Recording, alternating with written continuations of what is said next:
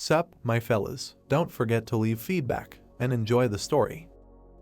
A city was visible, and joyful shouts could be heard through the falling serpentine. People raised their hands, loudly calling out to the hero and asking him to look in their direction. Hearing the people's request for the hero to look there, the man in armor extended his hand to the side.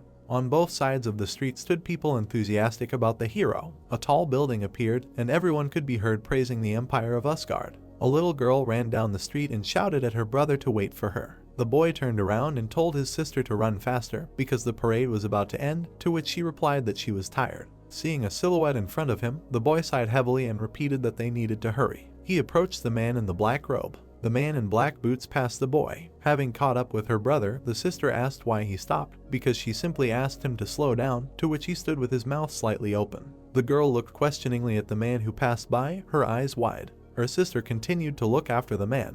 The girl said that the parade was in the other direction, to which her brother, with his mouth wide open, told her not to stare at the man. A man in black clothes appeared, and the boy said that this man was a black mage. The brother and sister looked at the leaving mage, and the girl asked her brother again. The dark mage was holding a bag on his shoulder, and the boy said that he was cursed. A tall building of the Empire was visible. A girl with golden hair was looking out the window. Her cheeks were pink. Suddenly, the girl's eyes widened in surprise. A dark mage entered the hall where she was standing. The girl turned around and said that here he is. The mage's eyes were not visible because of the hood, and the girl said his nickname. The dark mage threw the monster's head on the floor and said that now the last threat to Asgard was eliminated. Smiling, the girl said that she wanted to thank him on behalf of the entire empire, to which he interrupted her, saying that was enough. The mage's eye appeared, and he told the girl to simply fulfill her communication. The girl folded her hands in front of her, and the mage asked her to do it right now. Opening her mouth, she replied that she remembered her promise and asked not to worry. The boy removed his hood, and the girl asked if she should call him Minjin now. The tops of the building almost touched the clouds. The walls of the Empire's hall were visible, and the girl repeated that she made the boy a dark mage not because she did not like him, to which Minjin replied that he did not like her and would have killed her. Standing next to a tall statue, the girl said that the fact that he worked for the good of the Empire, remaining in complete obscurity, deserved her boundless gratitude, and added that although he could be a bit blunt, he did a lot to forever change the opinion of dark mages among the people of Asgard. The girl raised her eyebrows and asked if she could ask the guy one last time if he really wanted to go back to his home world. Minjin knelt down and answered in the affirmative. The guy leaned on his leg and asked the girl to send him home right now since she didn't need him anymore anyway. The girl closed her eyes and said that if he stayed just in case, she would reward him for all the troubles that had befallen him and for all the neglect he had experienced. Smiling widely, Minjin told the girl to end the show. The girl opened her mouth wide and asked what he meant since she was actually speaking sincerely, to which the guy asked what she would give him. The girl asked Minjin again, her eyes widening. The mage ran his hand over his robe and said that the girl had dragged him into this world by force. He had worked for her like a slave, and asked if she wanted the guy to stay and continue wiping her ass until the end of her days. Raising his hand, Minjin asked what he would get in return. The girl stretched out her hands and said that if he stayed, she would give him whatever his heart desired, because without him the empire was simple, to which the protagonist interrupted her and asked her to get him some Korean-style grilled chicken. With her mouth wide open, the interlocutor asked him again. Minjin, with his mouth slightly open, added that he also wanted pork stewed in soy sauce with spices. The guy said that the local food was simply disgusting, and all this time the girl fed him some high-calorie cookies, which were not food, but fodder, and continued that why should he stay in a world where they could not even feed him normally, to which the girl, with her hands down, said that they would work on it. With his mouth wide open, Minjin shouted that what he really wanted was a computer with a huge monitor and the latest components to work like a monster, and added that he also needed the fastest Wi-Fi. Raising his hands, the protagonist said that he really wanted to collect rewards in his favorite game, Dungeon Masters, and he needed to get into it urgently, to which the girl shouted for him to stop and ask her for something that existed in this world. Clenching her hand into a fist, she sighed and said that she understood everything. Lowering her head, the girl said that they could begin the transfer ritual. A large door appeared. The protagonist smiled widely and said that there were many memories associated with this place, although he never wanted to see it again.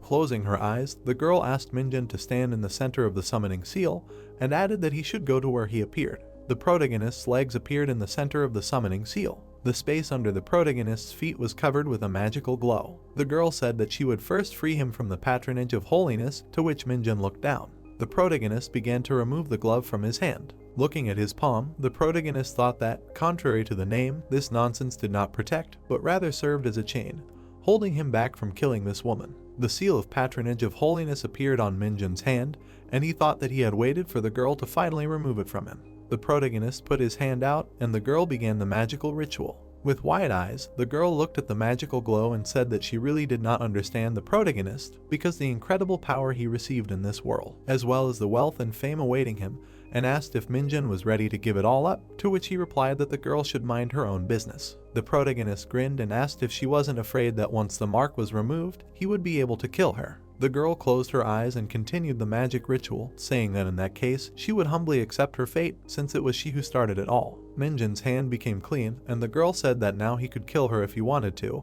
and if not, then he could begin the ritual. The protagonist stretched out his hand and looked at it in surprise. The girl said that she would now deprive the guy of the powers he had received when he got to Asgard, to which Minjun raised his hand and stood silently. The protagonist smiled. The girl managed to say that it was dangerous for the guy to enter the portal with these powers, and suddenly a magical flow wrapped around her neck. The protagonist lifted her off the ground with his magical powers, and the girl began to choke. Gritting her teeth, she asked what all this meant. Extending his hand full of magic power forward, Minjun said angrily that she had no idea how much effort he had spent to develop this power, and he would not give it up so easily, and added that he would not let the girl take it. Suddenly, the girl collapsed on the floor and screamed loudly. Frowning, she understood his plan and thought that as a dark mage, there was no way he could open the portal. Suddenly, the girl's eyes widened. A moment later, she looked at the protagonist who had opened the portal and wondered how he was able to open the passage using dark magic. The girl crawled on the floor on her knees and, asking Minjun to stop, said that he could not use interdimensional magic so carelessly, to which he replied that he knew it. The girl's confused face appeared, and the protagonist said that he had rehearsed this moment 1,000 times because he was at the peak of his powers, and added that he did not understand why these strange guys divided magic into dark and light because it was all the same thing.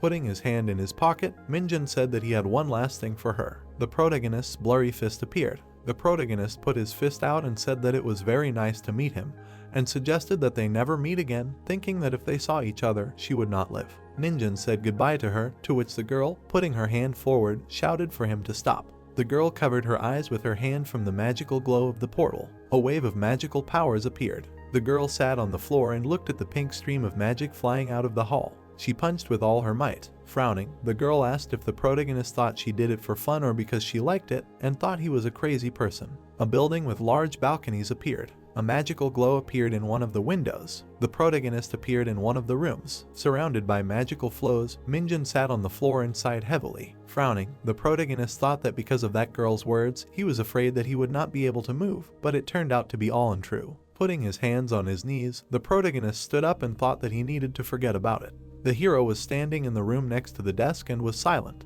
Raising his eyebrows, Minjun noticed something next to him. The guy saw a phone lying on the table. The protagonist took the phone with both hands. Smiling widely, Minjun said that he really missed this feeling. The screensaver of his favorite game appeared on the phone screen, and the protagonist grinned. Holding the phone in his hands, the protagonist laughed and shouted that he finally returned and still got out of that hole. Minjun brought the phone closer to his face and thoughtfully looked at it. A notification appeared on the phone screen that there was no internet connection. The legs of soldiers were visible, walking down the street, sighing heavily. One of them reloaded his weapon and listened to what was happening behind the wall. The soldier asked if it was true that the target was heading in that direction, to which his partner replied that it was true. They were sent to this area. The guy turned to Corporal and Ho and asked what was going on and why they were dragged here, to which he replied that he did not know and told the soldier to ask the officer about it since he was so interested. The soldier's eyes were hidden under his helmet. He was sighing heavily. Suddenly, the entire squad turned around, hearing a sound. The corporal shouted that they needed to go, and everyone ran. The soldier came out from behind the wall and pointed his weapon at the target.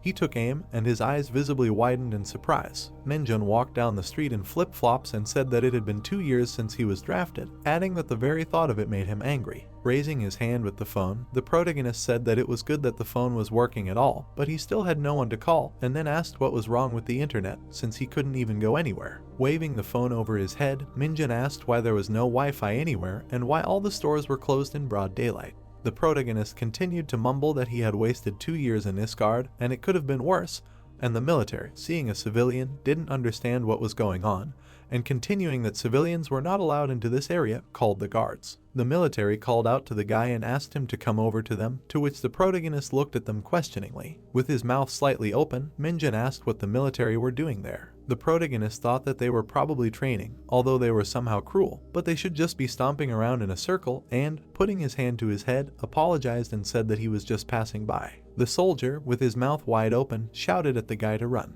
Minjin asked the soldier in bewilderment, and a monster appeared behind his back. With his mouth slightly open, the protagonist noticed it and was surprised by what he saw. Minjin raised his hand and said that this piece of meat is not worth even one hit. Gritting his teeth, the protagonist looked down in bewilderment. Seeing that his hand was empty, he thought that his demonic energy had completely disappeared. The protagonist abruptly put his hand towards the monster's head. Holding a phone in his other hand, Minjin slammed the monster's head into the asphalt.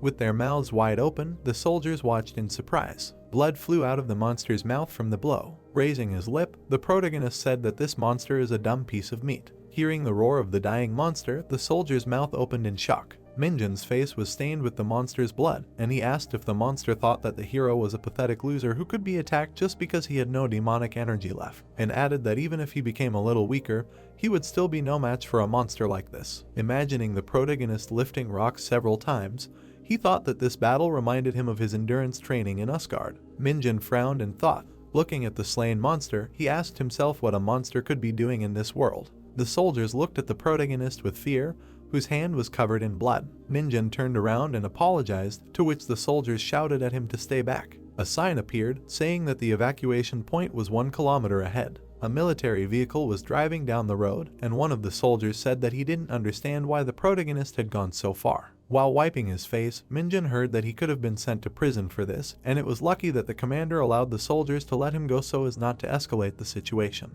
Opening his mouth, Soldier Inho asked if the protagonist was serious about not knowing what was going on. The protagonist smirked and said that he had simply lived abroad for a long time and had just arrived, after which he thought that he had actually been in another world. Minjin's lips turned down, thinking that Korea was not the same anymore, and wondered what had happened in the past 2 years. Horrible monsters appeared, and the protagonist thought that when he was about 7, dungeons began to appear in the world and monsters appeared in their reality, and added that he even remembered how the soldiers killed them back then. Much like now, the muscular back of a man was visible, and the protagonist continued to think that along with the dungeons and monsters, the so-called awakened began to appear. Minjin imagined how these people fought monsters and said that they were much stronger than ordinary people, and added that a squad of hunters was created from the awakened, whose task was to immediately destroy the monsters that escaped from the dungeon. Remembering the girl who made a dark mage out of the protagonist, Minjin said that before this terrible woman summoned him, there were no problems with monsters in Korea. Gritting his teeth, the protagonist stopped himself and began to speak. Looking at the phone screen, the protagonist said that the strongest fighter's server has not opened yet. Angrily tapping the screen with his finger, Minjin thought that he really came back in vain, because he really wants to play fighters so much, and said that the connection is terrible and the game does not load. The soldier, with his hands on the steering wheel, thought that the whole world was in the same situation, and the protagonist was saying that he didn't know anything, and found it suspicious. Remembering how the protagonist killed the monster, the soldier decided that it was better not to meddle in other people's business, because he was sure that the guy had his own reasons for doing so. Minjin called out to the driver, to which the driver, with his mouth slightly open, looked in his direction.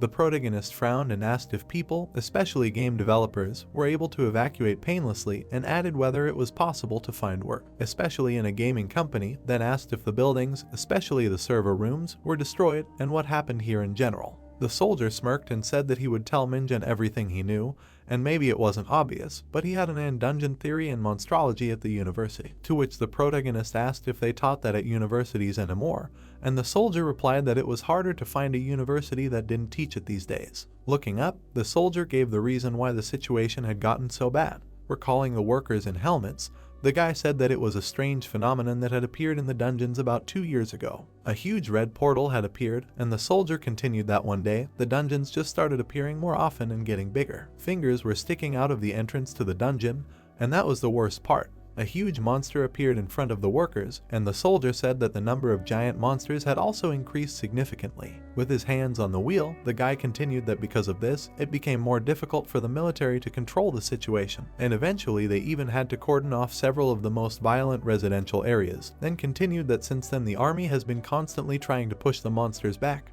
but there simply aren't enough people. The protagonist looked at the driver with his mouth slightly open, shocked. Minjun raised his eyebrows in confusion, and in his head he could only think of gaming companies and his desire to play dungeon masters. The soldier asked how old the guy was, to which the protagonist, with his mouth slightly open, replied that he was about 21. The soldier glanced at Minjun and asked if that was true, since it turned out that he would soon be serving, and sympathetically added that 5 years of his life would be wasted. Driving through the streets with slain monsters, the protagonist thought, is it really 5 years, since the awakened serve for the same amount of time, while ordinary people serve for only 3 years, and added that due to the worsening situation, the authorities changed the law and now everyone serves for 5 years, and if he is 21, then he should have received a summons by now. Minjun closed his lips, wondering if this military man was serious, and continued that upon his return, he was going to do nothing for a while and just play fighters. Gritting his teeth, the protagonist asked himself if he was being drafted for 5 years now, and thought that he couldn't even log into the server. A notification appeared that an address to the nation had arrived, and Minjun looked down in surprise. Opening the message on his phone, the protagonist read a message about the start of military service in Unit X. A strange sound effect was heard, and the protagonist asked if it was tomorrow, and adding that they chose a bad time, asked if they really were sending out summonses via text messages now, to which the soldier laughed and said that it was serious. Turning to the soldier, Minjun shouted if it was true that they weren't even doing a physical examination anymore and were just sending messages. The protagonist asked how it was even possible to send a message the day before the draft, to which the soldier, with his mouth wide open, repeated that there weren't enough people, so the physical examination was done on site, and as for the date, it seemed to him that the protagonist simply missed the previous reminders. The soldier asked why Minjun didn't go to the computer club near the evacuation point and check it out, to which he widened his eyes in surprise. The hero's hand appeared on the computer mouse, and Minjun explained that after his parents disappeared, he spent all day hanging out at home playing games. The remains of food and drinks were visible, and the protagonist continued that when he was summoned to Asgard, he was a 12th grader without a single friend. Minjun pressed the keys on the keyboard and said that this was his lost paradise. Then a picture of a battle from the protagonist's favorite game appeared. A waitress appeared behind the protagonist. Minjun thought that he adored computer clubs, and admiringly added that this game was still as divine as ever and how long it had been since he went on a raid on a boss. The protagonist sat at the computer desk and said that he would like to personally thank the owner of this establishment for not closing this computer club even in such difficult times, and, surprised by the new item, asked to bring him a hot dog, to which the waitress thought that Minjun was eating like crazy. The protagonist put the phone on the table. Leaning on his arm, he thoughtfully looked at the computer screen. Minjun sat on the chair and realized that this was all real. Having satisfied his need for games, the protagonist checked the news about monsters that caused more damage than last year in online sources. After reading the comments under this news about a dungeon that appeared in someone's area yesterday, and about the need to recruit more people to be hunters, the protagonist realized that the words of that soldier were the pure truth. Looking at his summons on the computer, Minjun realized that it was also true that he had been warned about the call-up in advance, and apparently his first day of service was indeed tomorrow. Imagining himself standing on the cliff above the slain monsters, the protagonist thought that if he had dark magic, he would be able to clear all the dungeons by himself. Remembering the fight with the monster on the city street, Minjun thought that for some reason his body had completely lost the demonic energy that was the source of magic, and added that he was not completely defenseless, and perhaps he could still clear all the dungeons by himself. Putting his hands to his mouth, the protagonist thought. Minjun shouted that this was exactly what he should do, to which the other visitors of the computer club looked at him in surprise. The protagonist opened the website of his favorite game and thought that this was perfect, and they would all get it from him. The light of the screen fell on the evil face of the protagonist, and he said that he would solve all the problems himself. The next day, a soldier was standing under the arch. Minjun was happily eating shashlik on a skewer. Walking along the crowded street, the protagonist grinned and said that there were a lot of people. A guy in a black t-shirt, whose eyes were not visible, looked at a crying woman. Another guy, clutching his head, was calming a girl. Holding food in his mouth, the protagonist walked past people. Minjun grinned and said that everyone was very depressed. Someone was heard asking for attention and said that he was asking the recruits to urgently go to the auditorium, and the protagonist, walking towards the entrance, said that the army is also not what it used to be, and asked if it would really be tougher than an Isgard, muttering to himself that the exclusive weapon would wait for him. A scream was heard from the windows of the building. Someone was ordering the recruits to stand up straight, because they did not come here for a picnic. The lead soldier spoke on stage, calling the boys lazy and incompetent, yelling at them to stop slithering around like snails and to put their heads up straight, ordering them to look straight ahead instead of looking around. The bespectacled soldier, his mouth wide open, yelled at the recruits to step forward an inch, telling them to push the one in front of them as if their lives depended on it, and his partner, calling the boys names, asked why they weren't repeating what he was told. The confused recruits muttered that they needed to step forward an inch, and Minjun, hearing the soldier's question about whether that was all they could do, stood there with his mouth open in surprise. The protagonist remembered the instructor from another world and realized that he had forgotten to kill him before returning, then thought that the local instructors were nice guys.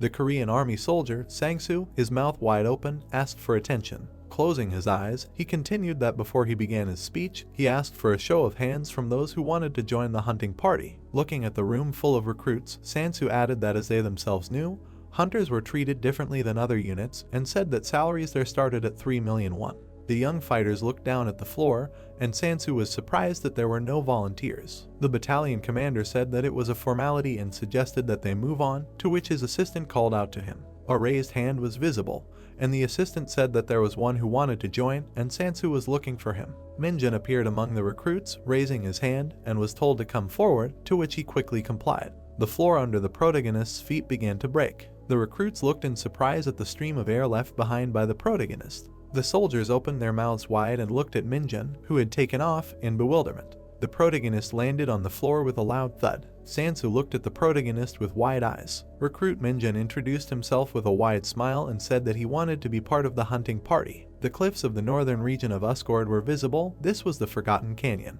A crack appeared in one of the cliffs. A light was visible in the cave, and the protagonist said that he wanted to say something. Putting his hands on the spider's head, the protagonist said that dark mages have nothing but problems, and added whether the monster understood that this was the worst choice of occupation. A dark mage appeared, magic appeared from his hand, and Minjun said that although they had dict skills, without demonic energy, everything was useless. A light mage appeared, who said that mana is always inside, and that it needs to be saved, and the protagonist continued that energy is not restored like mana, like for ordinary mages, because it needs to be saved by killing demonic monsters. A counter of accumulated energy appeared above the dark mage, and Minjun said that earning energy while spending it is not very profitable, then added that with their reputation, joining a normal squad is almost impossible, so you have to wander through the dungeons alone, and if the demonic energy inside you runs out, then you are a corpse. Raising a finger, the protagonist said that he had a question for the monster about how a dark mage can more or less effectively save demonic energy. The crackling of branches in the fire was heard.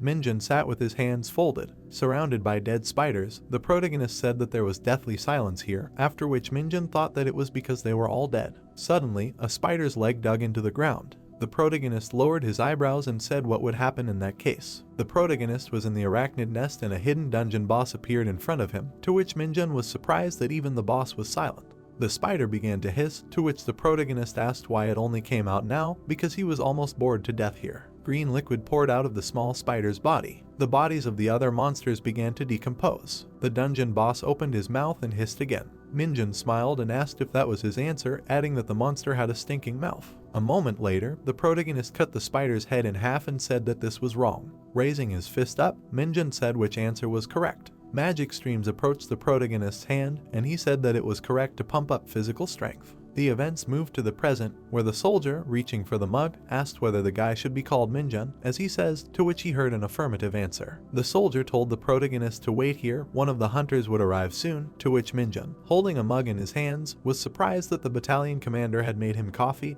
and thanked him. Raising the mug to his mouth, the commander said that the guy was full of enthusiasm, and asked him to tell him why he was so eager to join the hunting squad. The soldier continued that things were bad in Korea these days, and many, even those who had awakened, were transferring to other units, to which Minjun smiled and said that he had some business in the dungeon. The protagonist sat on the couch and was silent, while the commander was also silent. Suddenly, with his mouth wide open, the soldier laughed and said that the recruit was funny, to which he asked if it was true. The commander continued to laugh and said that he liked the protagonist and would not even make him pay for the broken floor, to which Minjun drank coffee and thought that the old man should stop laughing, because he was serious. A squad of hunters appeared, and it was said that all Korean dungeons were under the guard of the army, and the task of destroying all the monsters that escaped on the spot fell on the hunters. A knife was visible in a muscular hand, and it was explained that each of the hunters had exceptional skills, and in addition, one could quickly rise in the hunter squad if one proved one's strength. The hunters' awards were shown, indicating their career growth, which had no limits for them. Minjin imagined himself fighting monsters and thought that if he got into the hunter squad, he should be allowed into the dungeon, where he would deal with most of the monsters on his own, and added that he hoped that among them there would be at least a couple of demonic ones. The protagonist imagined himself in a military uniform with all the awards and unimaginable strength, which may not be true, and thought that then, given the possibility of rapid career growth, he would be able to fully restore his strength. Gritting his teeth, Minjin looked up. Looking at the empty mug, the protagonist thought that in 5 years he would get 10 stars, which was literally impossible, and clear out every single Korean dungeon. Putting his hand to his chin, the guy thought that then the creators of Fighters would finally be able to calmly finish developing their new project, and he himself would become rich and successful, when suddenly there was a knock. Sergeant Sunho of the hunting squad entered the room and greeted him. The commander, pointing at the protagonist, said that here is the recruit he promised the sergeant, to which Minjin wondered why the battalion commander addressed the sergeant with such respect. Lowering his eyebrows, Sunho asked if the protagonist even had the ability to hunt. The sergeant continued that if the guy was truly awakened, he should be able to open the status window, and asked him to dictate the stats to him, to which Minjin looked towards Sunho. The protagonist, with the corners of his lips lowered, wondered what this guy was talking about and whether all hunters were like this. Raising his hand, the protagonist thought that this was the order of the army, and if they told him to do something, he had to obey. The status window appeared, and Minjin remembered that there was one like that in Iskrad, although he rarely opened it because there was nothing there except stat points and skill descriptions. The protagonist put his finger on the status window and wondered how it worked in this world. Minjin looked at it, wide-eyed, and did not understand. Frowning, Sunho asked him to tell him what was there. The protagonist grinned and looked at the sergeant in confusion. A red notification appeared, and the protagonist said that the status window was giving an error, to which he was asked again. The sergeant's face turned red and he asked if Minjin was laughing at him. Somewhere in Jinji, the training center of the hunter squad was visible. The door of the battalion commander's office appeared and someone said that they hadn't seen each other for a long time. The man in the black suit stood by the window and said that the last time they met was in Wonchon 10 years ago, and added that he did not think he would run into her here. The hunter Yunseo appeared in the room and was offered a seat. The girl's cheeks turned pink and she said that she was not a hunter yet, but just one of the recruits like everyone else here. Folding her hands behind her back, Yunseo said that she did not want to rush to conclusions, but if she was called here only because of her father, then she would immediately warn them that she did not want special treatment during the training period. The commander closed his eyes, laughed, and said that the girl had misunderstood everything, and added that he had called her for a completely different reason. The man continued that she would not be treated specially, because the hunting party was not some kind of fly-by-night operation, to which Yunseo, lowering the corners of her lips, asked why she had been called. The silhouette of a man was visible in the window, and he said that as a commander, he could not help but be interested to learn that such an interesting recruit had joined them, and added that Yunseo would soon have no time to talk, so he wanted to tell her something in advance. The girl stood with her lips pressed together,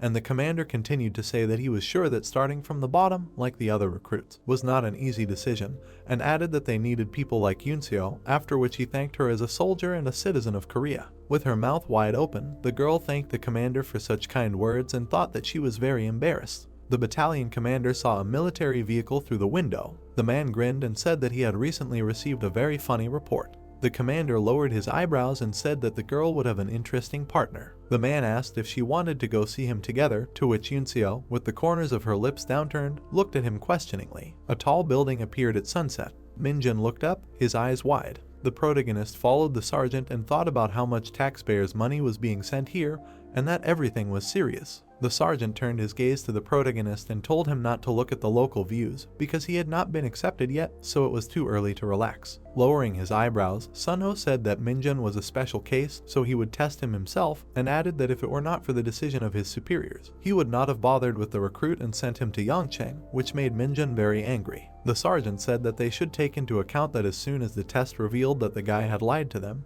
he would be immediately sent to court-martial, to which the protagonist, with the corners of his lips lowered, asked what this test consisted of, and thought that the sergeant was very nasty. Sunho pointed his fingers at the red lump behind him. A huge red lump appeared, and the sergeant said that if Minjin moved it even a centimeter, he would be accepted. Sunho lowered his eyebrows and said that the recruit would have 10 minutes, and thought that if the protagonist had even a little talent as a hunter, he would need to prove it. A red lump was visible, and it was said that this mineral appeared in dungeons and was called the Scarlet Stone, and this material was not only unusually heavy, but also extremely hard, so a lump of this size would not even flinch under the pressure of an ordinary recruit. Minjin smiled and asked if that was all. Turning his back to Sunho, the protagonist said that this test was somehow simple. The sergeant frowned. Looking at the recruit walking towards the Scarlet Stone, Sunho thought that it was impossible to look into another person's status window, and there were a lot of fools among the soldiers who abused their power. Folding his arms, the sergeant continued that Minjin jumped onto a 5-meter platform, but did not want to show the status window, after which he realized that the protagonist was lying. The battalion commander brought Yunseo to the room with the red block and said that this recruit was her partner. The man smiled and said that during the recruit gathering, the protagonist demonstrated outstanding abilities, but continues to claim that his status window is showing an error. Minjin put his hand on the Crimson Stone, and the commander said that he had never seen such a case during his service as a commander, and added that he had high expectations and hoped that the recruit would live up to them. Minjin looked at the top of the block and thought that these stones were scattered throughout the dungeons of Usgard, but they were absurdly heavy. Seeing his reflection in the stone, the protagonist thought that he could easily handle it. Minjin pulled his fist back. The sergeant looked at him in confusion. Looking down, Yunseo did not understand what was happening. Smiling, the protagonist prepared to strike and thought that the stone might contain demonic energy. A loud sound was heard from the protagonist's strike. The Crimson Stone began to crack. Minjin was able to break the red block into small pieces. Gritting his teeth, the protagonist said that it would be a shame if there was no energy. Sunho and Yunseo stood there in bewilderment at what they saw. The sergeant opened his mouth wide. A hole appeared in the Scarlet Stone. Yunseo, gritting his teeth, thought that this was some kind of madness. He was just a monster. The protagonist, looking at his hand, realized that there was nothing inside. Wang Shik's eyes widened. The sergeants, running up the stairs, thought that this was somehow wrong. The sound of feet was heard, and the guy continued that even before joining the hunter squad, he knew that the training would be difficult. Exhaling heavily, Wang Shik said to himself that at the end of the training, recruits are immediately sent into battle, so they are driven all day long for a month to somehow prepare them for the upcoming difficulties. The sergeant, waving his arms, said that on the very first day they were given weights and forced to run up the infamous 6,000 steps. Looking at Sunho, he added that as if this were not enough, the instructor records the time it takes to complete the distance, which is a little unnerving, but it was expected. With his mouth open, Wang Shik said that this is the only way to improve physical performance in the shortest possible time, and it seemed to him that this is how it should be when he is a recruit in the hunter squad. Lowering his eyebrows, he thought that he was wrong. The sergeant's eyes turned white when he saw the protagonist running fast, and he broke all the rules. The protagonist's hair flew around from the speed. Minjin, climbing the stairs, said that his body felt light as a feather, and if he also had demonic energy, he would simply fly. Stepping on the steps, he continued that these hellish hunter trainings turned out to be quite simple, and in comparison with the Usgard rags, the military uniform seemed to suit him. Entering the dining room, he added that the food served in the dining room was good. The protagonist looked at the teacher. He was showing the daily schedule. The protagonist, looking at the last line, said that after all the points of the schedule, there is rest. Squinting his eyes, he found out that there really was a computer club here, and it was no worse than those in the peaceful zones, and he thought that the authorities did not care what he did in his free time, as long as he did not leave the center's territory, but he could escape with the help of those crumbs of demonic energy that he could get. Waving his arms, Minjin said that they help him stay in shape, feed him deliciously, pay him well, and give him free time to play. The protagonist smiled. Speeding up the stairs, he shouted that the hunting party is the best, and the recruits were perplexed by how he ran even faster. Sunho looked down. He, seeing Minjin running up to him, was very surprised. The guy stepped over the last step. As he climbed, he asked if he was at the finish line. The instructor, holding a stopwatch in his hand, wondered what was wrong with this guy. For an average recruit, this distance takes about an hour and a half, and he was already there.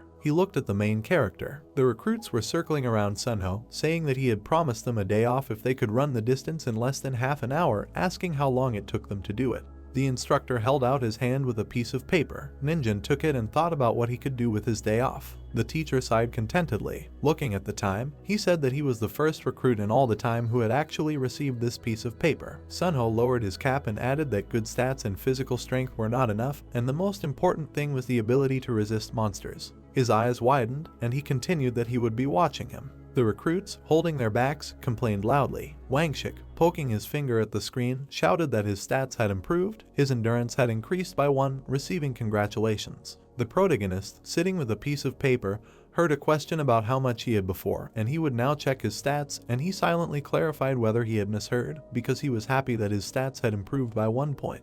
Lowering his eyebrows, Minjin silently said that during his Iscard training, they improved by 10 units daily. One of the recruits, turning to the protagonist, asked when he planned to use the dismissal, receiving the answer that he did not know. And someone added that he overheard the instructor's conversation. According to them, no one had ever received a dismissal from the sergeant.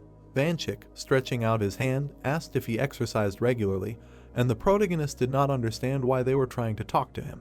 He remembered how he was a dark mage and everyone refused to even look him in the eye, afraid of bringing trouble upon themselves. The protagonist, listening to conversations about the computer club and energy, smiled broadly and thought that he liked the conversation. He, realizing that the computer club was open, ran sharply, pushing everyone in his way. Minjin looked at the monitor. It was 9 o'clock on the clock, and he had to leave at least 2 hours for sleep. The protagonist remembered how he slept in Asgard on a bed, and even an hour was an unaffordable luxury for him, and 2 hours was practically hibernation. He, making a furious face, shouted that he was going to quench his thirst for games every night, and the recruits, seeing that he was playing the strongest dungeon fighters, were surprised that someone else was playing it. Sunho, running ahead of the crowd, shouted for them to keep up, and the recruits who did not manage to run 40 kilometers in 2 hours would not receive breakfast, clarifying whether they understood him. The protagonist, holding a flask in his hands, said that yesterday he pumped up 10 characters to the maximum. One of the guys, holding his knees, said that Minjin did not even sweat, receiving the answer that they just jogged leisurely, and he added that he had been playing all night for the 4th week, and how is that possible? Does he need to sleep? Pouring out water, the protagonist, hearing to himself that he is a monster, said that after all, he brought water to his comrades. Apparently he does not need it, to which one of the guys replied that he did not mean that, it is just that his endurance is incredible. Introducing the chickens, the protagonist poured them water, hearing how they begged him for it. Someone walked loudly. The lieutenant, looking at the crowd, asked for attention. He, opening his mouth wide, was disappointed in them and said that this is the last week of training, and they are the most lagging group of all. The protagonist, lowering the corners of his lips, wondered why he was talking about himself in the third person, listening to the fact that with such results they would fall in the field in the first week, and this was no joke. The lieutenant, squinting angrily, shouted that with such a mood they would not cope with the last stage of the training, preparation for work in the dungeon. Minjin began to talk about preparation for work in the dungeons, saying that they disappear when all the monsters inhabiting them are killed, but looking into the abyss, sometimes the dungeons remain in place even after clearing. Standing on a cliff, he continued that in such a case it becomes a changeable dungeon, and then its structure changes regularly, and such are great for training, because in them you can experience all the situations from the practice of a hunter. Presenting a map, he added that training in such changeable dungeons is called preparation for work in the dungeon. The recruits, with their mouths wide open, did not want to go there. The lieutenant, leaning on the lectern, thought that a little seriousness would not hurt them. A horse appeared and he continued that they should be treated like horses in a race. Sometimes a whip is needed to drive them forward. Smiling sweetly, the man added that sometimes a carrot is needed and said that panic would not do any good. Narrowing his pupils, he added that the recruit with the best result in the dungeon would get 3 days and 2 nights off. The lieutenant, looking at the crowd, shouted for them to rejoice, but they simply remained silent. The main one, stretching out his hand forward, clarified whether they heard about the dismissal, repeated his words, and asked if they wanted to rest. Why were they not happy? Waving on the stage, he wondered what was wrong with them, why they did not respond to rest in any way. Seeing the main character, the lieutenant continued that only one recruit expressed at least some enthusiasm. A forest step appeared. The recruits, looking at this step, were surprised. They saw a huge portal. The next day of training, the students were discussing what they should do. A car passed by them. Realizing it was a truck, they sat down, not understanding what it was doing there. Minjin raised his eyebrows. He saw the glow of eyes behind the bars. They were hounds. The recruits jumped in fear, shouting that these were monsters, and they saw them so close for the first time. The protagonist, imagining cute dogs, thought, what is there to be afraid of? They are no more dangerous than a chihuahua. The lieutenant, putting his hands on his hips, exclaimed, why are they scared? They are the ones who will deal with these monsters, to which they asked if he wants to pit them against dogs. With his mouth wide open, the man said that they should split into groups of 4. Each group will have to defeat at least 1 hound and return from the dungeon within an hour. Looking at the frightened guys, he told them to cast aside their fears and strengthen their fighting spirit, and if they understood, having received a positive answer, he added that they should move forward. Senho, holding onto the belt, told them to approach one by one. A hunter's protective suit appeared. The recruits, having put it on, were dissatisfied with it, and Minjin thought that there was no mobility or comfort, only protection. They should use this equipment to the maximum, and the protagonist, through the sweat on his face, said to himself that he could smell the sweat and fear of the previous owner, and this thing had a nasty aura. The protagonist, holding out his finger, asked the lieutenant if it was possible to immediately remove the armor after they killed the hounds, which the man was confused about. Seeing that it was Minjun, he replied that he wanted to do as he wanted. Raising his index finger, the lieutenant said that he should remember that this was a team training. He could not do everything for his comrades, and he would see how the recruit could work in a team. The protagonist, turning around, thought about the team training and heard how the recruits wanted to develop a plan. Raising his hand to his chin, he thought that it was simple and he needed to tell them how to properly kill the hounds, and then it was done. Pointing at himself, Minjun turned to them and said that he would now tell them what plan he had come up with. Waving his arms, he continued that the hounds would rush at them, trying to bite their necks, and when they jumped, they shouldn't panic, but simply grab them by the paws and break their spines. Rotating his body, he added that this was usually enough to kill the monster, but if it was still alive, just spread the two parts of them apart and tear them in half. The protagonist, his eyes wide, asked if they agreed, which left the recruits perplexed. The lieutenant, pointing his finger down, shouted to release. The instructor took hold of the cage. The cage opened. The hounds ran out. The monsters ran into the portal. One of the guys, his mouth slightly open, exclaimed that they immediately ran into the dungeon without even paying attention to them, having received the answer that they had spent the whole day in some cage, and then suddenly their house appeared in front of them. Why would they run somewhere else? The student lowered his eyebrows and realized that it was logical and made sense. The protagonist bit his lips and heard how he knew the psychology of monsters so well and thought that he was like that.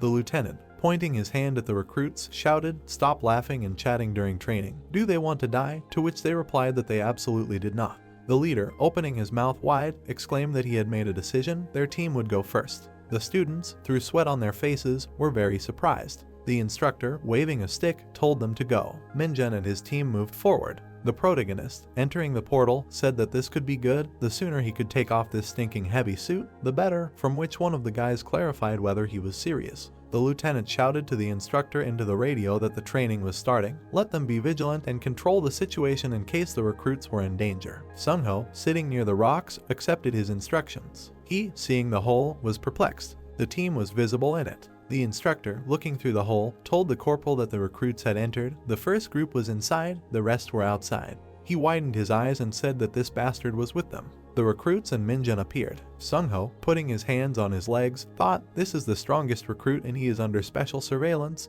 but he is in the dungeon. Eyes were visible through the hole and it was heard that his success during 4 weeks of training was amazing, and probably he will show the highest class in the dungeon. The hounds looked at the team. The protagonist, turning around, wondered if they were going to attack and how impatient they were. Looking at the monsters, he continued that he could quickly finish by killing all the hounds himself, but then his teammates would not get any combat experience. The protagonist, holding out his hand, thinking how caring he was, said that here they were, and heard the question of who he was talking about. The hounds, opening their mouths wide, jumped out, and you could hear him thinking, this is a pack. The team, wide-eyed, shouted that they were here, and Minjun added that they should not be afraid. These protective suits are really strong. He stood waiting for the attack and said that he would take command, asking who would be first. The monsters quickly ran towards them. One of them attacked the protagonist. He dodged and swung. The protagonist dealt a crushing blow. The hound was dead. One of the recruits asked for help. The monster was gnawing at his suit. Minjun kicked it. The dog jumped back and died. The protagonist, with his mouth slightly open, said that if they were rushing at them, they should not stand still, but attack. They would think that they were easy prey if they panicked, and hearing the address as Sir, he replied that they were comrades. The protagonist, with his eyebrows lowered, said that if this was a real foray into the dungeon, 2 people would already be dead, adding that there were many of them, and this was an advantage that should be used to pin the hounds to the wall. Watching his team approach the monsters, he shouted that they were doing the right thing, let them press on them and continue in the same spirit, and soon they would lose their impudence. The instructors, sticking their heads out, said whether he was really an ordinary recruit, and one of them added whether he was talking about Minjun. They, watching the students strangle Gonchu,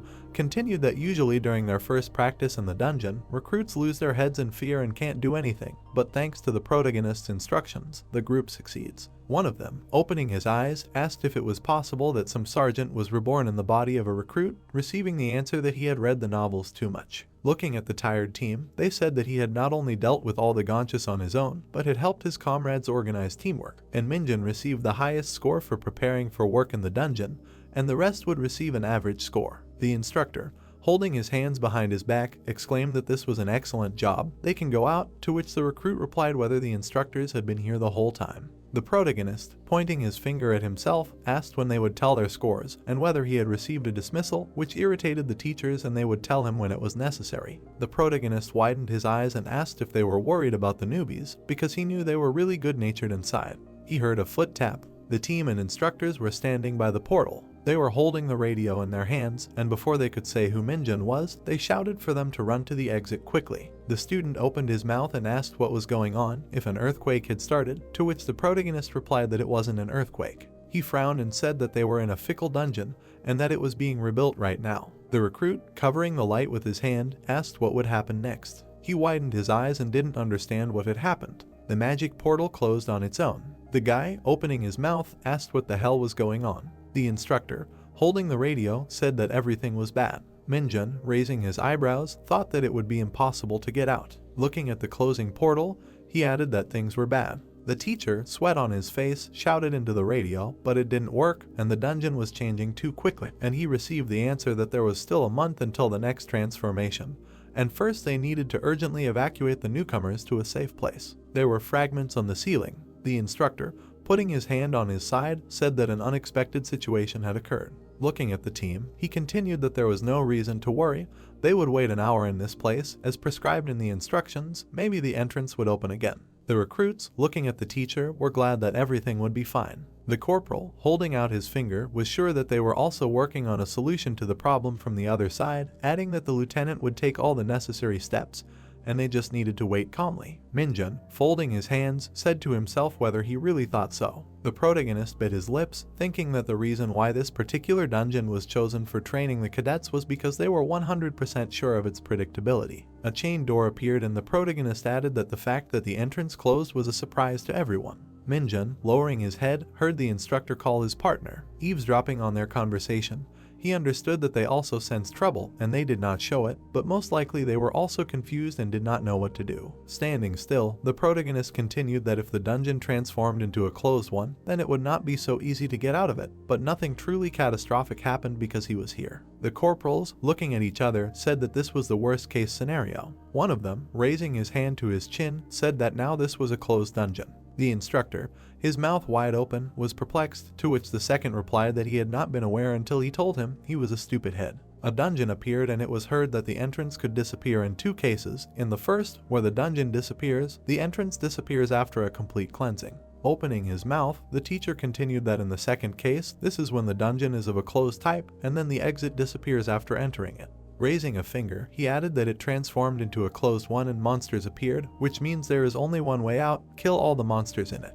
The corporal, his eyes wide, understood the gist. The instructor, his mouth slightly open, replied that they would not be helped from the outside. 4 cadets and 2 instructors were visible. The teacher, turning to the team, thought that they would have to go through a dungeon, and realizing the seriousness, the recruits visibly tensed up, and no one yet knew what kind of monsters had appeared here. If they were unlucky with the enemies, everything could end badly. Looking at his hands, the corporal added that there was nothing to be done. They needed to move while they had strength, and it would be easier if they had the appropriate equipment. Seeing the monster, he said that otherwise they could fly off even from ordinary goblins. With bare hands, he would have to spend at least 10 minutes on one. The instructor, turning his gaze to the armor, added that this was a realistic plan with which they had a chance of success. Introducing the suits to the recruits, he realized that they needed to be used, but they were heavy. Thinking about the goblins, he continued that the cadets needed to be put in front to take the brunt while they, the instructors, killed the monsters. The recruit looked at the questioning corporal. The teacher, thinking about the running guys, said to himself that the students trusted them and did everything they told them to do, performing absurd tasks, and how could they be used as cannon fodder, and his dignity would not survive it. One of the newbies, clenching his jaw, said that such nonsense was happening in the last week of training. The protagonist's eyes widened. The corporal, looking at him, did not understand what had happened. The protagonist, lowering his eyebrows, heard if he had any problems. A loud roar was heard and the team stood in bewilderment. The instructor grabbed his neck. Foam came out of his mouth. Minjun watched the corporal run away and asked where he was going. The protagonist, narrowing his eyes, said that there was no point in running. Seeing the teachers lying on the floor, he added that they couldn't help him anyway. The protagonist, lowering his head, told everyone to stay where they were, and if they approached them, the same fate would befall them. He squatted down and thought that it was nothing serious, just a faint. Sniffing, he smelled a familiar scent. Minjun, throwing the instructors into the team, shouted for them to catch them. The protagonist, opening his mouth wide, told them not to follow him and just stand at the entrance. Holding the instructor in his arms, the recruit shouted that it was dangerous and even the teachers couldn't stand it. Watching the protagonist run away, they exclaimed that he could die, let him come back. Minjun, waving his arms, thought that he was glad, and it was good that she was on the ground too. Imagining the instructors lying down, he said to himself that it was demonic energy and that it was the corporals who felt ill. Smiling, he continued that he was not surprised that they felt ill, even though they were awakened. The Isgrader appeared, on whom special protection was cast. Lowering his eyebrows, Minjun said that for ordinary people, its influence could be fatal. Thinking about the charging phone, he added that for dark magicians, demonic energy is like a charger. Seeing the purple aura, the protagonist shouted that this is the source of demonic energy. Running up to it, he was surprised. Standing on a shard, the protagonist said that there was silence and no monsters to be seen anywhere. Standing in the cave, he thought. Minjun looked up. Seeing the monster there, he said that it was oozing with demonic energy and would not go unnoticed. Scratching his chin, the protagonist said that he could not even dream of meeting him. The dark hound's eyes were glowing. The same dark hound appeared and it was said that it was far from the same as the usual one. They are much stronger and more dangerous. The monster ran after the man and the protagonist continued that they first met him a year after the call to Asgard, and then he almost died because he did not know about this species and tried to attack. The dark hound jumped back from the shard and the protagonist was glad to see a familiar face again.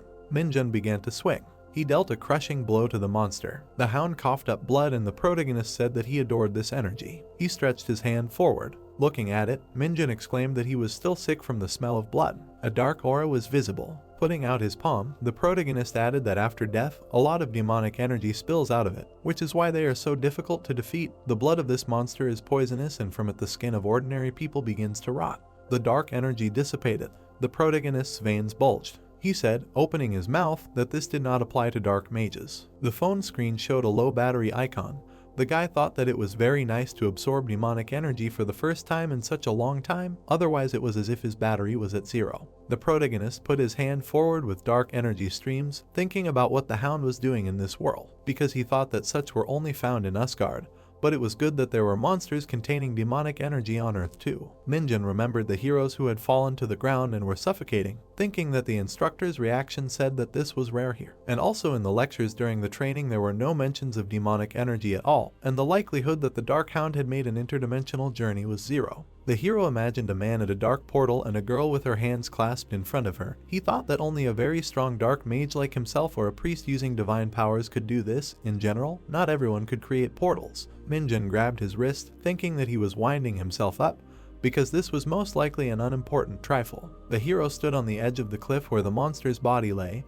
He raised his hand to his forehead, wondering where the hound's corpse was because he needed it for the report. The guy found it. The instructor opened his mouth slightly, lying with his eyes closed. The hero opened his eyes slightly when he heard the voices of people asking him to wake up. The guys opened their mouths in surprise, noticing that the instructor had woken up. The man suddenly stood up from his place, his eyes wide open, and he screamed in surprise. The instructors rose from the ground, looking at the heroes in surprise. They asked if they were safe and what had happened. The guy opened his mouth, saying that Minjun went to explore the dungeon alone. The instructor cried out in surprise. There were bright crystals on the walls of the cave. The hero began to tell what happened. The instructor grabbed the guy by the shoulders and began to shake him, asking if the protagonist really did that. The man gritted his teeth, thinking about how the guy even thought of separating from the group in such a dangerous situation. Minjun alone deserved to be thrown out of the training center for this. He wondered if he had the right to say such a thing now. After all, he was supposed to protect the recruits, and he himself fainted. Now was not the time for such thoughts. He urgently needed to follow the guy's trail. The hero pointed his finger forward, asking the instructor to look at it.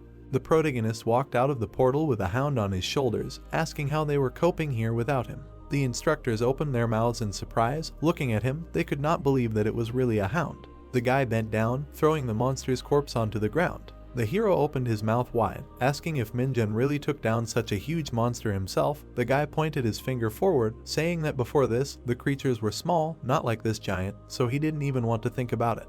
The protagonist opened his eyes wide. A bright stream of light appeared in the space. People noticed that a portal had opened. The instructor put his hand on Minjun's shoulder, asking if he really dealt with this hound himself. The guy smiled and nodded. The man opened his mouth, saying that everything was clear to him. He turned to the other instructor, saying that they needed to lead the recruits out. He would catch up with them soon. The instructor looked at the heroes entering the portal. He put his hands on his hips, saying that after leaving the dungeon, the guy should report everything that happened personally to the lieutenant.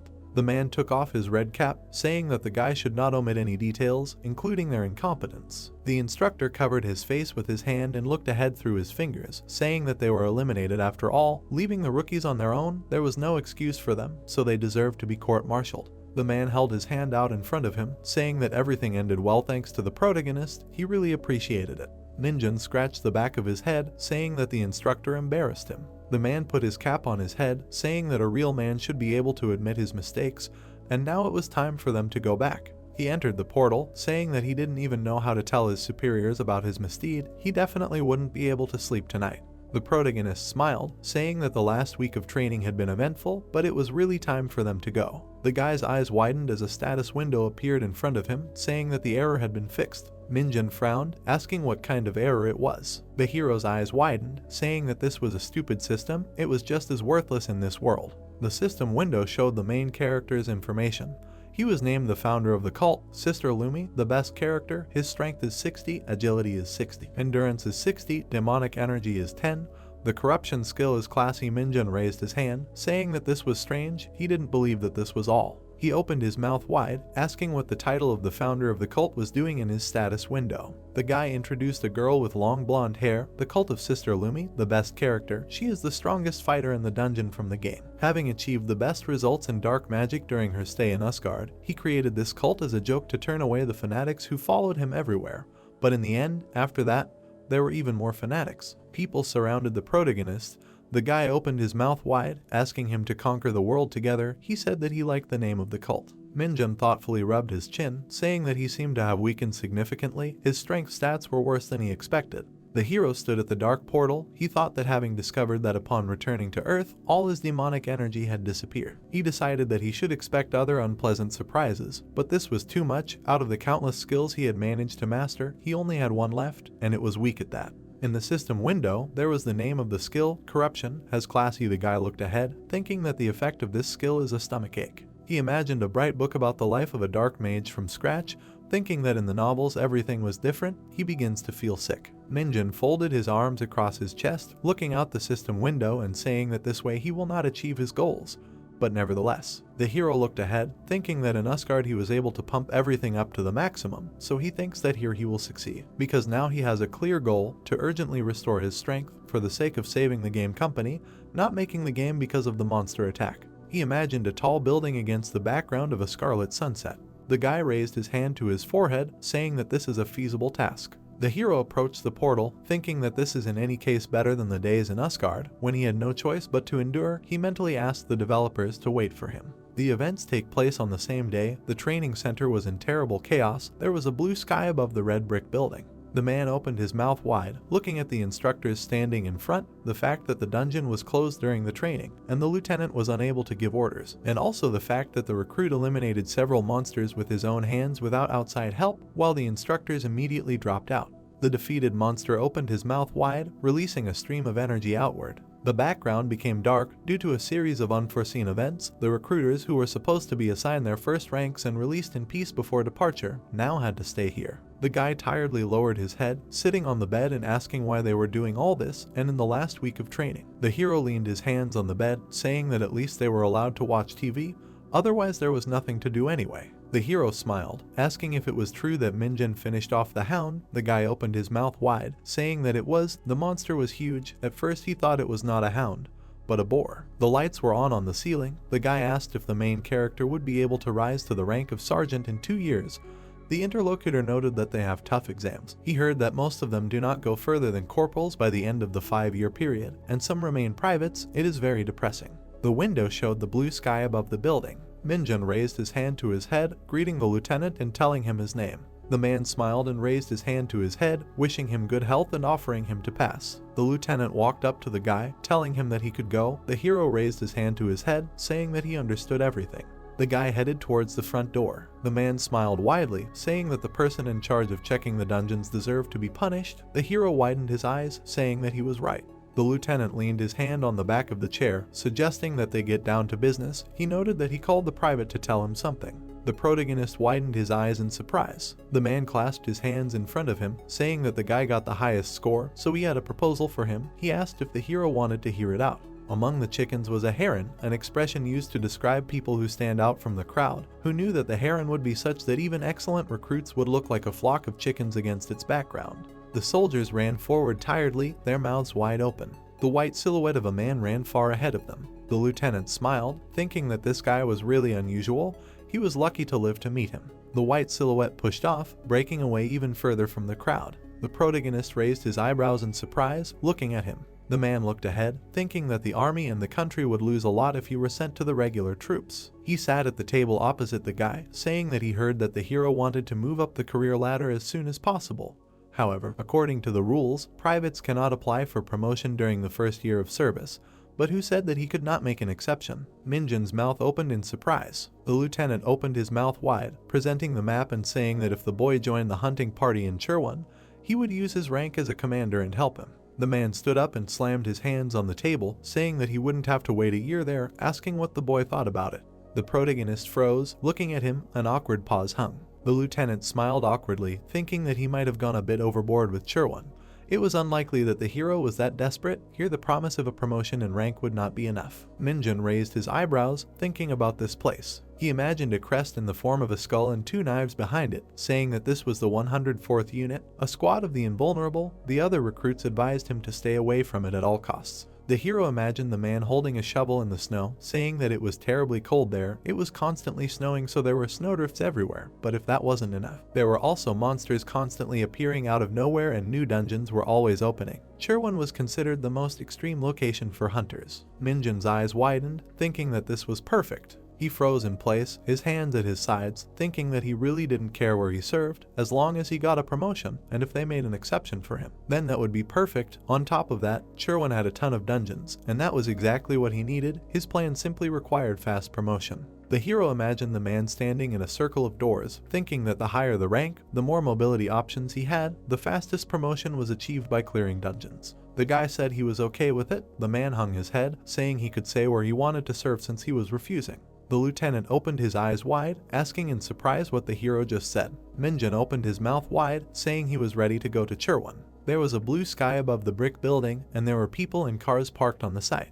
The guy frowned with tears in his eyes, asking the protagonist to contact him when he arrived in Chirwan. Minjin stood by the window of his car, saying he would forget him as soon as he arrived. The guy opened his mouth wide, saying that was not true. He smiled and wiped the tears from his face, saying he couldn't even believe the hero was going to Chirwan. The guy asked why he volunteered to serve in a place everyone was afraid to go to. The protagonist raised his eyebrows, saying he just couldn't understand it. He had incredible ambitions in life, they couldn't even imagine what kind. There were white clouds in the blue sky. The guy asked in surprise what kind of ambitions this was. For example, to raise the maximum skill level 100 times. The protagonist smiled, saying that he had just raised the 13th yesterday, so 100 was not that difficult. Minjin waved after him. The guy climbed out of the window of the driving away car, asking him to be sure to call. The hero looked ahead, saying that the noisiest one had just left. The guy opened his mouth wide, standing on the platform and saying that he was left all alone. The wheels of the car raised dust in the air. A green military transport stopped near the protagonist. The car door opened. The guy opened his eyes wide when he heard his name. In front of him stood a tall man in dark glasses. Under his glasses there was a scar on his face. He said that he had been driving for a long time because of the snow. Minjin opened his mouth in surprise, saying that it had not been long at all. He was wondering if it was too early for snow. After all, it was not even winter yet. The man took a few steps forward. He turned his back to the boy, saying that they needed to move. The hero would sit in the back. The boy thought that this man was really out of his mind. Minjin sat in the back of the car, his head down. He turned his head to the side, thinking that once they reached the base, his life as a soldier would begin. The hero folded his arms over his chest, thinking that he didn't care about the harsh training and constant attacks from monsters. Only one thing mattered to him, the initiation ritual. The heroes looked up in surprise when the boy threw small objects over their heads, telling them to find all the dragon balls. The hero smiled widely, hugging the boy tightly around the neck. Minjin thought that he didn't want to get into a stupid situation like in all those shows, because he wouldn't have the patience for that. The main character frowned, looking ahead gloomily. He closed his eyes, thinking that he would just have to hold on. The car was moving along the road. There were white clouds in the blue sky. The guy was thinking that just one punch to the face of a superior in rank would be enough to end up in a military prison. A brick building was visible behind the branches of a snow-covered spruce. There was a faded inscription on the sign. The protagonist opened his eyes, raising his eyebrows. He was thinking that it was really snowing here. The guy was sitting in the back of the car. They arrived in Chirwan, the 104th unit of the hunting squad, the 2nd Battalion. Minjun followed the man down the corridor. He reached for the door handle. The man pushed the guy into the room, saying that this was a newcomer who had arrived. He told the others to show him how everything was arranged here. The guys looked in surprise at the protagonist who appeared in the room. The two heroes opened their shining eyes wide, saying that this was a newcomer. They surrounded Minjun asking his name. The red-haired hero opened his mouth wide asking if he was the super soldier everyone was talking about, the one who tore apart a hound with his bare hands. Cho threw his bag at the boy, telling him to sort out the rookie's things. The protagonist frowned, wondering if these two were really in charge here. Cho and Kim smiled widely. The boy thought about how they were looking at him with such happiness in their eyes as if they had been given a new toy. Kim approached the boy, saying that he could have gone to the rear considering his grades were definitely normal, so why did he come here? Minjun opened his mouth, saying that he heard that the front lines were the easiest place to gain combat experience and get promoted. The boys raised their eyebrows thoughtfully, looking at the hero questioningly. They smiled widely. Cho put his hand in his pocket, saying that the hero was definitely not normal. There was a blue sky above the building. The heroes began to ask if Minjun had sisters or a girlfriend, to which the guy answered negatively. They asked to show him what he was good at. The main character raised his eyebrows in surprise, thinking that if he showed them, then maybe they would leave him alone. He put up his index finger, saying that he would now demonstrate push-ups on one finger. Cho gritted his teeth, saying that he could do push-ups all day long. Kim smiled, asking him not to freak out and let the guy show. The heroes opened their eyes in surprise, looking forward. Minjun put one finger on the floor. He was in a vertical position, holding his body with one finger. Cho and Kim opened their mouths in surprise, asking if he really knew how to do vertical push-ups. The protagonist continued doing push-ups. The guy asked if anyone else in their battalion could do that, unless that crazy guy, to which the interlocutor answered that the crazy guy was the sergeant. Cho and Kim widened their eyes when they noticed a figure in the hallway. A guy with glowing eyes stood in the doorway. He told the protagonist to get out of the way. Cho raised his eyebrows, asking him not to interfere. Kim pointed at him, saying that this was the crazy guy. Minjun widened his eyes, thinking that this voice was very familiar to him. He saw Sergeant Sunho in front of him, who opened his mouth in surprise. Cho frowned, looking after him and asking why he stood out since he had just arrived. Kim smiled, asking if he had been sent on leave again for torturing children. How many days had he been given this time? Sunho frowned at them, saying that he was given 4 days. He told them to stop bothering him. Kim raised his hand, standing with his back to him, saying that he was so stuffy that they were going to leave themselves. Cho gave him the middle finger, saying that he deserved it. The hero raised his eyebrows, saying that they annoyed him.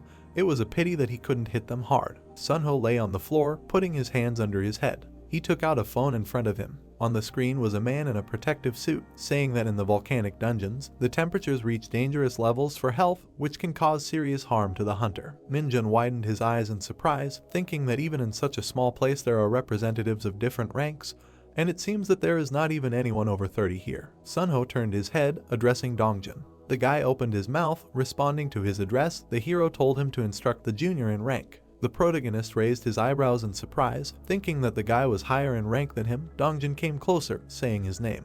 He raised his hand to his face, offering to have a snack first.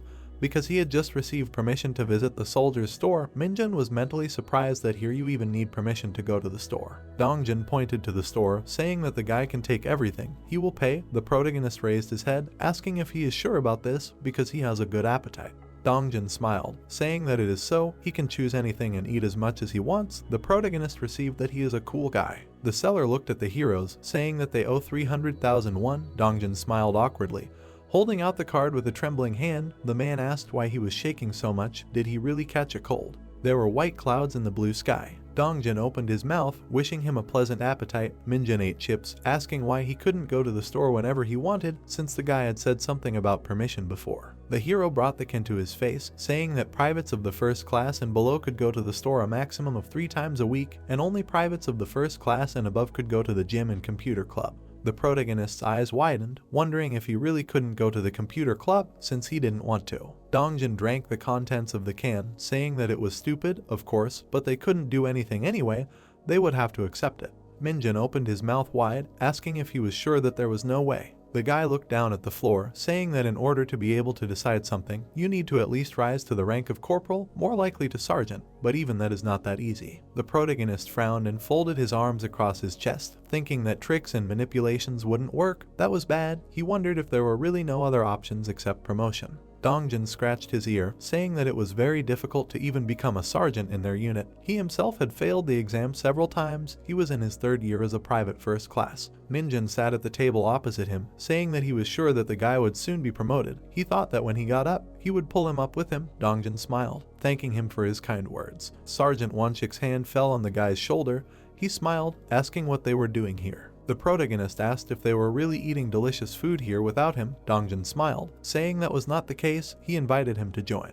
Wonshik was eating chips, holding a can of soda in his hand. Minjin raised his eyebrows, gasping for breath as to who this person was. Wangshik opened his mouth, saying that he wouldn't say anything about their conversations, but if they refused to do anything at the shooting range tomorrow, they could consider themselves walking corpses. They couldn't even hope that he would give a break to a newbie. He asked if the guy could shoot.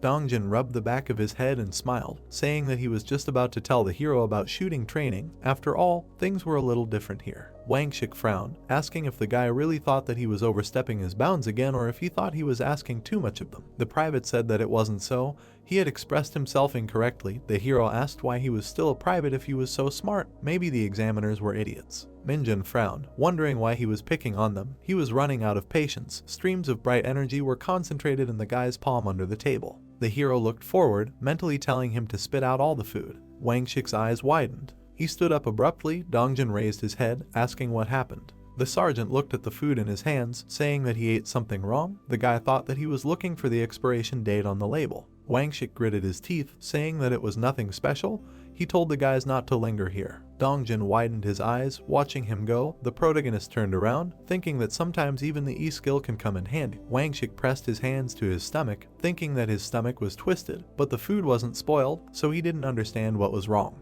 Minjin looked at the guy, asking how the training was going at the shooting range. Dongjin raised his index finger, imagining the KH-2 weapon. He asked if the protagonist had ever fired from one. It had reinforced bullets, but their weapon was even more powerful. The weapon shook up and down in the soldier's hands. Bullets in training are like riding ponies. Theirs are like an unbroken horse. The recoil is much stronger, and also the noise is like firing a cannon. The soldier's mouth fell open, dropping the weapon from his hands. Dongjin smiled, saying that monsters appear here much more often than in other regions, so the weapons need to be stronger. At first it may be hard to get used to, so the hero should not worry too much. If the sergeant gnaws him a little, then it is normal. Minjin imagined a horse with glowing eyes, thinking that a riding pony and an unbroken horse are a very good comparison.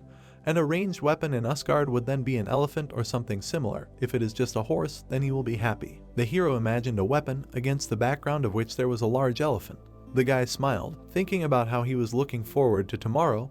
Dongjin opened his mouth, asking what he thought happened to the sergeant, who ran away so abruptly. A squad of soldiers moved along a path. Above them was a blue sky. On the sign near the white building there was an inscription, a shooting range. The hero held a weapon in his hands, shooting forward at the target. The paper showed a hound, its head shot. Minjun raised his eyebrows, saying that one shot missed. The protagonist raised a red flag, ordering them to stop shooting. He announced that there were 19 hits and 1 miss. Cho and Kim widened their eyes in surprise. The protagonist smiled, holding the gun in his hands. The people around him were surprised to hear about his success, saying that he was just lucky. Cho frowned, saying that his personal best was 14, and that was above average, and then this. 2 male silhouettes were visible on the tower. Minchial widened his eyes, saying that those were 19 headshots. Tisak opened his mouth, saying that he heard that this guy was a genius, so the rumors were true. Cho opened his mouth, asking how the protagonist did it. Minjun smiled awkwardly, saying that he just followed the instructions. Kim noted that there were no instructions. The man with sunglasses stood between the heroes, saying that it was a great job for a first time. The guy should keep it up, because he can't wait to see his shooting during the extra target practice tonight.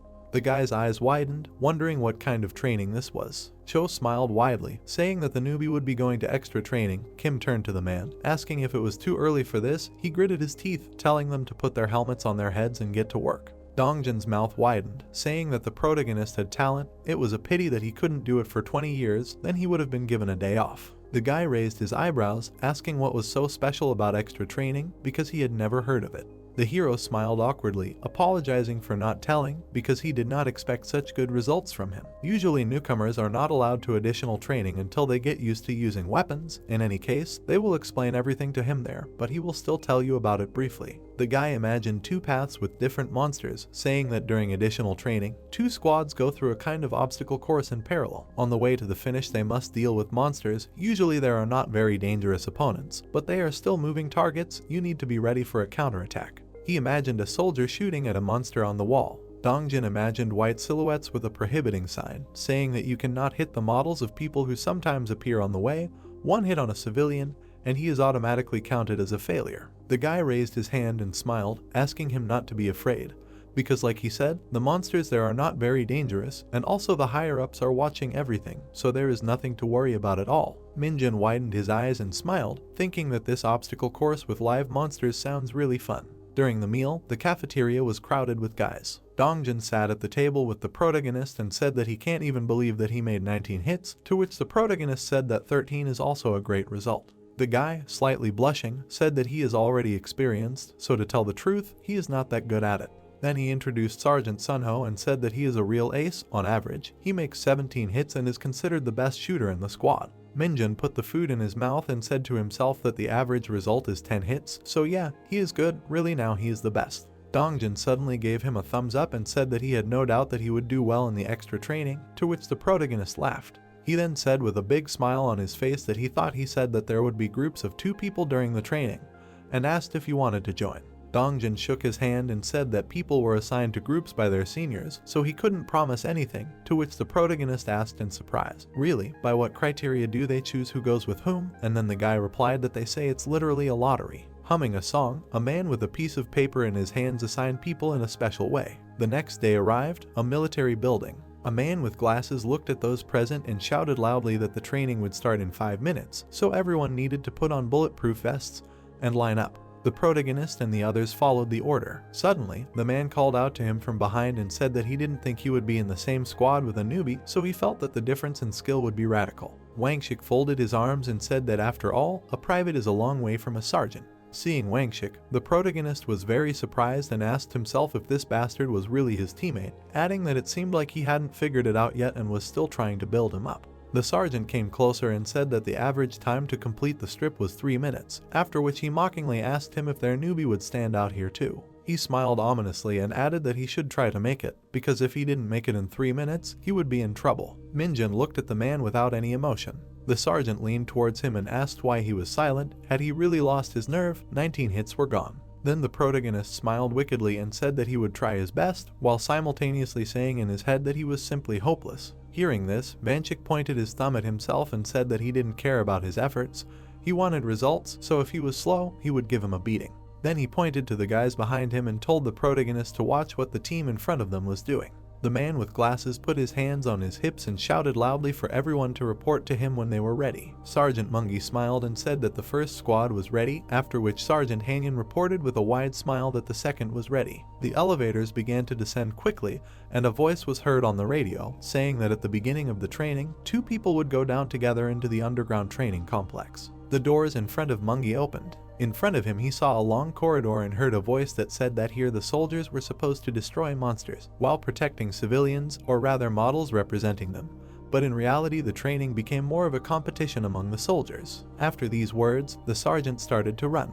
Hanyan also did not stand still, listening to the voice that explained that the best would be the one who cleared the strip as quickly and accurately as possible. At the very end there was a red button that needed to be pressed. Time began to tick on the large screen. The protagonist saw monster icons spilling out on the map. Then Vanchik, standing nearby, explained that they were all different in strength, the more dangerous, the larger the icon, after which he added that it was better for him to know about it in advance. He added that there were 2 monsters on each strip, where random opponents appeared. The guy said that they did not know what to expect, after which Hanyan went outside. He looked at the rowing toad in surprise. She opened her mouth, pointing her tongue towards the soldier. On the screen, the main character noticed that one of the teams was faster. Minjin thought that the first team with monsters was less lucky, so the opponents still have a chance to catch up with them. A bullet flew into the mouse's body at great speed. The guy thought with a smile that it would be easy, so he would quickly jump over the next monster. Saliva began to drip from the monster's mouth. The warrior's blows began to fly at the toad. Having killed it, the guy ran back in horror, shouting that he was definitely done. Suddenly, a red button appeared in front of him. Raising his hand up, he pressed it with a smile. The timer on the screen immediately stopped. Everyone was shocked by the time, noticing that there was a desert worm at the end of the second line. The guy smiled, asking his partner why he was taking so long and how he was going to defend his homeland with such sluggishness, to which the guy answered with shortness of breath that he was just unlucky. The warrior noticed that his partner also shot a civilian, but he could have taken his time because he would have been disqualified anyway. The guy got angry, ordering not to take anything too expensive, to which his partner said that they did not agree on such a thing, when suddenly Wangshik noticed their quarrel, surprised that they bet on food. The protagonist became interested in the bet. He asked why they did not bet on something, then Wangshik asked if he misheard. Minjin replied that he was offering a bet on a wish, so let the strongest win. The sergeant laughed, saying who was he to refuse the most private Minjin. With a crazy smile, he added that he did not have any wishes that an ordinary private could fulfill, so the protagonist would have to at least give up his entire salary for the next 3 months. Minjin looked ahead coldly, thinking that the enemy was much simpler, so it was not surprising. He frowned, agreeing to give up 3 months' salary, then Wangshik laughed. Dongjin noticed 2 guys in front of him. In horror, he opened his mouth. The leader suddenly shouted, ordering the next group to come to the starting line. He placed his hands on his hips, asking if the soldiers were ready and if there were any questions or problems. The soldiers answered in unison, no. The man frowned, loudly ordering them to run forward. The elevator began to quickly rise upward. The protagonist looked forward, thinking that he had fallen for his cheap provocation. He clenched his fist in anger, thinking that he had never intended to get into trouble in the first place, and he knew that he shouldn't do it, but he simply wasn't mature enough to not react to the provocation. The mana streams were directed towards the closed door. The boys mockingly discussed the fact that the sergeant and the private had made a bet, since the protagonist didn't even have a chance to win. Dongjin watched them from the crowd, greatly surprised by what he heard. The ground immediately began to shake, knocking some of them down. The soldiers were scared, asking if it was an earthquake. On the screen, it was suddenly noticed that one of the monsters had moved from the icon. Minjin grabbed his weapon tightly, wondering why the ground was shaking and whether it was because of the monster. At that moment, he opened his eyes wide in horror. The monster was looking at the guy with a crazy look, eating a rat. The protagonist looked up at the monster and asked what he was eating, whether it was a monster. The monster suddenly fixed its burning eye on him. Minjin looked at the monster with his weapon lowered. Suddenly, the monster took a rat out of its mouth. Then, he threw it at the guy with all his might. The protagonist easily dodged, jumping away. Without taking his eyes off his opponent, he wondered if chicken was on the menu for dinner today, adding that he wanted to finish as quickly as possible and go eat. He saw a mock-up of a civilian off to the side and said to himself that if he hit it, he would be qualified, so thoughtless shooting in all directions would cause problems. While he was thinking, the monster kicked the ground and swung. Minjin swung his leg as well and asked why the monster was screaming so madly. The next second, their fists collided. The protagonist's magical power pierced the monster's arm. At that moment, it was torn apart. Seeing this, Minjin raised his fist and said that it was no longer so loud, adding that he would soon have the same ones all over his body. But before he could finish speaking, he was very surprised by what he saw. The monster's flesh began to rapidly regenerate. A huge blade grew in place of the monster's arm. At this time, the screen showed that the guy had stopped at the first room. The others looked at this and asked in shock what was going on there, since there was a new recruit there now. The general looked at this with his mouth open. "It's a one-eyed demon," he said to himself, not taking his eyes off the screen. Remembering the appearance of the monster, he said to himself that it is also called the Devouring Demon, a monster that absorbs energy and then its regeneration and attack power increase sharply. Covered in cold sweat, the man excitedly said to himself that it is very strange that the demon never attacks first unless its life is in danger, even when it leaves the quarantine zone and hunts other monsters, so it runs away. But what made it so angry? At this time, there was a satisfied smile on the face of the protagonist. He deftly dodged each attack of the monster. Finding himself above it, the guy saw a hand flying towards him. Then he pulled the bolt and said that it was, of course, easy to catch, but the protagonist began to furiously shoot at the monster's head, saying that this was still shooting practice. His bullets were able to tear apart the demon's eye. While he was stamping on the spot, Minjin landed on the floor. He immediately rushed towards the monster, asking himself if his eye was really recovering that slowly, adding that in that case he should finish it off at once and be done with it. The monster continued to shake its head and scream furiously, when suddenly it swung its blade. It was at the guy's head in an instant. Looking at it, he asked himself if he could still see or hear well. Immediately after these thoughts, he ducked. But the demon reacted and hit the guy with his other hand. A crazy smile appeared on his face. The protagonist stretched his hand up, saying, "Strange." The ground began to break under his feet, after which he added, asking, "Is it possible to use such a mad monster for training, because it can't see anything, but has already recognized the guy's location twice?" Minjun, with a burning gaze, asked if the monster really sensed his dark magic. The elevator behind him began to open quickly. The leader looked menacingly forward, holding a weapon in his hand. He didn't understand, thinking why this happened to a rookie. The man rushed forward, thinking that it was his mistake, because the one-eyed demon that absorbed energy was a monster that a mere private couldn't defeat with his personal firearm. In his mind, he begged Minjun to hold on a little longer. Wang Shik ran forward with a wide smile on his face. He looked at his watch, thinking that he had made it in 2 minutes and 30 seconds, and with such a time, the private was no match for him. He thought maliciously that this was too easy a victory, and then wondered what to do with this money. The soldier began to think about his plans when he was suddenly surprised. Wang Shik noticed Minjun next to the button, asking why he was already here. The protagonist turned to the side. After a few seconds, he smiled and pressed the button. Wang Shik's face covered in sweat, after which he screamed loudly. The leader stood still, looking forward. He turned to look at the immobilized monster, wondering how he had to shoot to do that. There were cheers in the building. The soldiers clapped, saying that no one had ever finished their first extra training session in 2 minutes. The guys were happy for the protagonist, smiling widely. Dongjin excitedly asked if Minjun was okay and if he was injured, to which the protagonist replied with a smile that everything was fine. The private smiled, asking how the guy managed to defeat the one-eyed demon, to which Minjun replied that he simply followed the instructions, while Wang Shik gritted his teeth in rage. The soldier smiled and asked if they hadn't bet on time, and it turns out that the rookie won. Angered, Wang Shik hit him on the head. He menacingly asked if the guy was tired of living, since the victory was unfair, so obviously the bet was cancelled.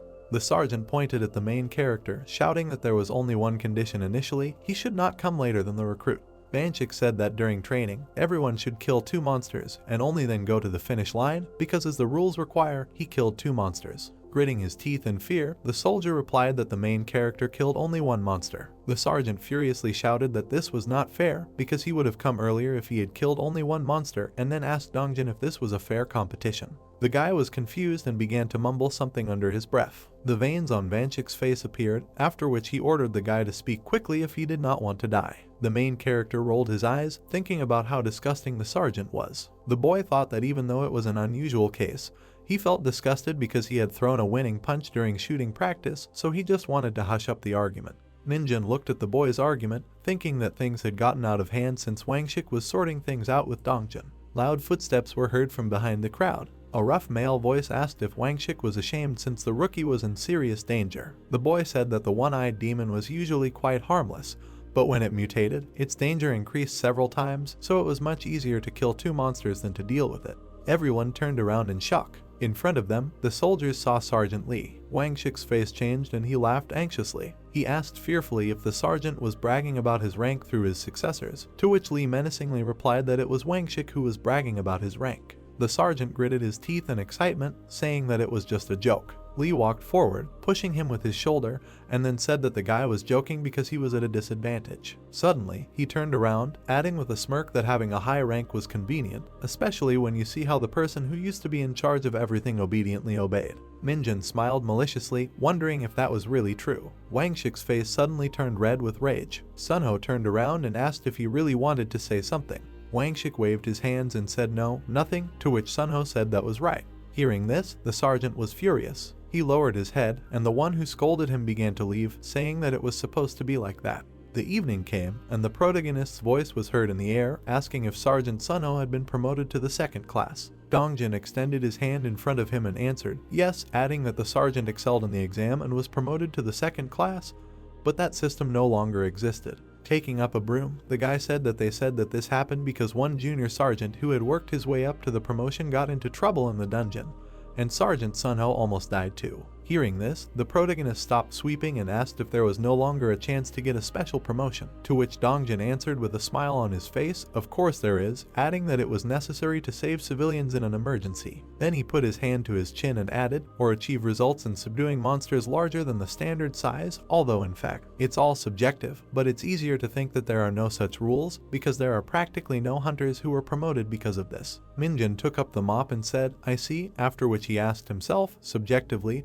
that is, at the discretion of the military leader. Introducing the furious monsters, he said to himself that no matter how much he wanted a promotion, He cannot wish for emergency situations for civilians. They said that the North Korean army was practically defeated, and monsters come to the front lines every day, but it is very quiet here. Leaving the performance, he said to himself with chagrin in his eyes that 2 days of the life of a private was enough for him, so now he wants to start developing. And his friend looked at him with a smile on his face and said that he was doing well anyway, so the promotion would not be long in coming. Suddenly they heard a siren and automatically turned around. A loud cry from the control room came from the loudspeakers, saying that an emergency had occurred, because several middlebats had been confirmed to appear near the oil depot, so all hunters needed to immediately gather at the oil depot and set up protective shields. Hearing this, the main character was happy. Middlebats are monsters, bats the size of a child.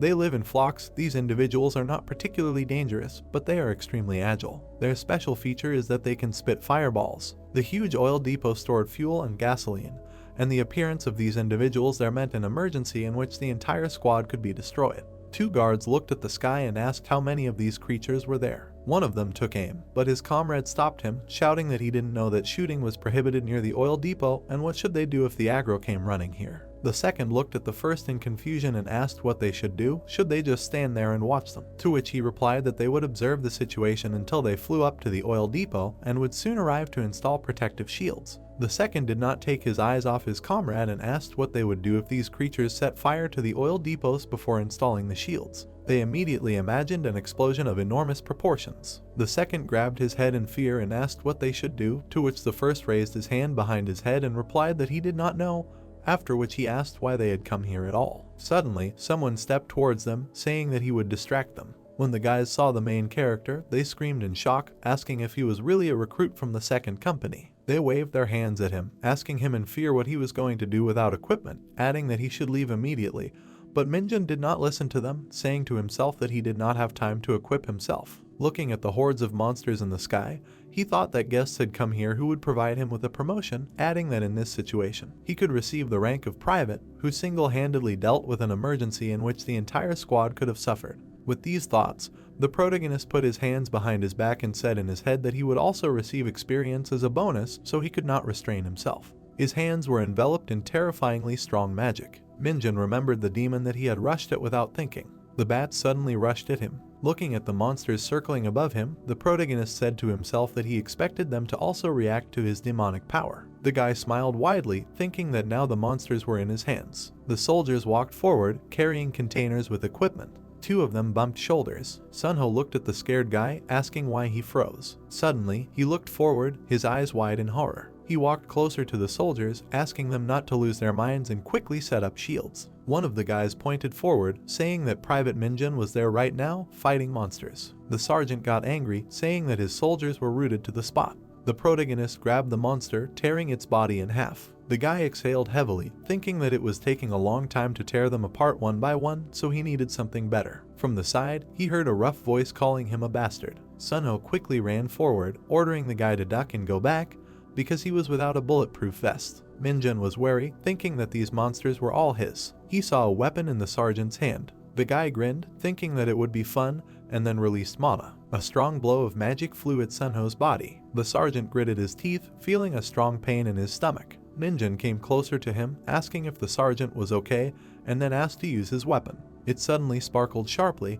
and then he asked not to worry about it, because he would figure it out quickly. The guy grinned maliciously, looking forward. He took off, releasing strong mana. Bright attacks at great speed destroyed the monsters. The protagonist joyfully jumped in different directions, waving his sword. The sergeant looked ahead in surprise. He wondered if the protagonist was suppressing countless middlebats. The soldier quickly turned to the side, noticing a monster nearby. A bright light appeared in the sky. The monster opened its mouth and released fire. Sunho turned to the soldiers, ordering them to shoot on his own responsibility. One of the guys grabbed his weapon, starting to shoot. After a few seconds, he opened his eyes in surprise. The protagonist called out to the middlebat with a smile, asking if he hadn't been taught. Launching an attack forward, he continued that fire is no joke. The monster looked menacingly to the side, trying to dodge. In the air, many lightning bolts emanated from its body, striking it, while the soldiers asked when the protagonist managed to go so far. The soldier connected the wire to the device. A protective barrier appeared in the air. Sunho shouted that the protection was activated, so they needed to quickly sort out the cables,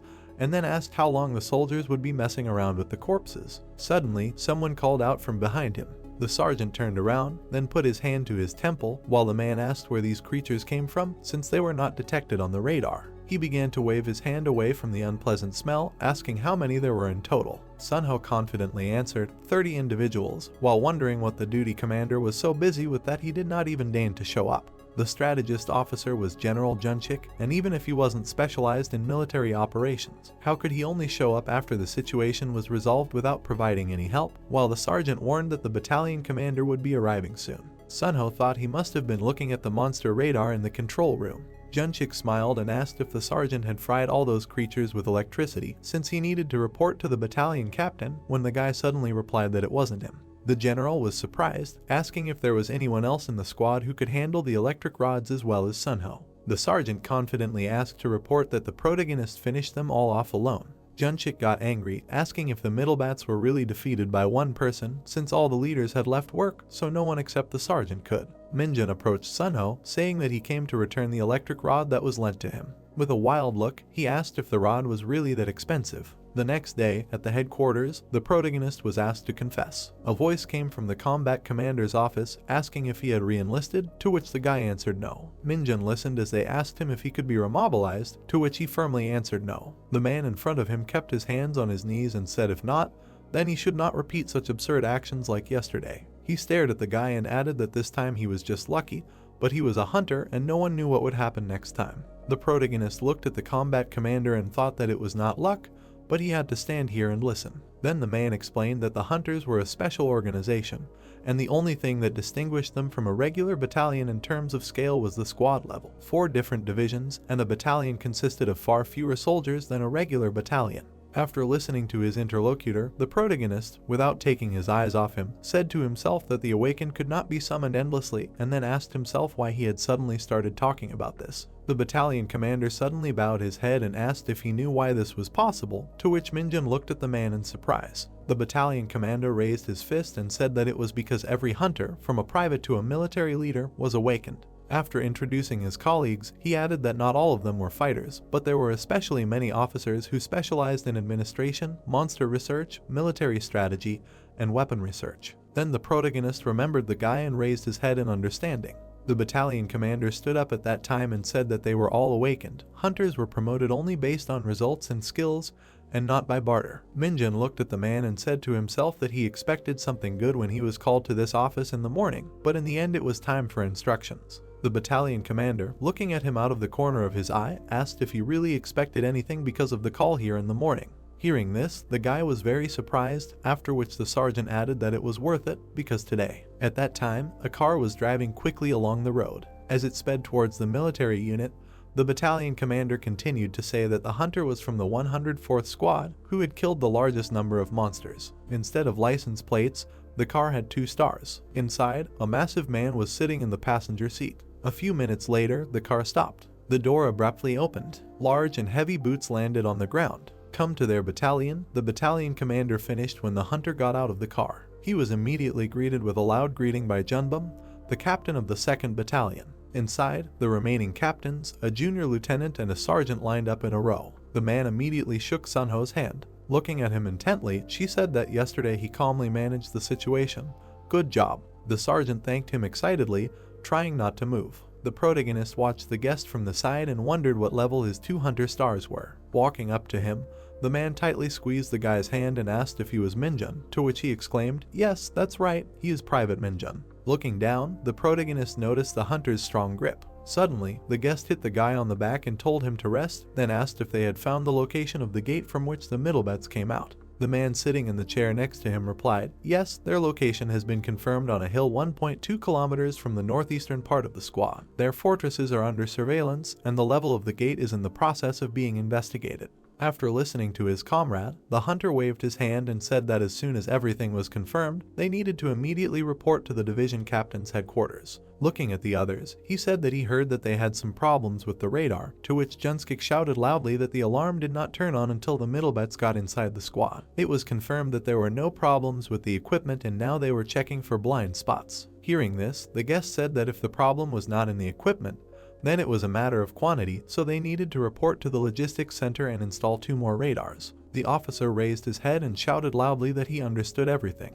After that, he turned to the protagonist and said that yesterday he acted very bravely and reacted quickly from the very beginning, after which he asked why he did not take care of himself because he needed to take equipment. Minjin immediately shouted that he was sorry, while saying in his head that at this rate their squad would fly apart. The man suddenly stepped towards him and said that he was just joking. Approaching him, he asked if the guy had really killed 30 individuals on his own, to which he quickly replied, "Yes, that's right," after which the hunter said that if it weren't for his quick reaction, the oil base would have blown up. At this time, the senior officers looked at the two of them excitedly. The guest unstuck his shoulder strap and said that the division commander owed him a gift. After these words, he stuck it on the main character. Looking intently at Minjun, he added that he congratulated him on his promotion. He had to go through several tests, but soldiers who achieve stunning results should be rewarded immediately. Then he turned to the battalion commander and ordered that the guy be given a 3-day leave right away. Hearing this, the protagonist was surprised and said to himself that he had not expected this at all. Smiling widely, the guy was also happy about the leave as a reward, and the soldier's life was becoming more and more interesting.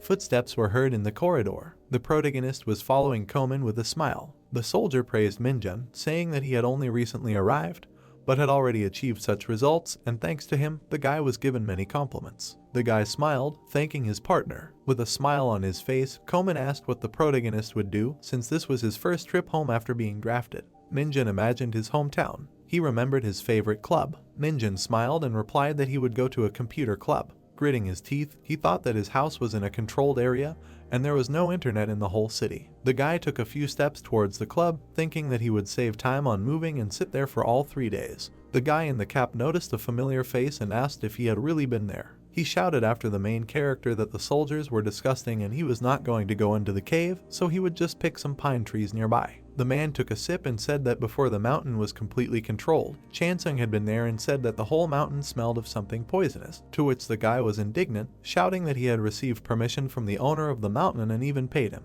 The man wiped the drink off his face, adding that if the guy went there, he would get into trouble. He frowned, shouting that they could put on a gas mask or something and go calmly. Minjun came up behind them and asked where they were going. The strangers exchanged glances, stopping at the road to Hwashin. The man asked if the guy could go on his own, to which Minjun replied that he no longer needed to accompany him.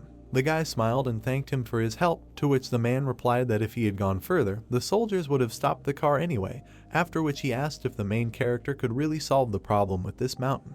Minjun proudly raised his head up, answering that the control would be lifted tomorrow and it would be possible to enter the mountain. The men noticed his shoulder straps. They moved off, asking Minjun to be careful, and if anyone asked, they did not give him a ride. The guy stood in front of the gate, looking ahead. He raised his head up, thinking that he had left the computer and arrived in Hwashin, after which he smelled the familiar smell. He saw a huge cloud of mana above him, which made him happy and smiled because it was demonic energy. Soldiers in gas masks stood guard. The protagonist peeked out from behind a tree, thinking that the entrance to the mountain was only blocked from the front and that the border protection from the dungeon side was so weak. He formed demonic energy in his hand, thinking that it was better not to be seen because he was still a soldier. The clot of mana quickly moved forward, after which the guards complained of a sudden pain in the stomach. The soldier turned around in fear at his partner, who could not stand the pain. The guys turned in different directions, saying that 5 minutes should be enough for them. At that very second, they ran away, leaving the entrance to the mountain unguarded.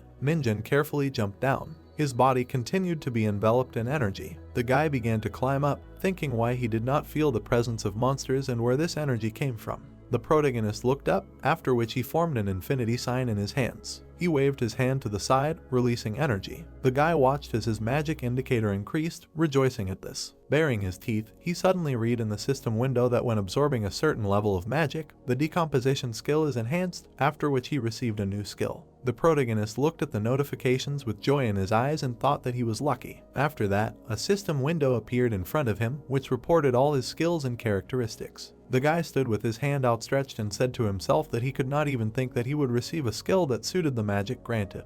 His skill was Night Wanderer, summoned in the form of a shadow. Its feature is to sneak up and kill the target, very famous since the time of Usgard. So Minjun is very happy with it. In order to maintain the summoning, you need to constantly feed it a certain amount of magical energy, but spreading his arms, the guy shouted for him to come out, thinking that he fully justifies his price. A hand appeared from the dark thicket. The next second, a black monster appeared. The protagonist looked at the small monster in front of him. His face showed bitterness and sadness, wondering if it was a penalty for moving through dimensions or because of his low magical energy. A bright light suddenly appeared behind him, and Minjun, frightened, said in her mind that whatever it was, this was too much. What good was this creature that was about to melt from just one touch of sunlight? But suddenly, he was very surprised and stopped. He looked at the creature in front of him, stretching out its hands and asking for food, and wondered if it was a summoned one that could hide in the shadows. Night fell, a military unit. Minjun entered the room and reported that he had returned from leave. The guys immediately surrounded him, asking if this was the same hunter who ended the activity of a private in the shortest time.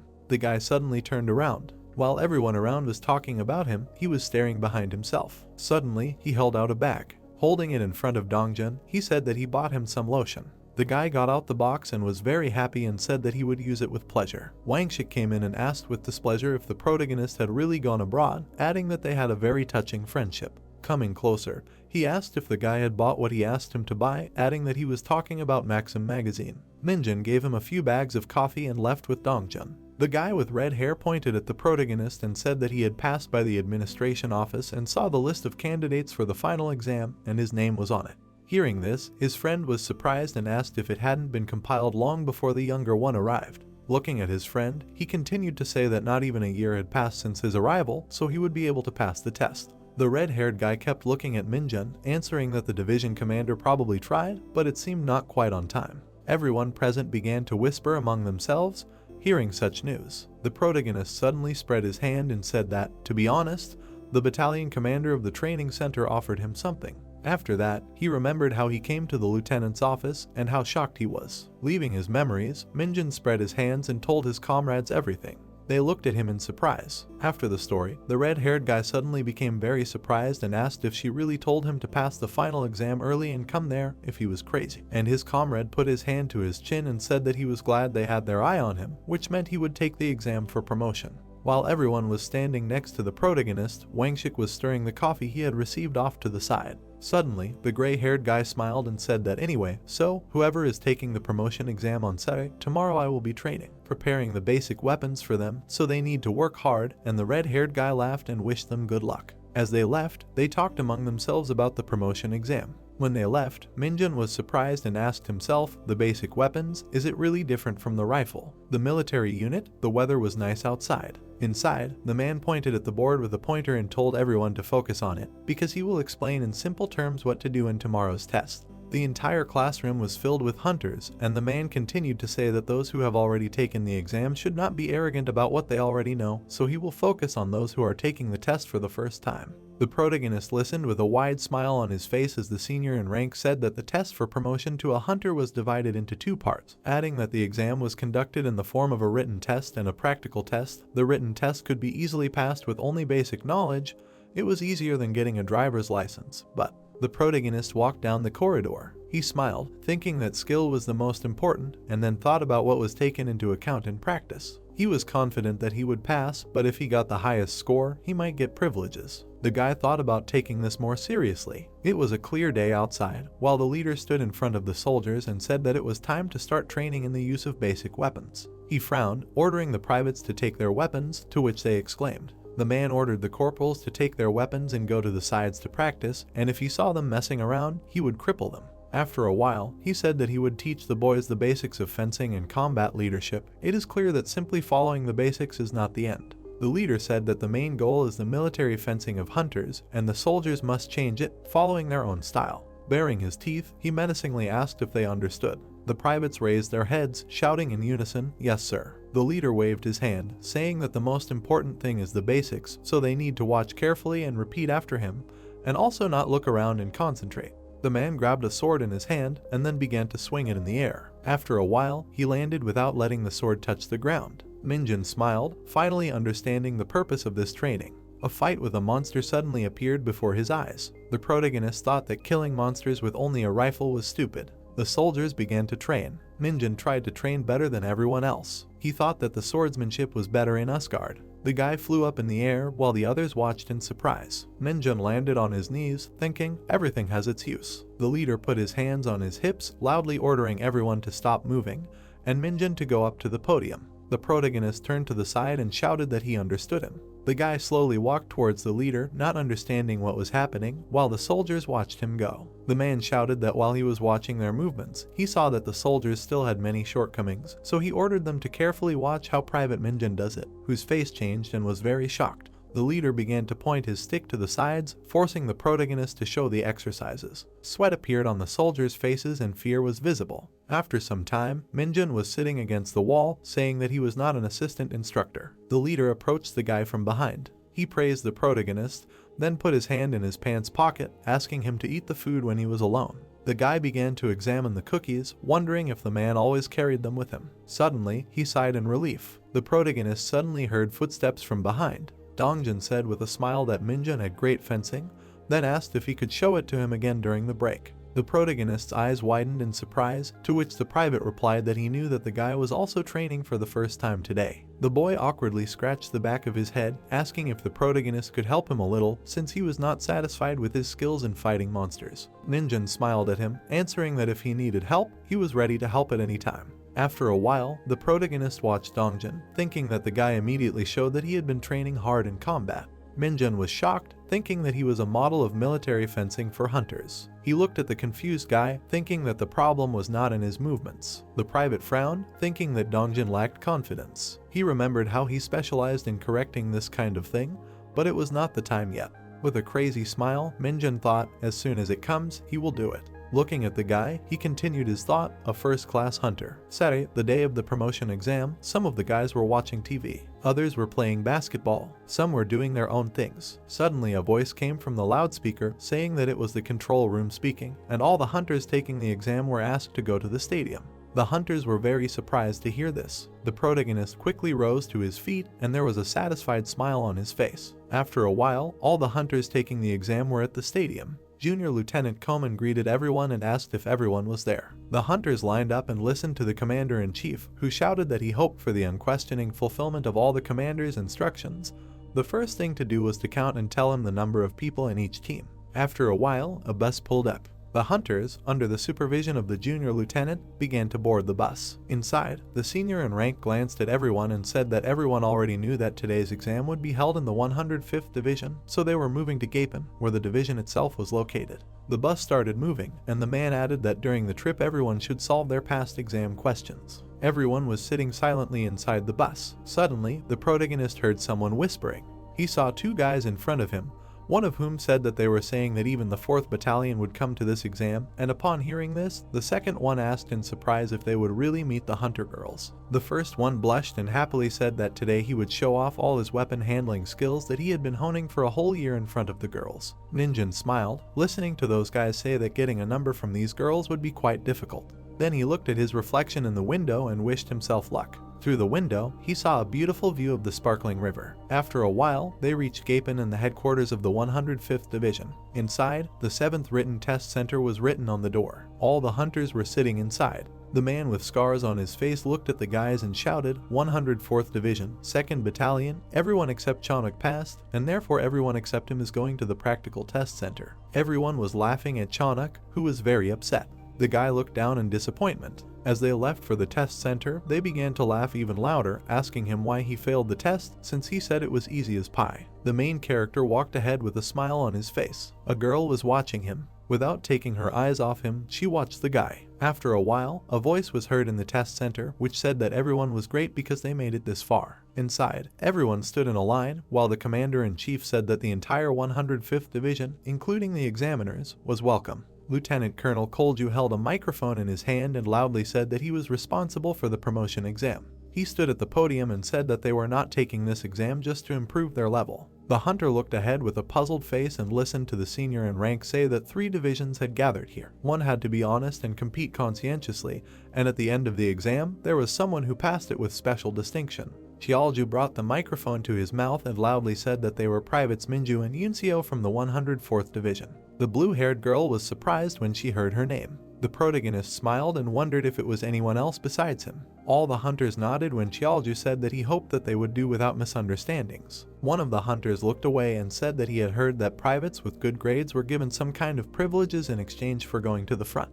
His comrade exhaled heavily and said that he heard that someone from their team also received a similar offer, but they all refused since it was the 104th Division. The third hunter frowned and asked if one of them had already become a private, if it was Minjun. Everyone immediately turned around. The girl with blue hair did the same. She saw the protagonist among everyone, and he was wearing a shoulder strap. Yunseo and Minjun's gazes suddenly met. The girl quickly turned away from embarrassment, which shocked the guy. Xiaoju frowned, menacingly ordering everyone to work until they passed out. Sangchul approached the microphone, saying that they would now begin testing the soldiers' strength, agility, and endurance. He added that the first test was a test of strength, the essence of which was simple. The commander pointed forward, adding that the soldiers needed to push the instructor back. The protagonist immediately remembered the boulder, wondering if this was a test or a punishment. The commander immediately shouted that the test time was 1 minute, the highest score was 100, and the highest mark was 10 meters. He added that the test would start with the person whose name would be called.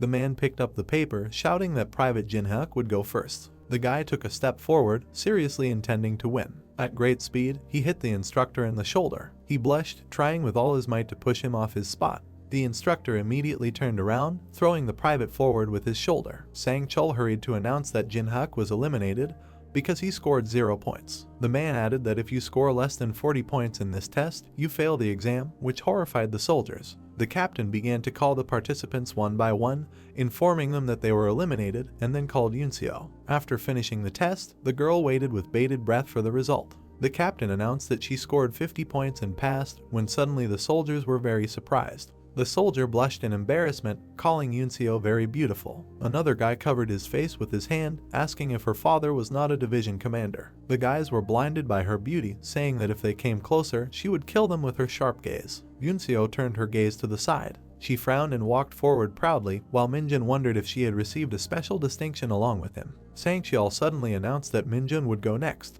The guy took a step forward with excitement. He began to confidently approach the instructor. The protagonist thought that this time, like with the red stone, it would not work, but if he pushed it 10 meters, he might get a bonus point. The guy suddenly jumped up. With a smile on his face, he put his palms forward. Using force, he easily pushed the man away from himself, shocking everyone present. A loud crash was heard in the distance. The instructor landed on his knee, menacingly looking forward. He suddenly stood up, noticing a mark on the floor beneath him.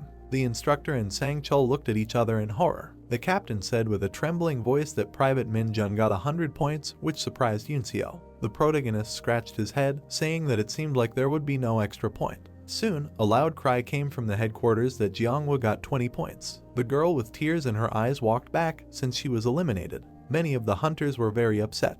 The senior in rank leaned towards the microphone and said that the strength test was over, and without being distracted by breaks, they were moving on to the agility test, so all those eliminated needed to follow the instructors. The hunters began to leave, and the hall began to prepare for the next test. The military set up a high net. In another place, they placed a machine gun. Those who passed looked at this in fear and asked themselves, will they really have to dodge a bullet now? The commander-in-chief smiled broadly and told the guys not to worry because these were rubber bullets. But even if it hit, it would hurt, so they had to try to dodge. The hunters reacted to this with excitement, but only the main character raised his hand to his chin with interest. The assistant of the senior in rank stood behind the machine gun with the control panel. The commander-in-chief looked at the machine gun and said that the maximum result of the agility test was 1 minute, so they only had to stay within the net at the edges for 1 minute, adding that this was a test of agility, but if they were confident in their tanking, then simply holding out for a minute, they would also pass this stage. Hearing this, the hunters became very tense. The senior put his hand on his hips and said that the passing time was 30 seconds. If they got out of the grid or got the route before 30 seconds, the promotion test would be failed. Someone came up to the protagonist from behind. He called out to him, and the guy turned around. Minjun saw Dongjin, who waved his hand at him with a smile on his face. The protagonist opened his mouth in surprise, and the guy asked what kind of expression he was wearing. Standing next to him, he asked if he really thought he would fail the strength test, to which Minjun smiled in confusion and said no. Hearing this, Dongjin looked at his comrade and said that everyone present except him had already taken the promotion test.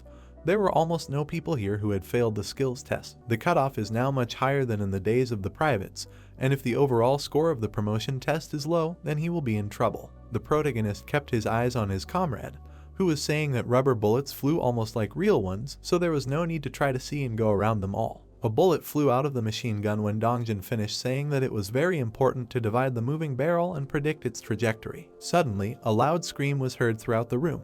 The hunter was lying on the floor, holding his head.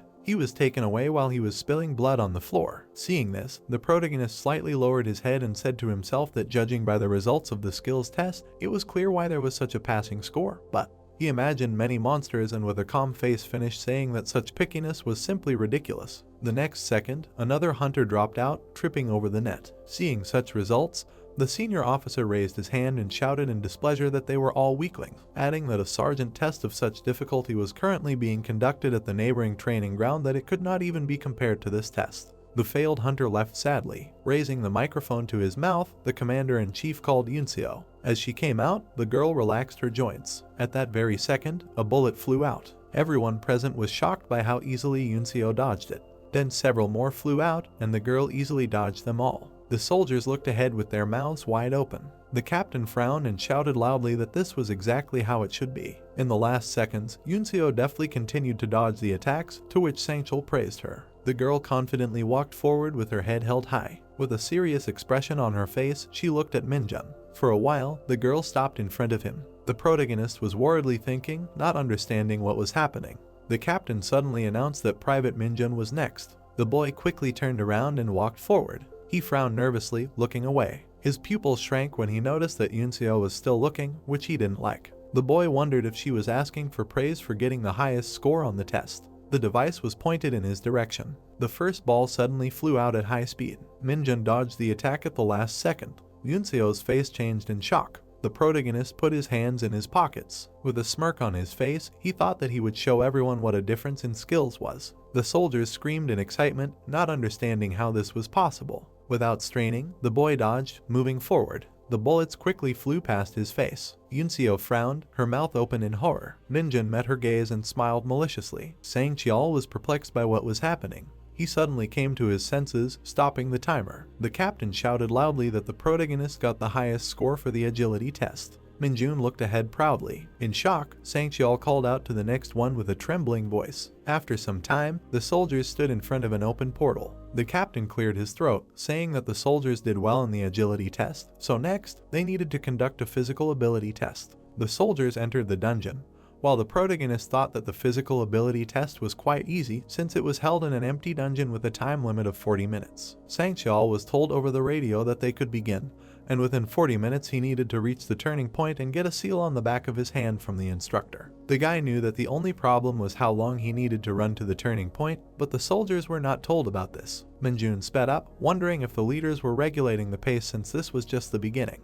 He ran, thinking that everyone was being cautious, but what would happen if he ran alone? Suddenly, a blow hit his shoulder. Minjun noticed that a girl had collided with him. Yunseo turned around in surprise. The protagonist thought angrily, asking what this time.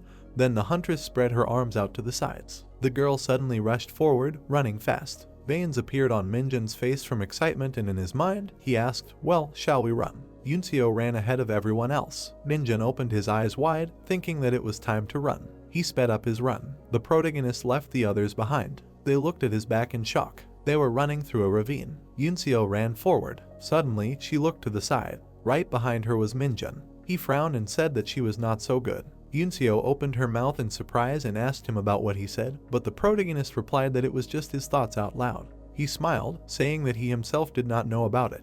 The girl stood still and watched the protagonist running in front of her. She frowned and began to remember something. The girl opened the door to the office. She opened her mouth in surprise. Several girls greeted her and said that she met the boss immediately after entering the training center, since she is a trainee with the highest skills. The girl blushed and lowered her head, and then everyone began to say that she is very modest. Yunseo walked forward, while the other girls said that they thought Yunseo was very picky since she is the daughter of a captain, but it seems that she is not. Both girls looked at Yunseo's back and said that they envied her, since her military life is simply perfect. The girl took off her jacket. At the same time, she remembered the protagonist throwing the projectile. She looked to the side and wondered what kind of person he was. The bright sun was shining on the green trees. Yunseo was holding a blue flag in her hands. She came down and began to rejoice in the victory along with her other comrades. However, the instructor in the red cap began to shout that their record was 3 minutes 34 seconds, and therefore they were now entitled to rest in their places for 10 minutes. 4 more people were running towards the instructor, and he was saying that the blue team should line up in front of him. The white team, which included 4 girls, stood still, and another instructor was telling them that they were great since they set a new record for the training camp. The girls sat down and began to talk about how they hadn't done anything special and that it was Yunseo's merit. The girl lowered her head and blushed with excitement. There were clothes in the locker. The girls were changing into regular clothes. Suddenly, a blonde girl entered the room. She started shouting about how the record they set during the morning training camp was immediately broken after lunch. She went over to the other two girls and started talking about how it was even more absurd that the new record was only 1 minute. Yunseo opened her eyes in shock when she heard that the new Minjun had broken the record all by himself. She widened her eyes in surprise when she realized that it was the same Minjun. Water was running from the faucet. The blonde girl was pouring water on her friend from a bucket and talking about how the protagonist fired several full shots from a special weapon and also broke the new record. Then, when they were hiking with backpacks, this girl also talked about how Minjun ran twice as fast as the others and didn't break a sweat. When they were already in bed, the girl started talking about how the protagonist caught a hound the size of an elephant in a dungeon. Yunseo closed her eyes, tired of listening to this. But she opened her eyes and her face looked sad. A man tied the laces of his boots. She saw the man sitting with his back to her. The girl was standing behind him. She raised her head to look at him. He stretched out his hand towards her. The man stroked her head. Then he left the house. Yunseo smiled. The girl closed her eyes and thought that she would also become strong like her father. The action moves to the battalion commander's office, who, talking to someone, says that they worked hard during the 4-week training. He folded his hands together and said that he called her today to talk to the daughter of his former boss. Yunseo thanked him. He raised his hand and said that she had excellent academic performance and would be able to become the best student in the volunteer division. The girl lowered her head because the man said that this was the 107th division. He looked at her smiling when she said about Minjun. The girl sighed. She raised her head and asked about where the trainee Minjun was volunteering.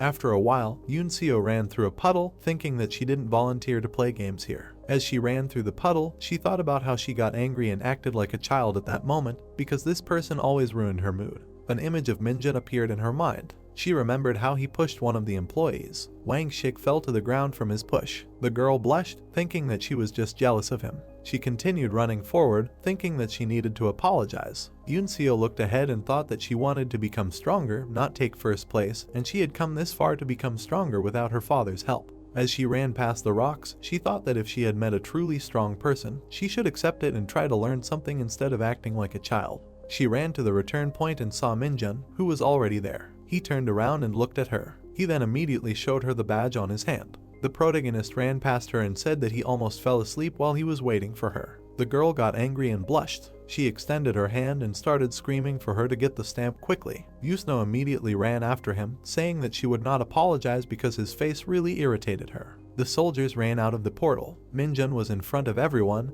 and Yunseo was second after him. The military man smiled and said that the protagonist took first place with a time of 29 minutes. The girl lowered her head because she was also announced, saying that she took second place with a time of 32 minutes. Minjun smiled because he was praised, saying that his indicators were at their maximum. The hunters lined up and shouted that they understood the commander, who said that they should be at the testing ground in some time. Yunseo picked up her jacket. She and the protagonist exchanged glances. Suddenly, Minjun stuck his tongue out at her. She opened her eyes in surprise. The protagonist immediately turned away from her. The girl watched him go. Yunseo lowered her head and smiled, saying that in the end, she fell for the provocation again. Minjun walked forward with his comrades. The girl raised her head and said that she was simply speechless. She closed her eyes. Then the girl put on her cap. Yunseo followed the rest of the hunters. The sunlight reflected off the windows of the practical testing ground building. Someone was hitting the floor with a baton. Several goblins were standing around the young man. The green goblin opened his mouth and began to growl.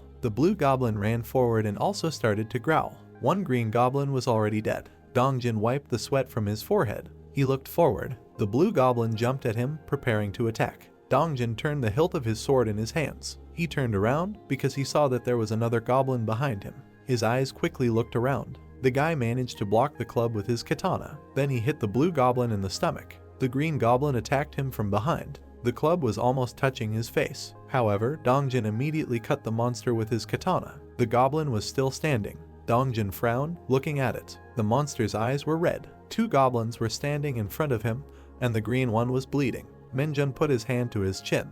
He stood and watched everything from the second floor, thinking that the second practical test of basic weapon mastery was easier. He remembered the basic weapon training manual they were taught at the very beginning, which was the only thing he had to show the instructor in the test. The instructor stood there and wrote everything down in a log, and the hero thought that despite the powerful strength of the herbivores, Many of them would have passed if they had simply followed the instructions. However, Private Dongjin, while most were taking the sword mastery test, managed to get excellent marks. The instructor smiled and gave him a thumbs up. The youth looked down, and there he was, in a fighting stance, fighting against monsters. Minjun looked down at him and thought that it was much harder in real combat. Two goblins ran towards the youth. Behind him was a balcony where Minjun was standing, thinking about the final practical test of the monster overcoming skill. For a private first class it was 4 hounds. For ordinary privates it was a test where they had to fight 3 goblins using only basic weapons, so it was literally perfect practice. Dongjin continued to cut down the goblins. Blood spurted to the side. A green goblin fell to the ground. The youth raised his sword over it. Then he stabbed the sword into the goblin. Blood spurted to the sides and the goblin died. The instructor looked at the timer and said that Private Dongjin had completed the monster overcoming skill test in 7 minutes and 52 seconds. The youth lowered his head as if he was dissatisfied with the result. He turned his back on the dead monsters and went to his place. Minjun was standing on the balcony above. Dongjin remembered the fight with the green goblin and thought that he had several chances to defeat the goblins, but each time he looked unsure. Then he remembered the fight against the blue goblin. And remembering the second green goblin, the boy thought that he probably wasn't completely confident in his abilities yet. Minjun looked at him with his head down. Dongjin walked out of the test room. The protagonist looked at him, but he was sad. The protagonist entered the room thinking that he would not disappoint, because today he would become a corporal. The protagonist smiled and said that he would get rid of every bad habit ingrained in his body. All the hunters widened their eyes in surprise. Yunseo's mouth fell open in surprise. The protagonist was holding a baton in his hands. He placed it on his shoulder. The instructor closed his eyes and thought that even though Minjun was the best in all the demonstration tests, it was crazy to go out with such a weapon. The protagonist smiled slightly and thought that this was what was needed in this place. The door opened. 3 goblins appeared. The hero raised his head and thought that this was nothing more than an impact. The 3 goblins immediately ran at him, but he stood still completely calmly. The protagonist strained his arm so much that his veins bulged. He hit hard with the club. Their silhouettes were visible from afar. The 3 goblins jumped up and appeared in the air. However, in an instant, they were destroyed by the protagonist's blow. The instructor looked at his stopwatch and said that it took 4 seconds. Minjun stood in a fighting stance, putting one leg forward.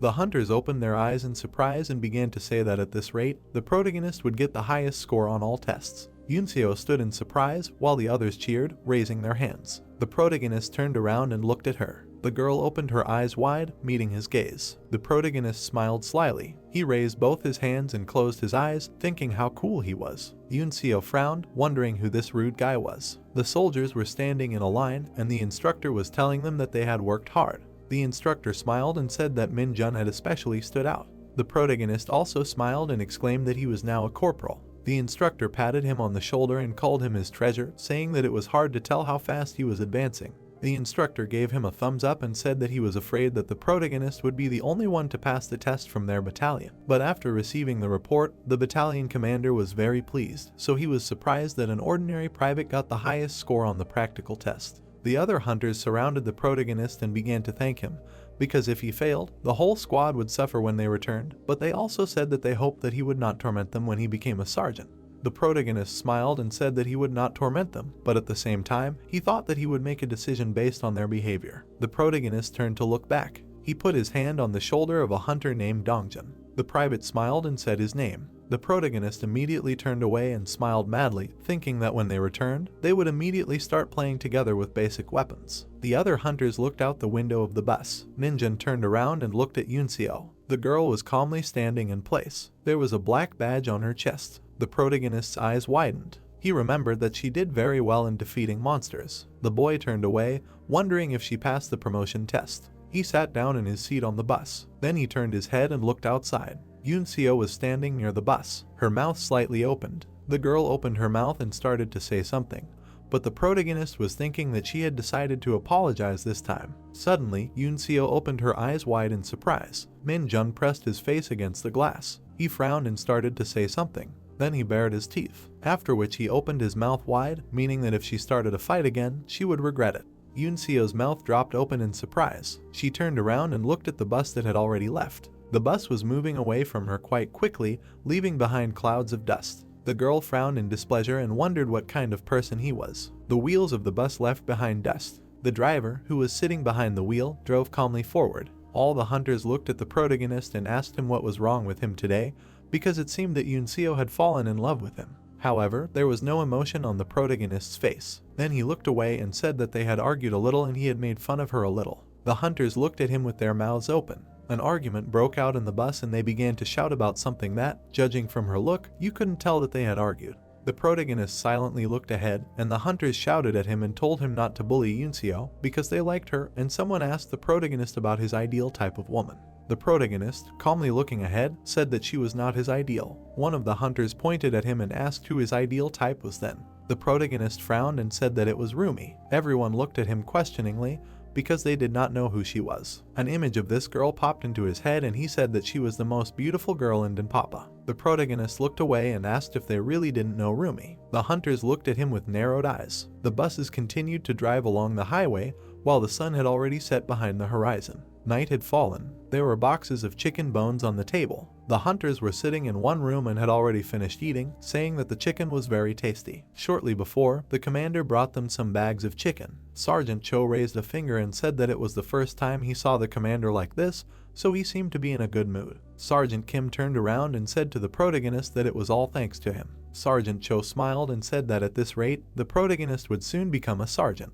Meanwhile, the protagonist was drinking soda and silently watched them. Suddenly, someone kicked the door open. Sunho was holding a box in his hands and ordered the second squad to gather in the break room. Hunters Hanyang and Mungi immediately looked at him, wondering what had happened. Sunho looked away and said that he was going to the administration to report on the general lunch of the entire squad. The protagonist opened his eyes in surprise when Sunho said that it was in honor of one of them getting the highest score on the promotion test. Kim and Cho ran up to him happily, asking if he was holding a crate of beer. Sunho frowned and said that it was a gift from the commander to Minjun, and the rest should get lost. And so, everyone started leaving the room, baring their teeth. The red-haired hunter got angry and said that he knew everything from the beginning and that's why he joined their squad as soon as he arrived. The moon illuminated the ground. The action takes place on a dark street near the academy. Minjun looks around. Then he clenches his fist. The protagonist stretched out his hand and an aura began to emanate from it.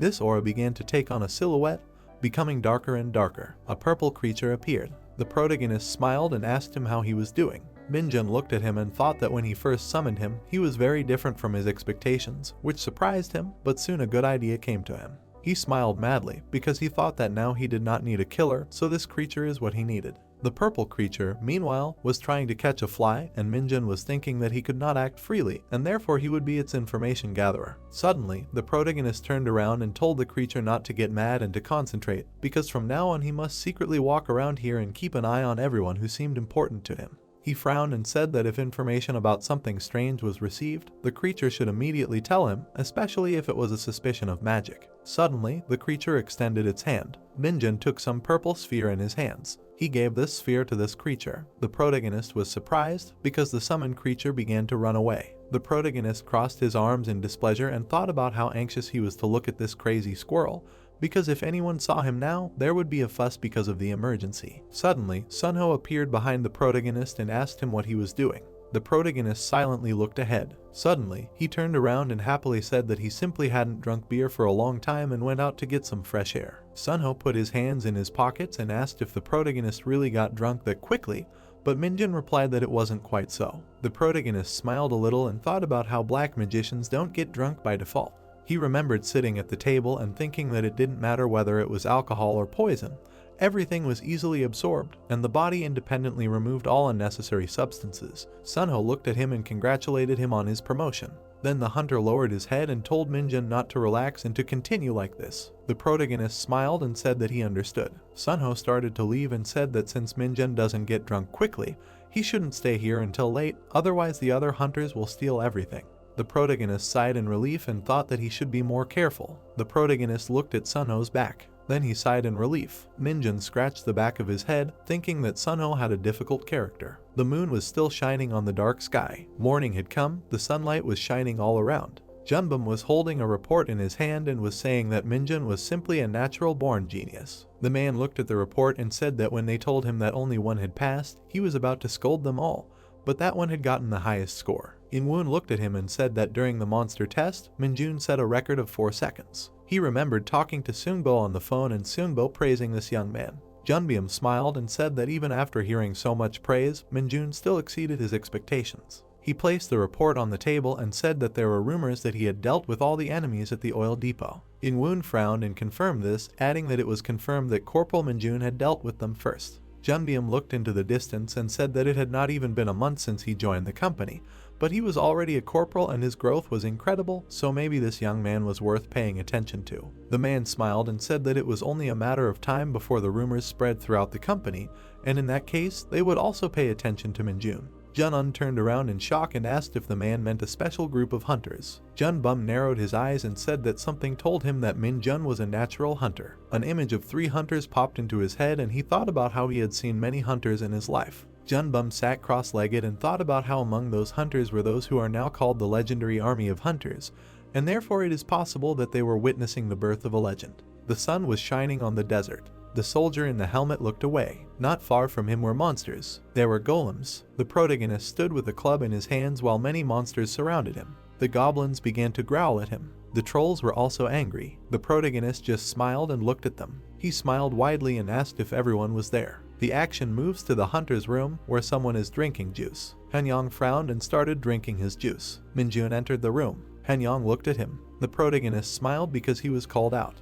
Han-yong looked exhausted and he asked if the protagonist was okay. The protagonist smiled and said that he was okay, to which Han-yong said in surprise that he drank a lot. Min-jun looked away. He saw Sunho and asked him about his hangover. Sunho had a lot of sweat on his face. He looked away and said that he had sweated once and it was okay. Min-jun looked at him with a smile and thought that he was a real soldier. Sunho wiped the sweat from his face and asked if the protagonist had gone to the training room, but he said that he had not yet. Sunho went to his locker and said that the protagonist could go there as much as he wanted since he was now a corporal too. Sunho lowered his head and suddenly remembered something. He looked at the protagonist out of the corner of his eye and said that their simulation machine was pretty good too, so Min-jun should try it sometime. The protagonist's eyes widened in surprise. He smiled in anticipation of the training, wondering if this was the VR room for hunters he had heard about. The scene takes place near the second training room. The protagonist is standing right in front of it. He smiles because he is very happy. He grabbed the door handle. Entering the training room, he looked around.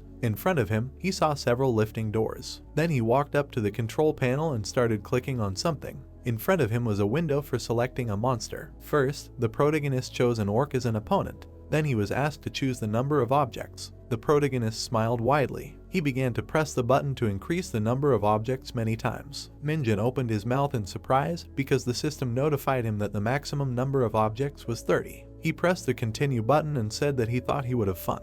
He smiled widely when the system asked him to choose a weapon, and so he headed into the room saying that the selection was over. He put on his helmet and picked up the control panel. He stood in the middle of the room. However, in an instant, everything around him became a desert. The young man began to shake his head from side to side. Orcs appeared not far from him. The monsters immediately ran at him as soon as the countdown ended. The boy looked at them silently. Then he smiled and started shouting that it was simply excellent. He threw one orc into the air with a punch. He ran forward and exclaimed that the blows felt real. Min-jun instantly killed several more orcs. The remaining orcs continued to growl at him. The boy bared his teeth and shouted that it was all very realistic. The orc hit the ground face first and his blood spilled. The orc began to disappear like a mirage. The protagonist stood in front of the orc corpses, which gradually disappeared. He raised one eyebrow and said that he regretted that he could only choose 30 monsters. Then he smiled and wondered if there was a different way to do it. He chose 30 goblins. Then he chose 30 orcs. Then he chose 30 golems. He also chose 30 lizardmen. The protagonist placed his hand on his helmet. He smiled and said that the monster hunt would begin now. All those monsters were standing around him. He turned around and asked if everyone was there. The lizardmen attacked him. Then the orcs also attacked him. The protagonist swung his club and said that he was glad to see them all. He raised the club above himself and exclaimed that they were cute. He hit one orc on the head with the club. Then he hit the golem. The next hit was on the lizardman's head.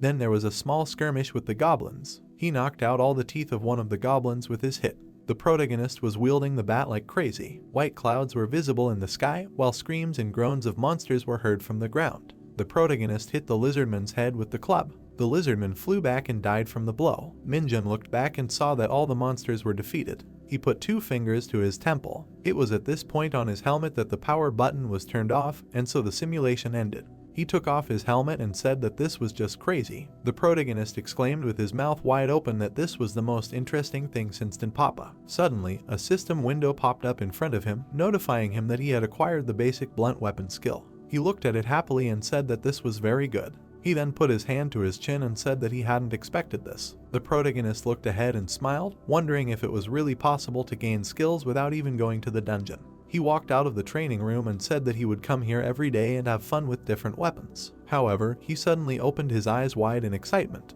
Donjin stood in front of him with his mouth open. He pointed his finger forward and asked what this was. His finger was pointing at some kind of table. The table showed how many monsters were killed as a result of the simulation. The protagonist was shocked. They stood there in silence for a while. Dongjin extended his hand and asked if the protagonist had really done all of this alone. Ninjin looked away and started mumbling something while sweat was pouring down his face. Suddenly, an idea came to him and he opened his eyes wide. He looked at Dongjin seriously and suggested that they go talk in the training room. He looked at the protagonist with excitement and asked what he wanted from him. The protagonist closed his eyes and said that it was obvious. Minjin smiled madly and said that this was training for a private. He immediately dragged him into the room, but Dongjin resisted and tried to convince the protagonist that he was still drunk. The door to the training room closed. A hunter walked by. He walked right past the sign. The hunter saw that the table said that during the second battle simulation, 30 monsters of each type available for training were killed. Wang Shik frowned in confusion. He continued to stare at the table in silence. Wang Shik walked down the street and snow fell over the academy. A group of students were sitting in a room laughing about something. The sergeant entered and one of the soldiers immediately jumped to his feet. The man turned and asked where everyone had gone. The private replied that everyone had gone to the warehouse to get snow removal equipment. Kalho frowned and added that the corporal said he would be in the gym before work began. The guy puffed out his cheeks and realized that he had accidentally addressed him with respect. The young man closed his eyes and thought that he was finished, but the soldier did not even pay attention to him. Wang Shik passed by and asked his comrade to tell the corporal that the commander was looking for him. The soldier ran out of the room and decided to quickly disappear before his superior changed his mind. The sergeant approached the resting students and asked what they were doing there. Turning around, Mungi asked where his friend was and offered him to make a bet. On a piece of paper, people were making bets on how long it would take a corporal to become a sergeant. The man took the paper and asked if they really made bets every day. The hunter said that his friend had bet on 6 months. He smiled broadly and asked how anyone could become a sergeant in 6 months. Hanyan spread his arms and explained that he felt that this was not an ordinary person. Vanchik carefully studied the list of bets. The guy stuck his tongue out at his friend and suggested that it scared him. The soldier asked him not to regret his words later. The sergeant threw the paper and pen on the floor. The young man's eyes widened in shock. The man turned away and left. His friend was outraged that the hunter had treated them so rudely. The fighter waved silently. Hanyan reminded him that a month's worth of buns was at stake. The student smiled and said that their friend had completely lost his mind. A new entry appeared in the betting list. Vanchik was sure that the corporal would become a sergeant in a month. Heavy dumbbells lay on the racks. Nearby was a machine with a barbell. In the training room, there was a large poster that warned that red dumbbells were forbidden to be used alone. The protagonist calmly pulled a barbell with red plates. The muscles on his back showed through his t-shirt. Minjin picked up the red dumbbells. The guy threw them on the floor. The young man touched his biceps and noticed that his indicators were not growing, despite daily training with weights. Imagining how a notification appeared above the dark mage's head, the hunter remembered that even in Iskar there was something good, because his new skill became more effective as his indicators grew. A flame flared up around the man. The soldier was upset that there was nothing like the strength of the returning hero in real life. He closed his eyes and sighed heavily. A notification appeared next to him. The protagonist looked at it in surprise. A system window appeared in the air, informing that the user had acquired a new skill, Strength, giving him 5 stat points. Minjun was glad that he had gotten this skill, because now he would be able to raise his rating. At that moment, a student entered the gym. Chialo saluted and said that his senior comrade was being looked for by the commander. The guy with shining eyes thanked him. The private opened his mouth in confusion. The young man pulled on his jacket. His friend sincerely did not understand what was happening to people today. There was a sign next to the door that said administration. The hunter saluted and said that he had arrived at the administration on call. Minchul happily waved his hand at him. He got up from the table and said that he just wanted to talk to him in the office and that nothing special had happened. The company commander pointed to the door and asked how he was enjoying the life of a corporal. The protagonist replied that he was enjoying it very much. The lieutenant smiled widely when he was congratulated on his promotion. The man walked over to the sofa and said that his comrade had been very useful since the incident with the middle bats. The heroes sat down at the table. Minchial handed his friend a folder and explained that he called him here to give him this. Minjun opened the folder. The company commander explained that the battalion captain had given it to him for eliminating the middle bats and getting the highest score on the promotion test. Inside was a certificate of honor. The lieutenant asked his colleague not to be upset about the fact that it was presented so informally, and explained that hunters simply do not like formal events. The guy opened his mouth in surprise when he heard that this was included in his achievements. His eyes sparkled. The young man asked if these achievements would help in promotion. The man confirmed it. Smiling widely, Minchial said that they had not yet had such talented hunters who received an honorary certificate, but there were many who received it for good work in the squad. The protagonist opened his mouth wide and asked if 10 certificates would be enough for promotion.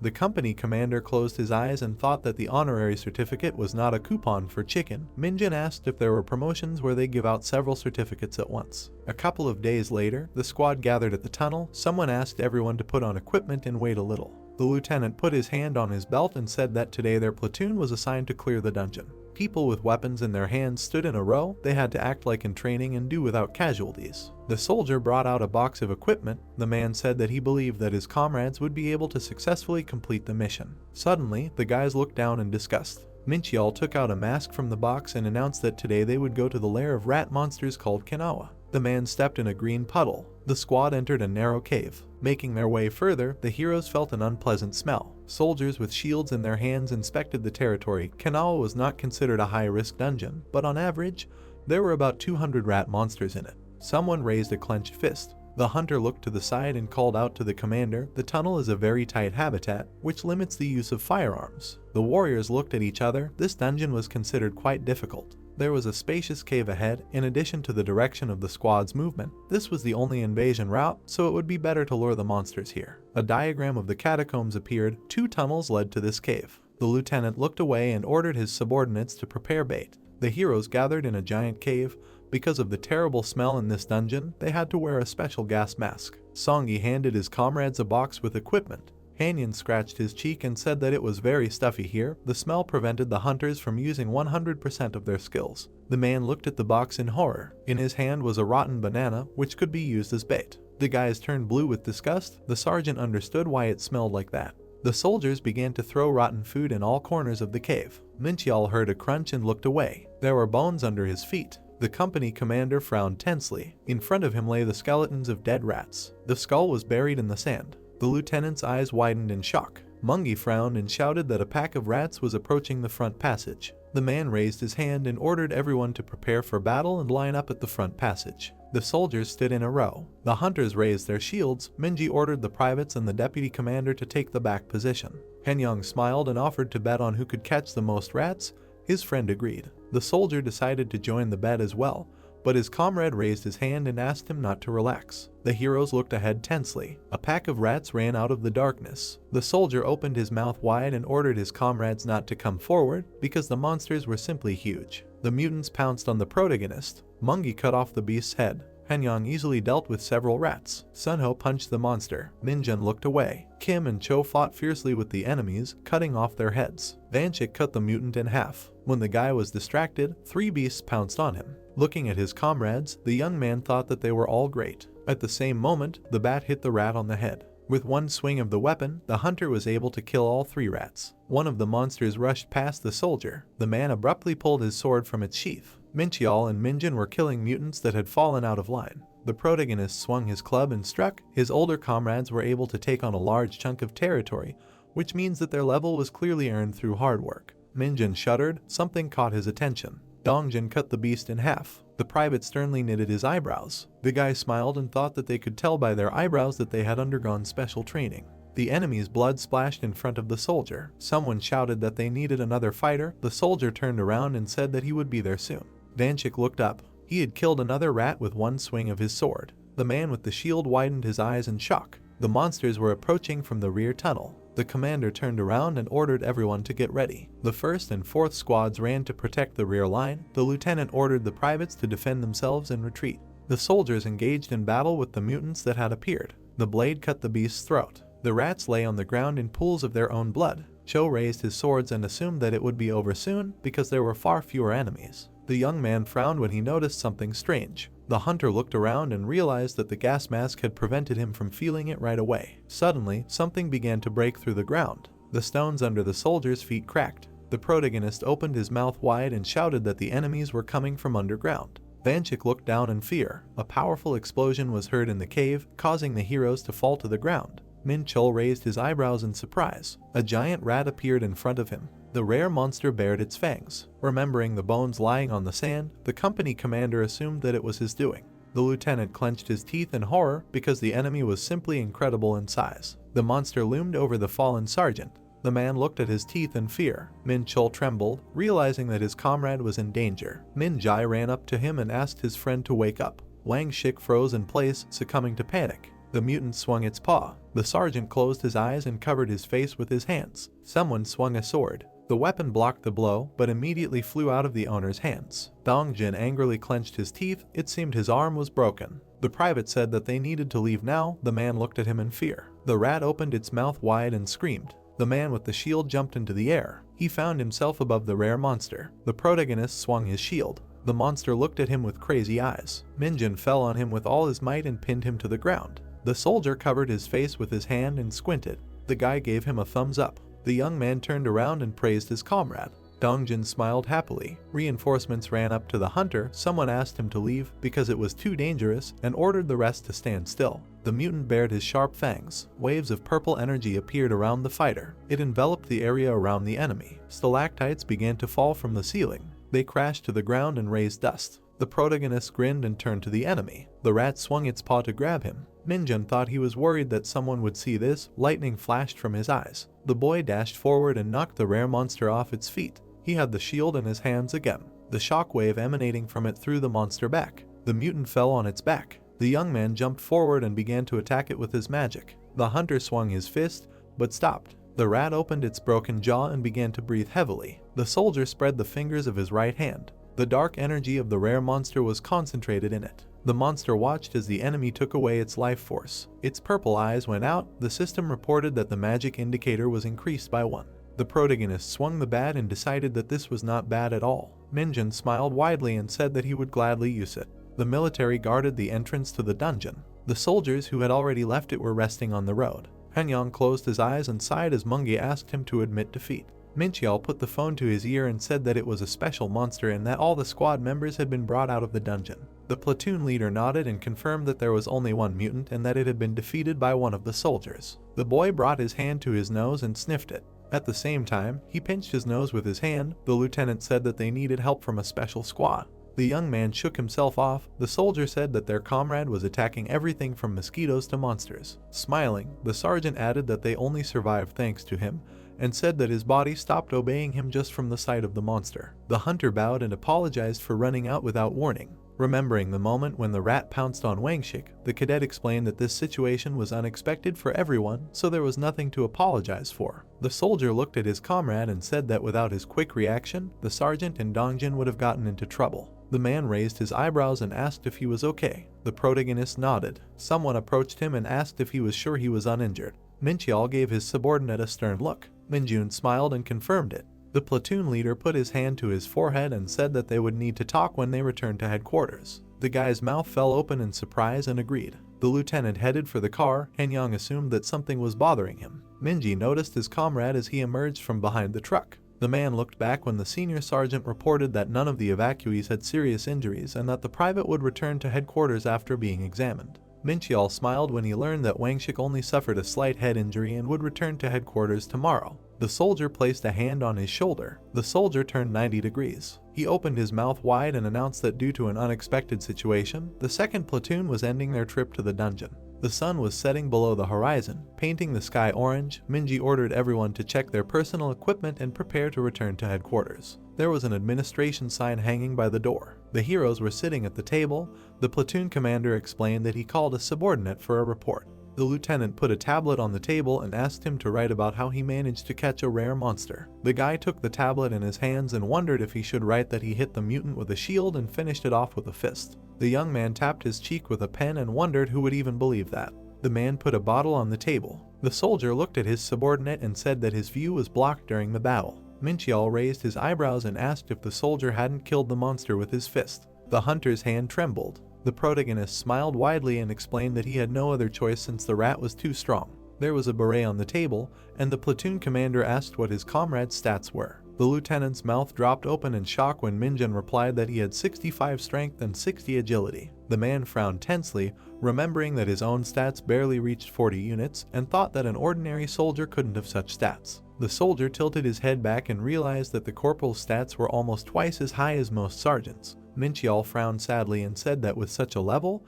his subordinate could go to a military academy for hunters. The guy began to write a report and thought that he couldn't get into the academy since he was expelled from high school. The platoon commander clasped his hands and suggested that he enroll in the academy as an external student if he suddenly wanted to become a leader. The young man lowered the corners of his lips in disappointment. The lieutenant explained that he could be hired as a sergeant there and said that there were cyber lectures and many other interesting things. The hunter scratched his cheek and replied that he did not want to study and that a promotion for achievements was enough for him. The man looked at him in surprise. Putting his hands behind his head, the soldier said that he would not force him to do this and asked him to let him know if he suddenly changed his mind. The full moon was shining in the window. Minchell said that he would finish the report himself and asked the soldier to go rest. When the protagonist went to the exit, the platoon commander looked at his beret. 2 stones were depicted on it. Minjin looked back when he was called out. The lieutenant lowered his head and said that the corporal saved everyone today because otherwise something terrible could have happened. Memories of a rare monster opening its mouth flashed through his head. Wang Shik's eyes widened in fear, and his whole body trembled. The man looked at his subordinate and thanked him. The boy smiled and said that he was just doing his job. The soldier smiled back. The boy walked out of the office and thought that he was actually doing this to get magic and achievement points. The hunter grinned slyly. Suddenly, his expression became displeased. There were other soldiers standing next to him. The corporal frowned in annoyance and asked if his comrade was asking him to undergo special training with him. Wang Shik smiled nervously and confirmed it. The protagonist crossed his arms and asked how he even knew that they were training here. Minjin pointed at him and asked why he suddenly wanted to train with them. In the memory, Dongjin killed a rat with a swing of his sword. He had a determined look. The private saved his comrade by deflecting the monster's blow. Pointing at him, the sergeant said that he was much more useful now and assumed that it was all thanks to the training. The man looked away tensely and explained that he wanted to train too. The boy smiled spasmodically. The young man put his hand on his friend's shoulder and asked if the soldier really thought they would agree. The hunter narrowed his eyes maliciously and reminded him that everyone has their limits. Wang Shik raised one eyebrow in confusion. Suddenly, he looked down and became upset. The sergeant bowed sharply and thanked his younger comrade for saving him. Rubbing his chin, the man explained that he really wanted to train with them because his goal was to get a promotion. The boy smiled and asked if they couldn't train together. Dongjin looked at his friend tensely. The protagonist looked ahead indifferently and answered negatively. The soldiers stared at him in amazement. The soldier lowered his gaze, deciding that they would be uncomfortable because of his past deeds, and thanked them for saving his life. Wang Shik turned away, and the private tried to stop him. Minjin stated that he had one condition. The sergeant turned around and pricked up his ears. The man's eyes widened in surprise when he heard only one word: pigeon. The boy smiled maliciously and promised to consider training together if his comrade pretended to be a pigeon for an hour. The soldier blushed with anger. He gritted his teeth and pouted. The veins on his face bulged, and the soldier imitated the sounds of a bird. The private opened his mouth in shock, while the boy continued to smile. The wild-eyed hunter laughed and thought that there was one more person. 2 full moons shone above the huge castle. A cart covered with a sheet was moving along the road. It was being pushed by a stranger in a helmet. The girl in a white dress was walking in front. She stopped and praised her comrade for his good work. The man looked up at her but said nothing. The woman turned around. The saint looked at the warrior and asked what he wanted to tell her. Standing next to the cart, the bully asked how long this would go on.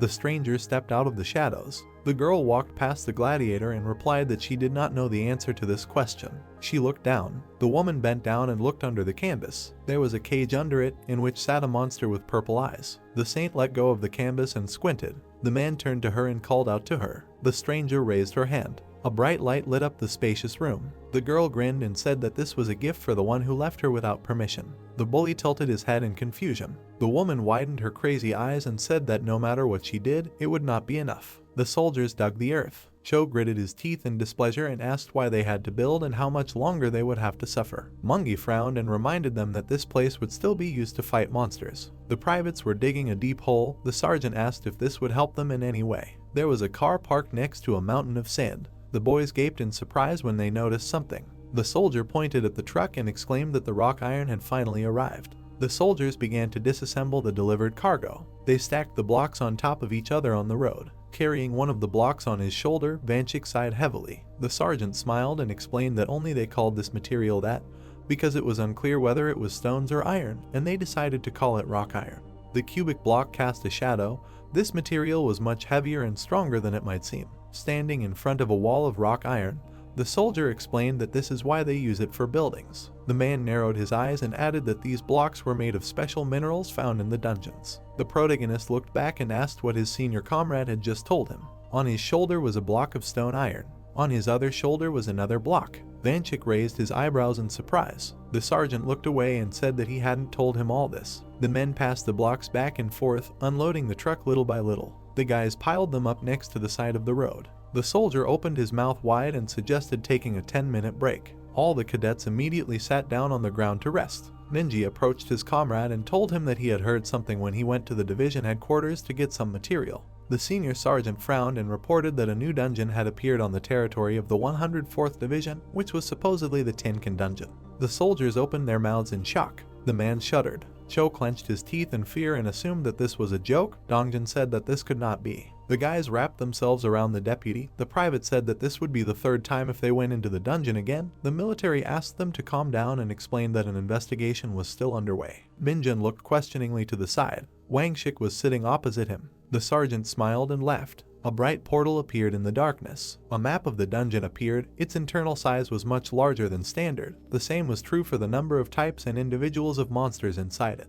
The multi-eyed monster loomed over the warrior. The discovered dungeons that did not have bosses or high-risk monsters were commonly called Tinkin dungeons. The men with machine guns entered the rift because such places with a good environment were ideal for gaining combat experience. Hunters received division-level training there before heading to more dangerous places. The man placed his hand on his knee and explained that this was the maneuver training with a bad reputation. The boy frowned in confusion and asked who he was talking to. The soldier opened his mouth as if he wanted to say something. Wang Shik looked away and muttered that this information might be of interest to someone. The young man looked away and thought that this was not the most necessary training for him right now. Cho and Dongjin tearfully begged Minji not to send them into this dungeon. The senior sergeant grabbed his junior comrade by the cheeks. Minchial explained that the division-level training was their chance to gain achievement points. Hearing this, the hunter raised his eyebrows in surprise. The protagonist raised his hands and imagined how many certificates he could get for this. Clenching his fists, Minjun was glad that incidents happened much more often on the front lines and decided that he had come here for a reason. Purple eyes appeared on his shadow. The guy narrowed his eyes suspiciously and asked what he was doing here. The spirit smiled widely. The young man stepped on him with his foot. The hunter looked back and saw how the cadets continued to argue with the senior. The corporal frowned and was glad that no one saw it. The protagonist put his hand on the shadow and asked what he wanted. Suddenly, Minjun's mouth opened in surprise. People were walking along the corridor and discussing a special monster. The girl frowned sternly and said that a request for help had come from a group investigating the Yanggu Gate yesterday. A man with a stripe on his shoulder asked if they were talking about the dungeon that was discovered on the division's territory. The woman confirmed this, holding a beret in her hands, and added that this area was not inhabited by residents. Looking up, she suggested that this dungeon needed to be attacked immediately, and reported that 2 of the employees who participated in the investigation suddenly lost consciousness, and that this anomaly was only recently discovered. The military man lowered the corners of his lips, suggesting that the division be entrusted with control of this area, and ordered the hunters from Yanggu to retreat in order to first deal with the rift discovered in the private residential area of Hanchang. The heroes walked forward along the white corridor. The guy looked down and thought. A smile lit up his face. The shadow looked at him happily. The young man stepped on it again. The hunter resolutely clenched his fists and thought about whether he should go and waste his day off. Clouds floated across the blue sky. There was a paper bag with clothes on the floor. The corporal threw on an ordinary black jacket. He zipped up his coat to his collar. The protagonist turned away and walked towards the exit. There was a family photo on the closet. Minchul had remembered a while ago, smiling widely, that his subordinate carried several times more blocks of rock iron than the others, and assumed that he wanted to finish quickly and take a day off. The platoon commander called his comrade incredible. Minjun thanked him, and his eyes sparkled. Suddenly, the guy's eyes widened in surprise when the lieutenant noticed that his current address was in a restricted area and asked where he had been during his last vacation. The young man scratched the back of his head and replied that he had been to a computer club. The man smiled and thought that his guess had been confirmed. The soldier handed his colleague the key and invited him to stay in the apartment where his parents used to live. The hunter looked closely at the key. Minchul said that his family had moved due to work, and that the apartment now served as his home during vacations. The corporal raised his eyebrows in surprise and said that it was not worth it. The platoon commander took a piece of paper out of his pocket and said that there was nothing wrong with it. The small piece of paper had an address written on it. The lieutenant explained that it was a bit far from the base, but it was in the same city and it would be much better than the computer club. The protagonist looked at the address and thought that it was a pretty good area. Opening the door, the man asked him to take the keys just in case and wished his comrade a good rest. Minjun stared at him with shocked eyes. The soldier leaned back in his chair and sighed heavily. Mincho looked at the folder lying on his desk. The file contained a photo of the guy. Below it was written that his parents were missing. The platoon commander raised his eyebrows in disappointment. The lieutenant looked out the window. In the family photo, his family members were smiling. The young man looked away. The hunter immediately put on his hood. The corporal turned around and headed for the exit. There were several buses parked in the parking lot. The protagonist was walking down the street. Minjun put his hands in his pockets, thinking about something. The guy looked up and imagined the girl telling him that the dungeon was in a closed school in Yanggu City and that he couldn't go closer than a kilometer. The street was blocked by military equipment. People with machine guns guarded the fence. The young man jumped from the roof of a nearby building. The hunter found himself in an alley behind a soldier. He hid behind a lamppost. Ahead was a giant portal emitting blue light. The corporal adjusted his hood and wondered what kind of monster was waiting for him this time. A laughing shadow appeared behind him. The protagonist thought that they needed to find out who was on the other side of the rift. Minjun took a step into the shining portal and decided to jump back out immediately if there was someone too dangerous there. The system reported that the user had entered the dungeon. Darkness fell on the dead trees. The guy walked along a dark forest path. There were thick bushes around, and the young man felt that it was very damp. He shuddered and looked at his feet. There was a broken katana lying on the ground. The hunter crouched next to it and assumed that there had been a battle here not long ago. The corporal raised his eyebrows. Suddenly, the soldier looked away. The protagonist turned around and asked the enemy to come out of hiding right now. A monster in a belt came out onto the path. The monster grinned widely. Its body was covered in dark energy. Minjun opened his mouth in surprise and wondered who it was, a goblin or a kobold. The guy got to his feet and wondered why this monster was so huge. The young man got into a fighting stance and asked if the research team had managed to resist it. At that moment, the enemy jumped up from his place. The monster appeared in the air and bared its fangs. The hunter jumped back and dodged its blow. The corporal lunged forward and swung his fist. A wave of blue energy crashed down on the goblin. The soldier's eyes widened in shock. His fist slammed into the goblin, but it didn't leave a single scratch. The monster opened its mouth to grab his arm. At the same time, the protagonist kicked him in the jaw. Minjun landed to the side and called the enemy pretty tough. The boy slammed his feet into the ground and asked how he managed to withstand his fist. The monster rushed forward and forced the enemy to retreat. The young man smiled and asked him to be careful. The goblin's leg sank into the sand. The monster shook its leg, but was unable to free itself. The hunter sensed the enemy's vulnerability and lunged forward.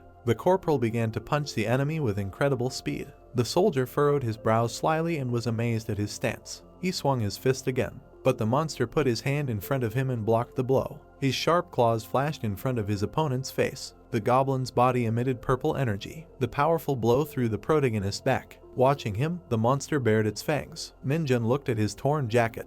A few meters away from him lay a broken sword. The guy grabbed the hilt. The young man rose to his feet and said that everyone he had met since his return was at the level of ants. He confidently frowned and added that his current opponent was at the level of a rhinoceros beetle. The monster opened its mouth wide and laughed. It rushed forward and hit the enemy in the face. Its crazy eyes emitted a purple light. The goblin covered the enemy's face with his hand. The hunter found it funny that the bug was talking about bugs. The corporal frowned furiously, cursing the monster. The soldier stabbed the broken katana into the villain and screamed that it was his new clothes. The monster opened its mouth in pain and screamed. The protagonist kicked it. A wave of blue energy appeared in front of him. Minjun stepped on the head of the dead goblin. A cloud of magical power appeared in his hand. The system reported that he had a new skill called Dark Arrow. The guy raised his hand and opened the system window in front of him. The description of the new skill Basic Fencing appeared. Smiling widely, the young man was glad that his attack skills had increased and wondered why he had fencing. The hunter remembered stabbing the katana into the enemy and assumed that the skill was due to a critical hit.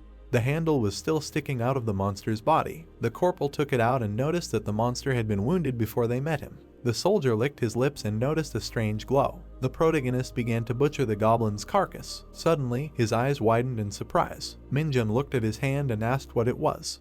There was a metal fragment in his hand. Bringing it closer to his eyes, the boy realized that it was a knife fragment or an arrowhead, and assumed that he had been wounded by a hunter from the search party. The young man frowned and decided that he had seen something like this before. A group of evil goblins appeared behind him.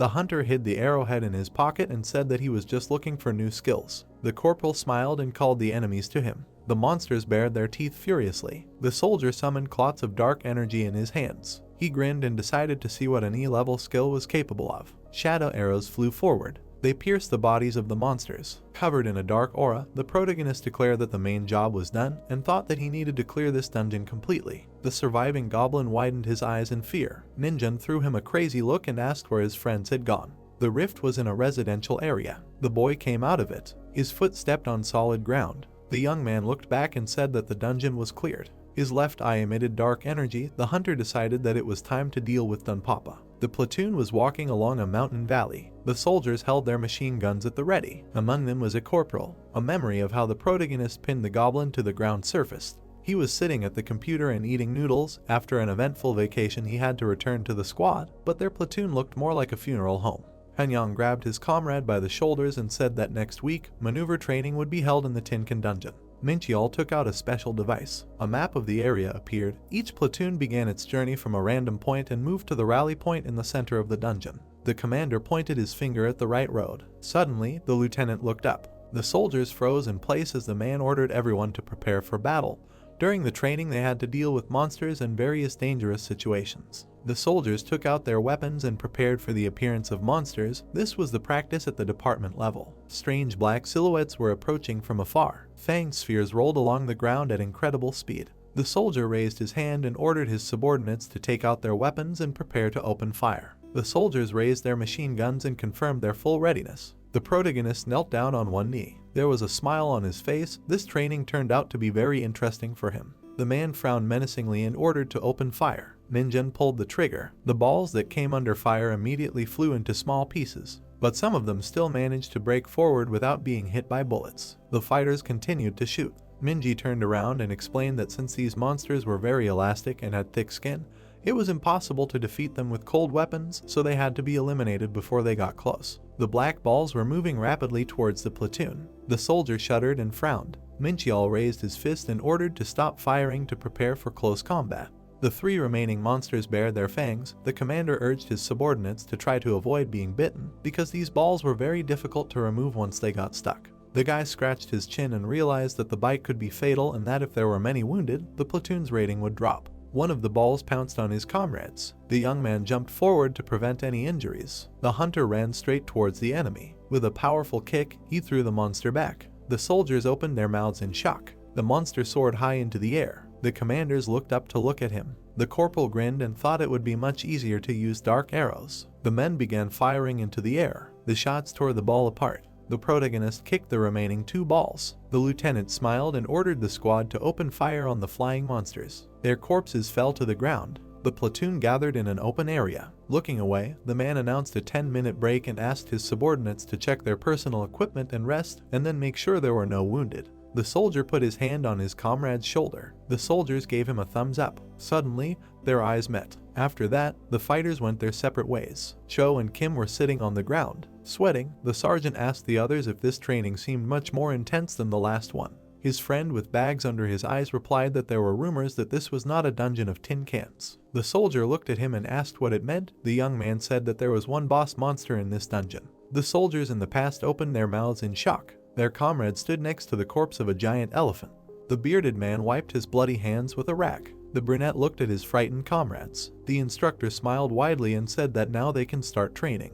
With tears in his eyes, Kim said that the boss was captured alive and locked in the assembly point, afraid that the dungeon could collapse. Minji hugged his subordinates and said that the rest was over. The protagonist watched them from the side. Minjin imagined the menacing look of a hunter with 2 stars and thought that it was quite good. The platoon was walking along a mountain path. Suddenly, Minchial's eyes widened. The commander opened his mouth in horror. The soldiers looked forward in fear. The guy smiled and saw that very man. A soldier was sitting at the slope of the mountain. There was a sign around his neck that said wounded. He had a sly smile on his face. There was a low building near the forest. An old man was sitting on a stool and smoking a pipe. Suddenly, he looked up. A gladiator was standing in front of him. Frowning, the man said that they hadn't seen each other for a long time and asked if he had managed to do it. The stranger lowered his head guiltily. The warrior handed the sword to his comrade, who assumed that he was busy with that woman. The old man looked at the weapon and noticed that his friend was much stronger than he seemed. The sword was covered in cracks, which made the man assume that he was hunting monsters. Behind the high walls was the dungeon gathering center. People were sitting at the table.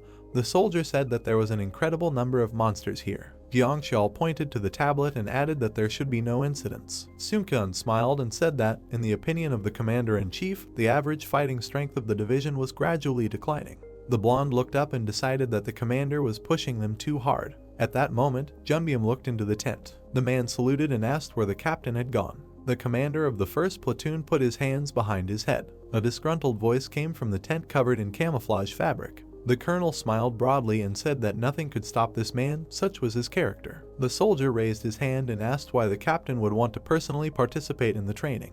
The soldier looked at the blonde man in fear. Jiangxiao adjusted his glasses and said that their colleague wanted to see one of the soldiers with his own eyes. The bearded man sat on the ground and smiled. The platoon watched him in horror. In a stupor, Minqiao thought that there was an operation to transport the wounded as a penalty in the middle of the training. The soldier stood up. The commander remembered being told that one of the wounded was supposed to be one of the training instructors. The lieutenant opened his mouth wide and realized that it was the division captain himself. The menacing chief of staff approached him. The soldier showed his nameplate and asked him to take care of him. The man trembled with fear. He saluted and introduced himself. People approached with a stretcher. Minjun said that the wounded man should lie on it. The soldier frowned with displeasure. The instructor put his hands behind his back and turned to the senior sergeant.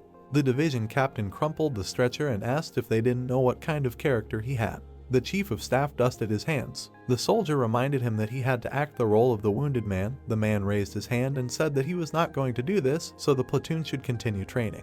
The soldier pursed his lips in fear. The bearded commander smiled happily. The protagonist's eyes widened. A wide smile appeared on his face. Minjun thought that this training was simply incredible. White clouds floated over the mountains. The fun did not end there. The platoon entered the battle with the gnolls. On their way they met all sorts of monsters. The soldier pointed at the falling bomb. Even the headquarters prepared several traps for them, which only made the training more interesting.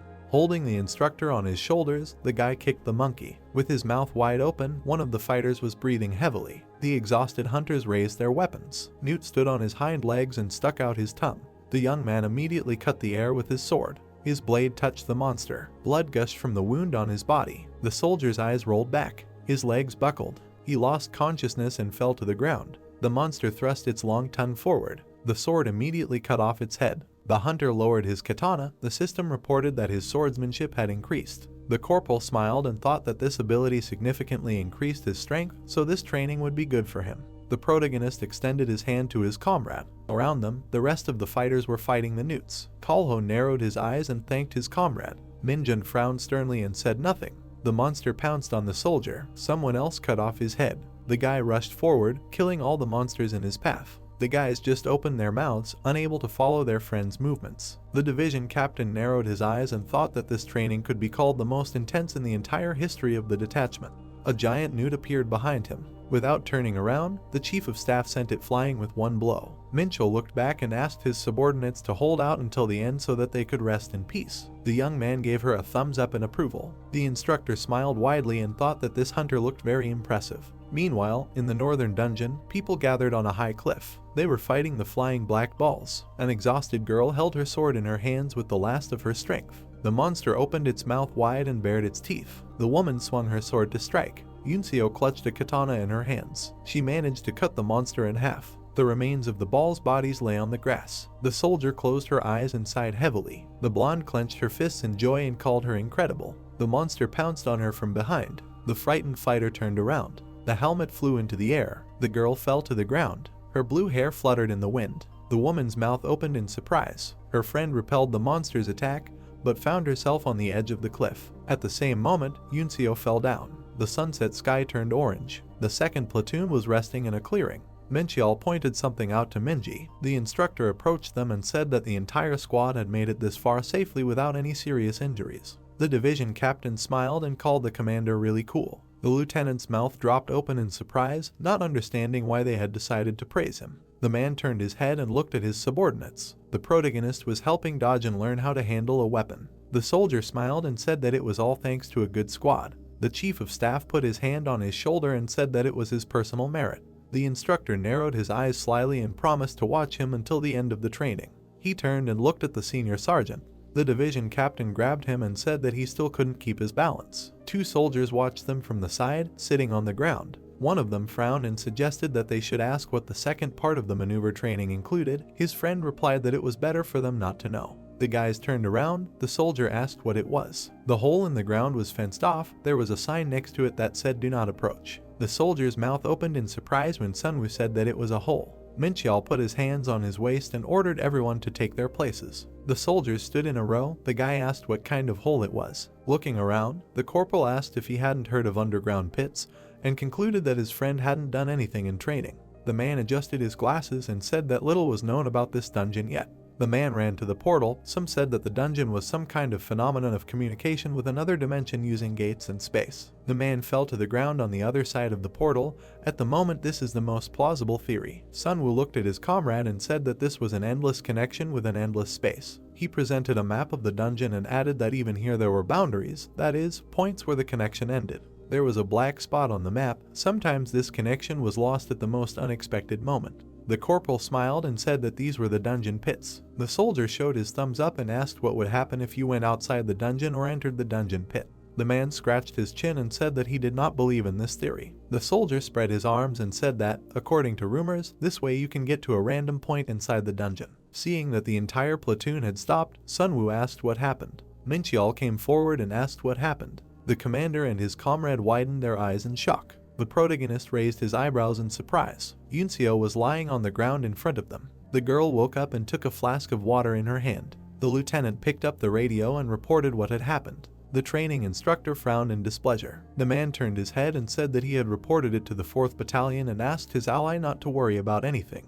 The woman looked up and asked if all of her squad members were safe. The soldier smiled and confirmed it and said that they had wanted to stop training and go look for her, but they would most likely continue now that they had been informed. Yunseo closed her eyes and was glad that her friends were okay. Suddenly, she narrowed her eyes in displeasure. Her left leg was bandaged. The girl looked down in disappointment. Benji frowned sternly and said that she could not continue training with such a wound because taking care of her health was as important as increasing her fighting strength. Mincheol lowered his head and said that he had contacted headquarters and that a transport team would arrive soon. The woman frowned and wanted to object. At that moment, she resigned herself and lowered her head. The instructor approached them and asked how the wounded man was doing. With her eyes white with horror, Yunseo wondered what the warden who was supposed to be in charge of the training was doing here. The commander raised his eyebrows and reported that she was not seriously injured, but there was a suspicion of a fracture in her left ankle, so the soldier would not be able to continue training. Squinting, Seokyeong was upset because they had only a little time left and asked his subordinate to tell him how it happened. The private opened her mouth wide and told him how she fell off a cliff while fighting a monster and lost consciousness. Frowning menacingly, the division captain asked if she really fell on the edge of the dungeon and suggested that it could be a dungeon pit. Suddenly, the chief of staff raised his eyebrows in surprise and asked her name. The girl looked at him and said her name. Hearing this name, the warden opened his mouth in horror and realized that General Tio's daughter was in front of him.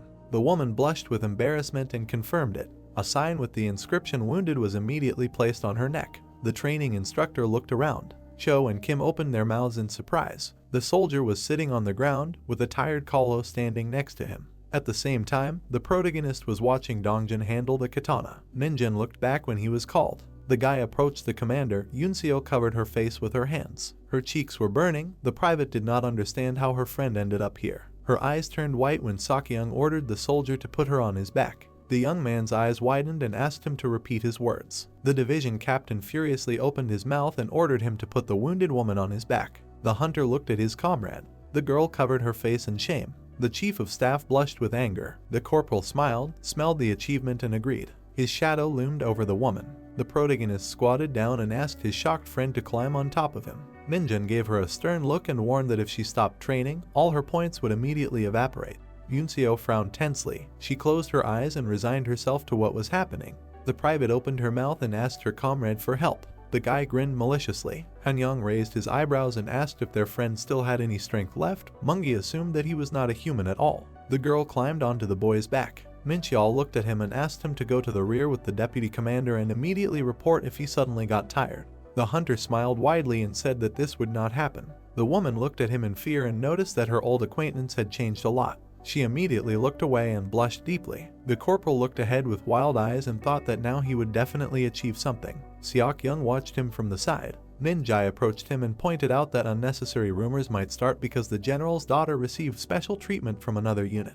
Looking ahead, the instructor said that there was no prohibition on helping the wounded, and besides, it was an integral part of training. The senior sergeant winced when the division captain was about to tell him something. The chief of staff frowned menacingly. He gritted his teeth and said that T-Ho was a real scoundrel. Yunseo looked ahead. The soldiers were heading towards the headquarters. The private looked away. The warden was chasing the soldier. The girl broke out in a cold sweat and thought that she was too embarrassed. She looked at her comrade and asked him to tell her if it was too heavy. The woman's eyes widened in surprise when the protagonist stated that the rock iron was much heavier. The exhausted soldiers walked along the path. Minjun guessed that his ally weighed about 50 kilograms. Yunseo gritted her teeth and asked him to be quiet. The private looked down in disappointment. She closed her eyes and promised to repay her friend for his help. The guy smirked and said that he would wait, and thought that it would be even better if her father did it. The girl's eyes turned white when the young man stated that her 50 kilograms did not feel so light. The woman raised her hand and asked him to be quiet. Seokyoung and Minji exchanged glances. Their cheeks turned red with joy for the young people. Clouds floated across the night sky. The tired soldiers continued to walk forward. Mincheol looked at the device in fear. Cho rolled his eyes and hoped that there would be no more monsters on their way. His friend declared that this was pure hell. Imagining the division captain giving a thumbs up, the sergeant asked who changed the training difficulty to hell mode. Turning around, the commander said that there were about 2 kilometers left and asked his subordinates to remain vigilant and be on guard. Ikjun and Gait were smiling peacefully. Suddenly, their expressions changed and became more tense. The sergeant opened his mouth wide and shouted that monsters were falling from the sky. The lieutenant's eyes widened and ordered everyone to open fire on the air-type monsters. The winged monsters dived down. The man frowned and wondered where they came from. The beasts circled in the air above the platoon. The chief of staff crossed his arms and thought that they had been walking calmly all the way, but at the last moment, luck turned against them. The monster bared its fangs. Despite its small size, these creatures were very dangerous opponents due to their teeth and claws. Squinting, the instructor said that in the darkness they were not even clearly visible, and thought that the monsters would pursue them even if they did not pay attention to them. The soldiers began to swing their swords, trying to kill the enemies. Minji raised his blades. The overseer standing behind him said that, from the point of view of the wounded and training observer, the current situation could greatly reduce the points. The soldiers were fighting with monsters flying around. The darkness and fatigue, unfortunately, will not be an excuse for them. The man closed his eyes and swung his broadsword. The senior sergeant gritted his teeth and realized that he was no different from those who left the training and ran away. The fighter cut the air with his sword, but missed. The breakdown of the formation can be a major factor in reducing points. A cut appeared on the soldier's face. He realized that he needed to trust the commander and wait for orders. The protagonist gritted his teeth. Minjun frowned menacingly. The only thing in his head was the obsessive thought of losing points. At the same time, the guy jumped up. Yunseo asked where he was going. The young man ran to Mincheol and asked to give him one chance. The commander opened his mouth in fear and asked what the subordinate meant, because he had a wounded man on his back. The hunter said that they were all limited here, the thought of losing points flickering in his eyes. The corporal raised his eyebrows and said that he could handle it.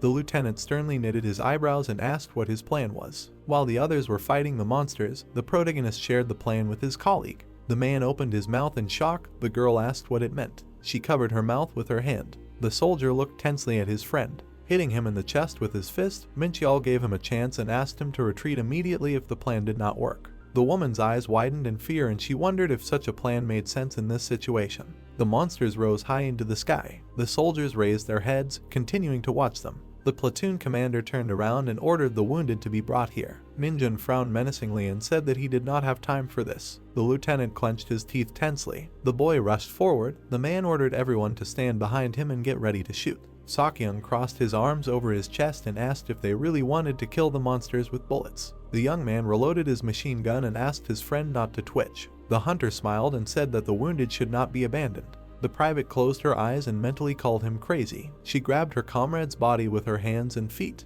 His eyes emitted purple energy. The darkness for the dark mage was akin to basic training for the military. The monsters rushed down and opened their mouths. The corporal grinned and took aim. The protagonist took aim at the monster. His hands were enveloped in dark energy. Minjun remembered that he had the dark arrow skill. A shot from his machine gun rang out in the darkness. The boy realized that they would be able to attack the enemies with a ranged weapon. The dark arrow rushed upward along with the bullet. A winged monster appeared in its path. The projectile tore its body into pieces. Yunseo's eyes widened in shock. Looking up, the girl wondered how her comrade managed to hit the target.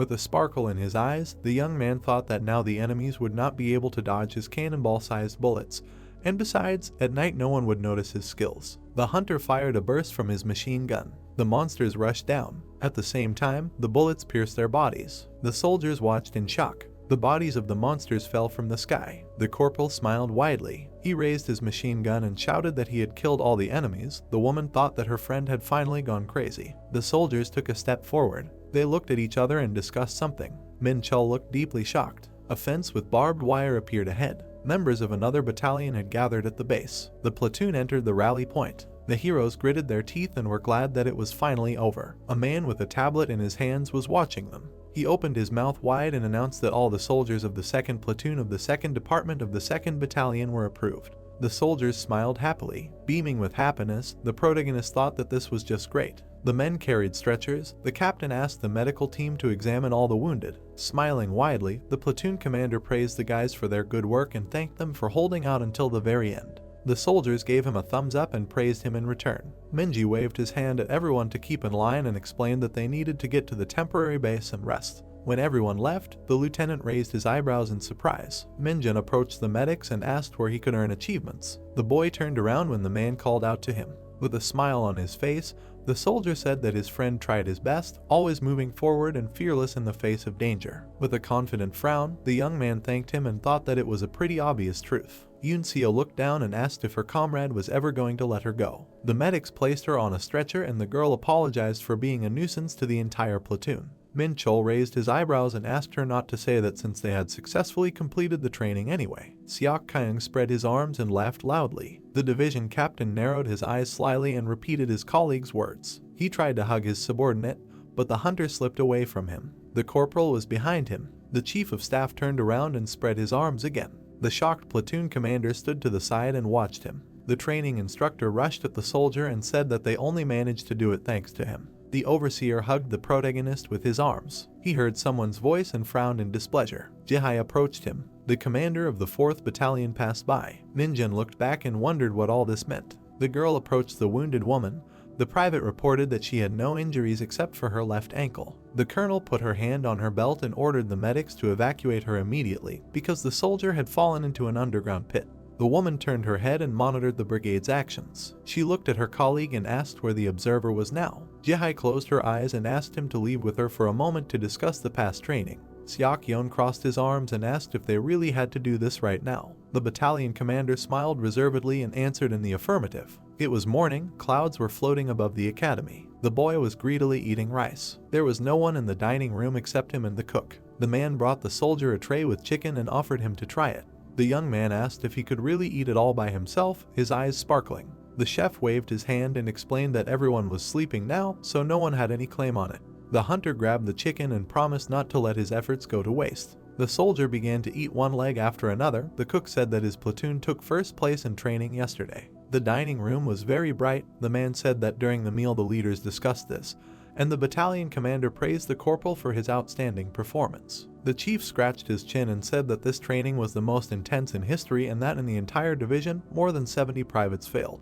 The cook spread his arms and continued to talk, but the protagonist did not listen to him at all. Minjin stuffed his mouth with food and thought that he was about to vomit. The commanders walked down the corridor of the military base. Junbum looked away. The training ground was visible through the window. The old man smiled and noted that it was quite quiet. His colleague frowned and said that the soldiers were fast asleep because they were given free time. The man looked down and said that they still needed to eat. Walking forward down the corridor, the battalion captain said that everyone tried very hard during this training and that the division captain was very impressed. Shiu reported with a wide smile that Sakyung had personally supervised the training of the 2nd platoon and called the chief of staff very cool. Seeing that the colonel was red with anger, the boy asked if he had said something unnecessary. Yesterday at the general meeting, Jihai put her hands on the table and scolded her colleagues. The young man frowned in disappointment and asked how she could do such a thing to the division captain himself. Junbium closed his eyes and explained that the colonel was right since the instructor left his post without saying a word and they could not even put up a shield.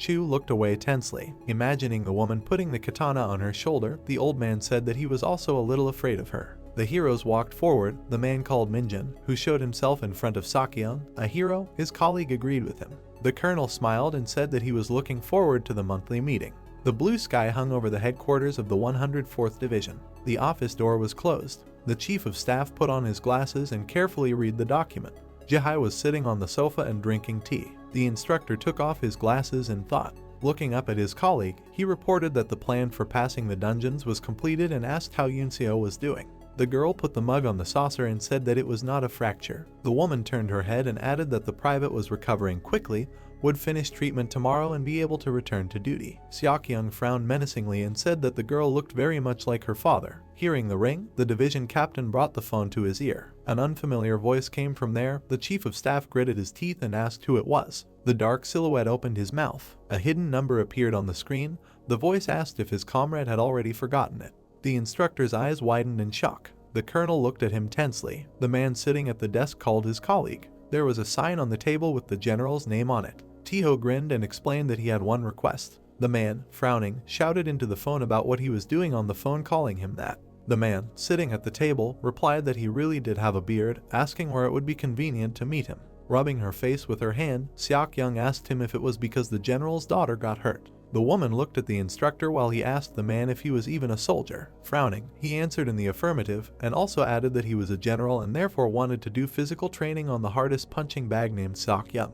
Clutching the phone tighter, he shouted at him that this was some kind of kindergarten. Squinting, he continued to shout that he was sorry that his daughter got hurt, but it was only during training. The phone cracked when the bearded man heard that he would not understand Tiho because he was still not married. Pounding his fist, he shouted at him to tell him where he was now. Red with anger, the instructor told him to wait for him where he was sitting. Clutching the phone tighter, he added that he got married not because he could not, but because he did not want to. Pounding his fist on the table, the man did not understand why he was silent. The girl, leaning over the instructor, told him that he simply ended the call. He squeezed the phone even tighter. Looking at the woman, he shouted at her to quickly contact General Tiho. The girl just looked at him. Opening her eyes a little wider, she told him that he should calm down because General Tiho had the right to be angry in such a situation. Looking at her, he added that she really complained to him and took his side. Turning her head to the man, she replied that the patient had been evacuated and the hospital should have notified the guardian anyway. The man turned to look at her as she continued to say that the guardian had a daughter who had been injured during training and had not been evacuated at the same time with the benefits provided for the end of the training, and he had enough to know about it.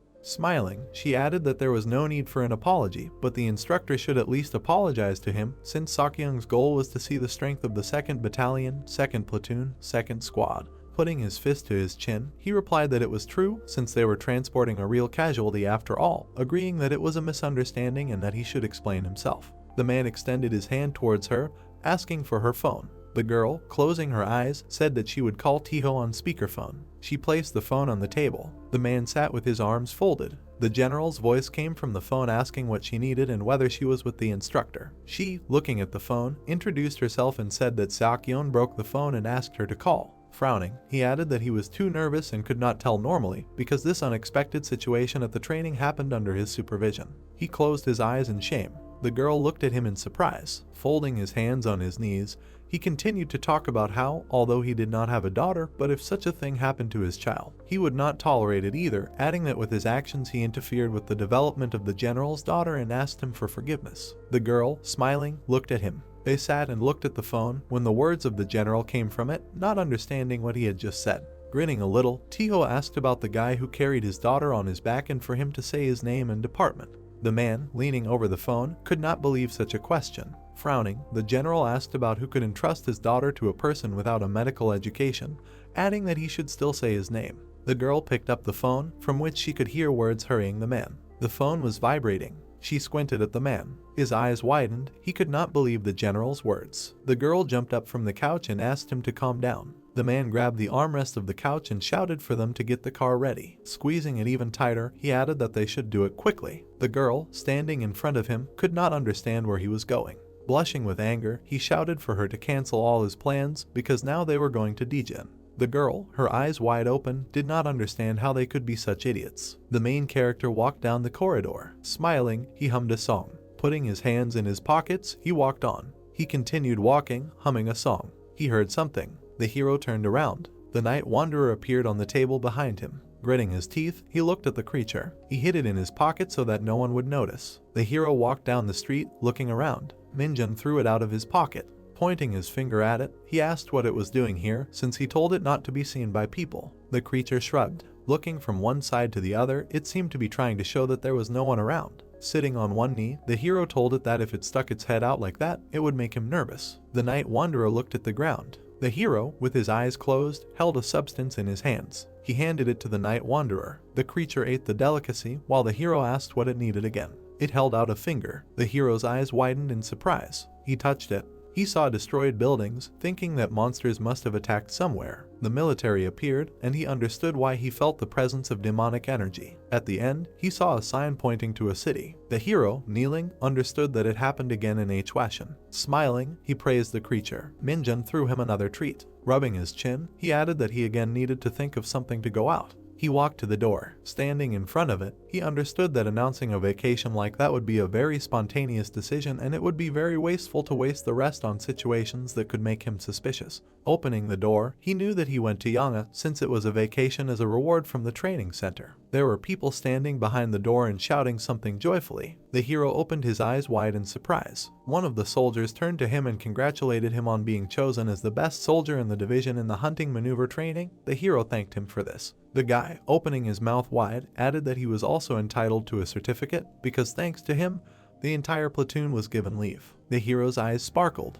The soldiers were very surprised by Minjun's question about whether he could go on leave tomorrow. Everyone was confused. The guy tried to explain that he was in a hurry, asking him if something had happened. Smiling broadly, the hero replied that everything was fine and he just wanted to rest tomorrow. Everyone stood there in even greater confusion. The day was clear. From that room came the words of that guy about what he would find out about the leaf. A destroyed city was visible. Taking one step, the hero realized that he was in Hwashin. In front of him were soldiers in masks. They noticed Minjun's silhouette. He looked at them, not understanding how it could have ended already and why there were so many soldiers here. At this time, they were talking to each other. The hero, frowning with anger, remembered the Night Wanderer. The girl, taking off her mask, turned to the main character. A residential area outside of Hwashin was visible. The military were cleaning this place. The girl, slightly removing her mask, said that she wanted everything to end here as soon as possible. Haiju, looking at her, explained that due to not the best results in the hunting maneuver training, the battalion captain got angry and advised her not to shirk work.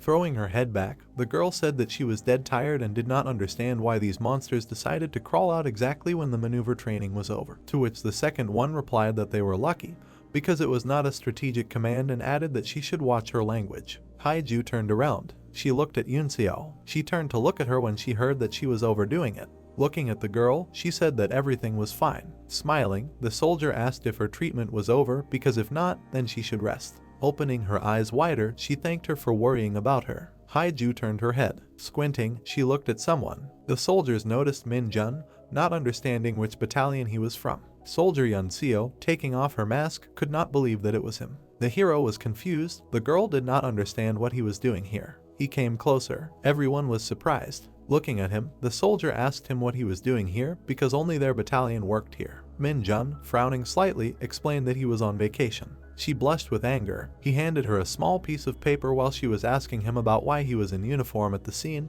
thinking that the hero might be a deserter. Reading the information on the paper, she realized that he was indeed on vacation.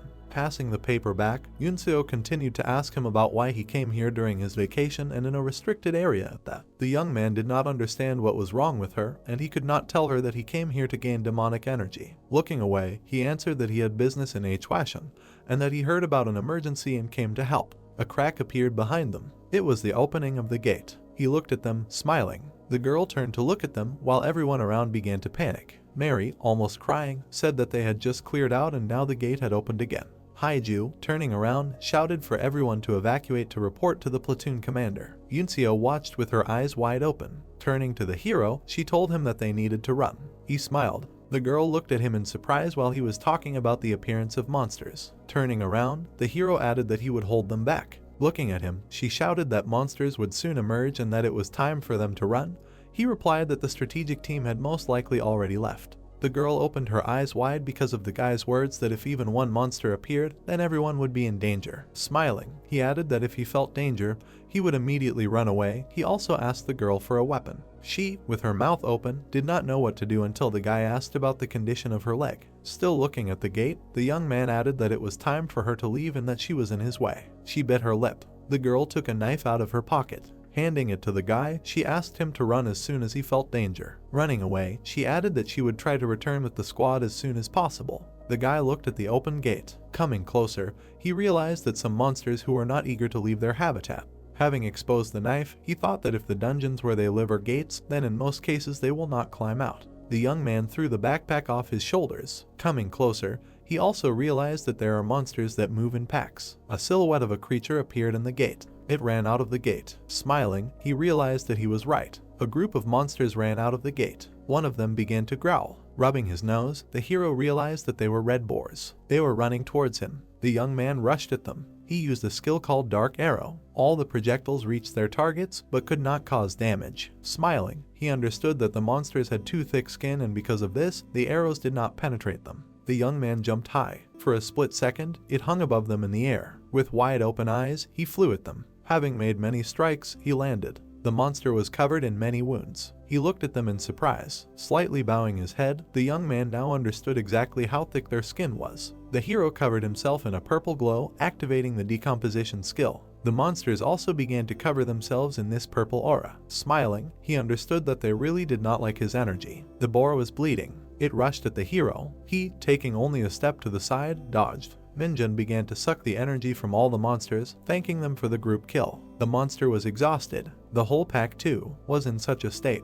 Raising the knife, the hero said that now it was definitely time to use the knife. Having made a series of blows again, he killed all the monsters, improving several skills thanks to this. The protagonist, looking at the gate, hoped that this was not all. Smiling, he waited for new enemies to appear. Hearing his name, the hero turned around. He saw an armed battalion approaching. The girl was shaking him by the shoulders. It was Lieutenant of the 4th Department Eun. She, wide-eyed, asked the guy if everything was okay with him, to which he answered in the affirmative. Examining the young man, she added that when the gate opens, you need to immediately evacuate and report what happened, also asking why he did not leave. To which the hero replied that because of the threat of monsters appearing, he decided to buy some time to evacuate his comrades. The girls looked at him in surprise. Looking at the guy, the lieutenant asked him what he was doing here and where he was from. The hero introduced himself. Taking the paper from him, she realized that he was on vacation. Looking at the young man again, she asked what he was doing here during his vacation. Lowering his head, the hero replied that he needed to stop by Hwashin on business,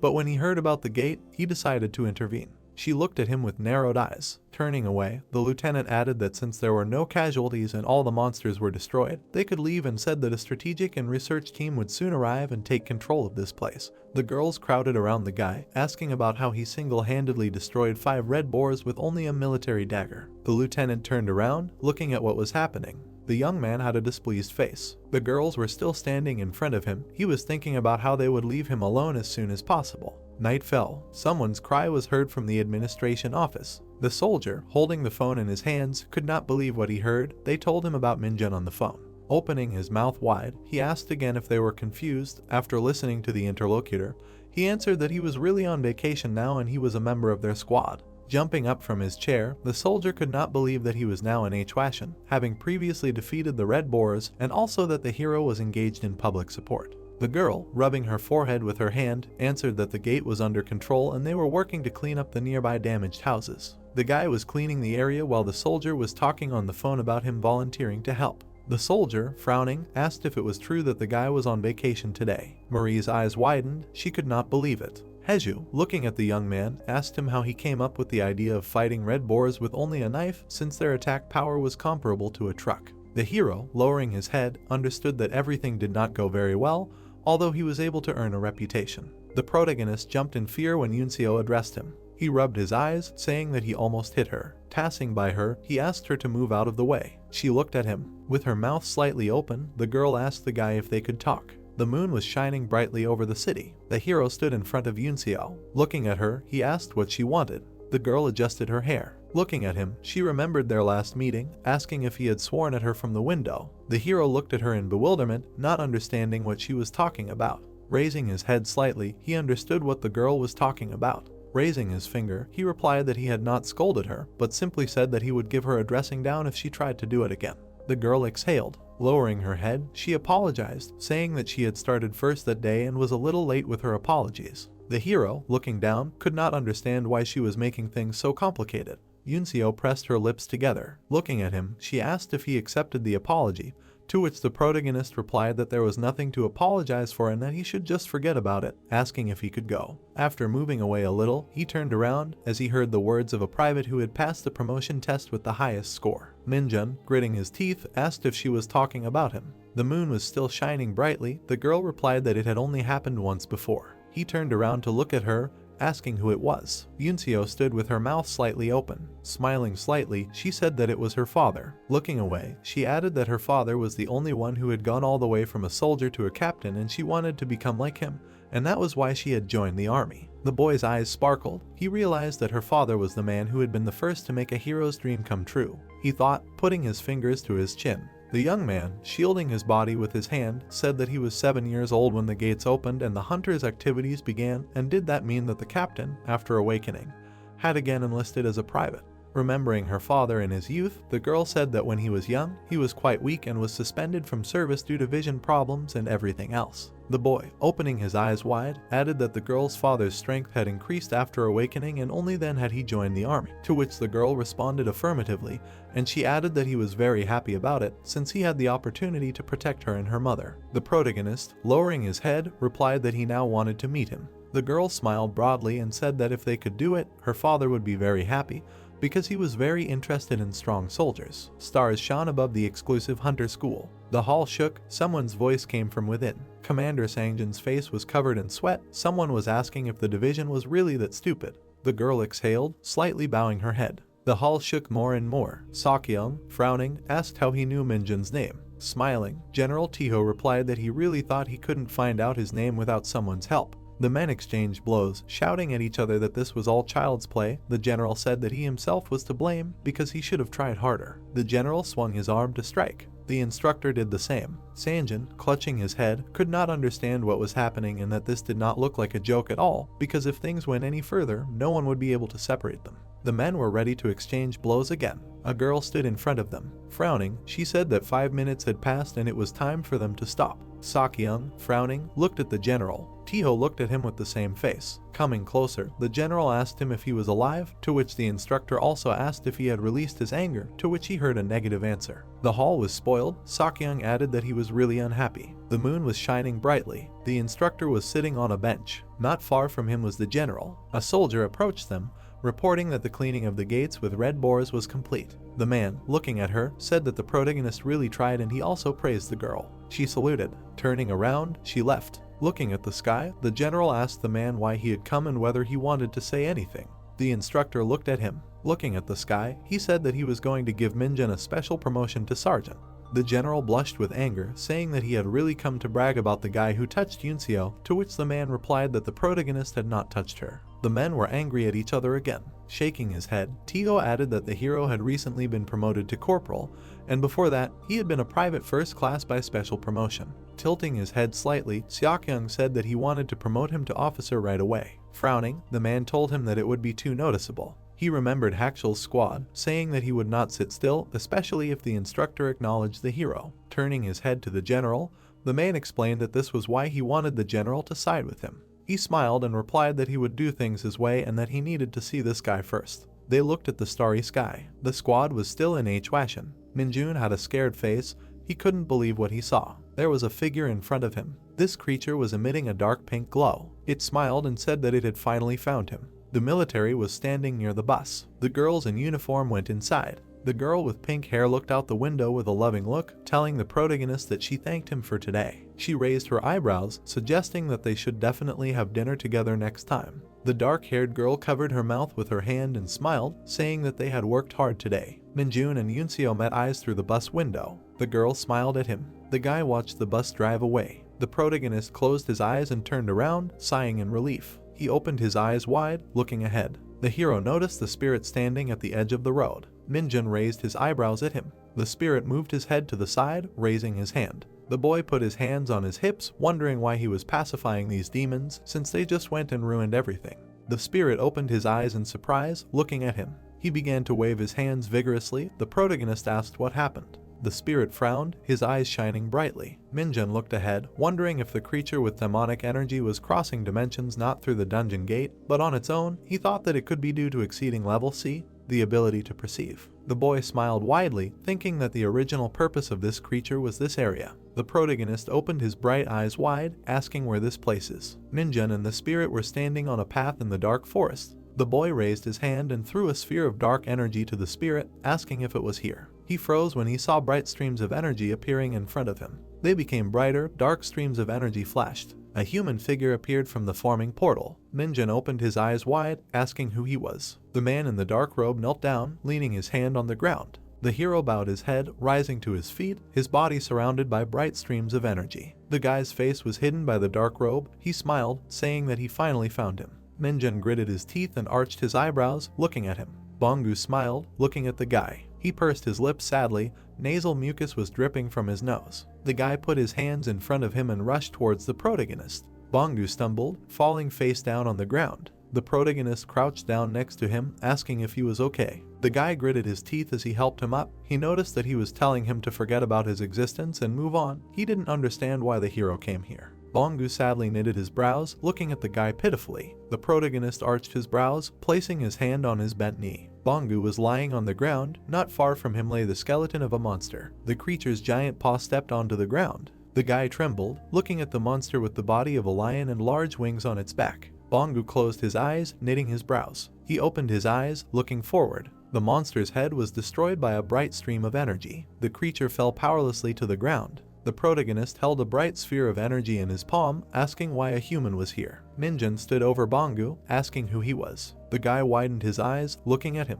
The hero arched his brows, asking if he was really dying. He knelt down in front of him, asking why he was so handsome. The protagonist opened his mouth, asking why he was silent. Bangu sadly knitted his eyebrows, asking if he was Minjun. The guy asked how he knew him. The hero's eyes filled with tears. He opened his mouth, looking at the guy. Minjun gritted his teeth when Bangu called him the hope of all night mages. The guy asked if he was a black mage too. The protagonist stood up, asking why he was so weak then, or was this normal? The guy turned around and raised his hand, asking what he meant by saying that he was the hope of all black mages. He told him not to say such things again, and since he was so weak, it was better for him not to get into such dungeons. Minjun stopped with his back to the guy, crying out in surprise. The hero turned around, asking what his name was. Bangu lowered his head, saying that he had no name. The boy's eyes widened as he looked at him. Minjun smiled widely and raised his index finger, asking if he was weak like a bug and also had no name. In that case, he would give him a name himself. He said that from now on, his name was Bangu. The protagonist put his hands on the boy's shoulders. He opened his mouth and began to shake him, asking if he was in his right mind. What was the boy thinking about when he was moving through the dimensions? Bangu's head shook quickly in different directions. He said that it was the protagonist who left them, leaving only a note. Their order was on the verge of falling apart, but he didn't tell them anything about it.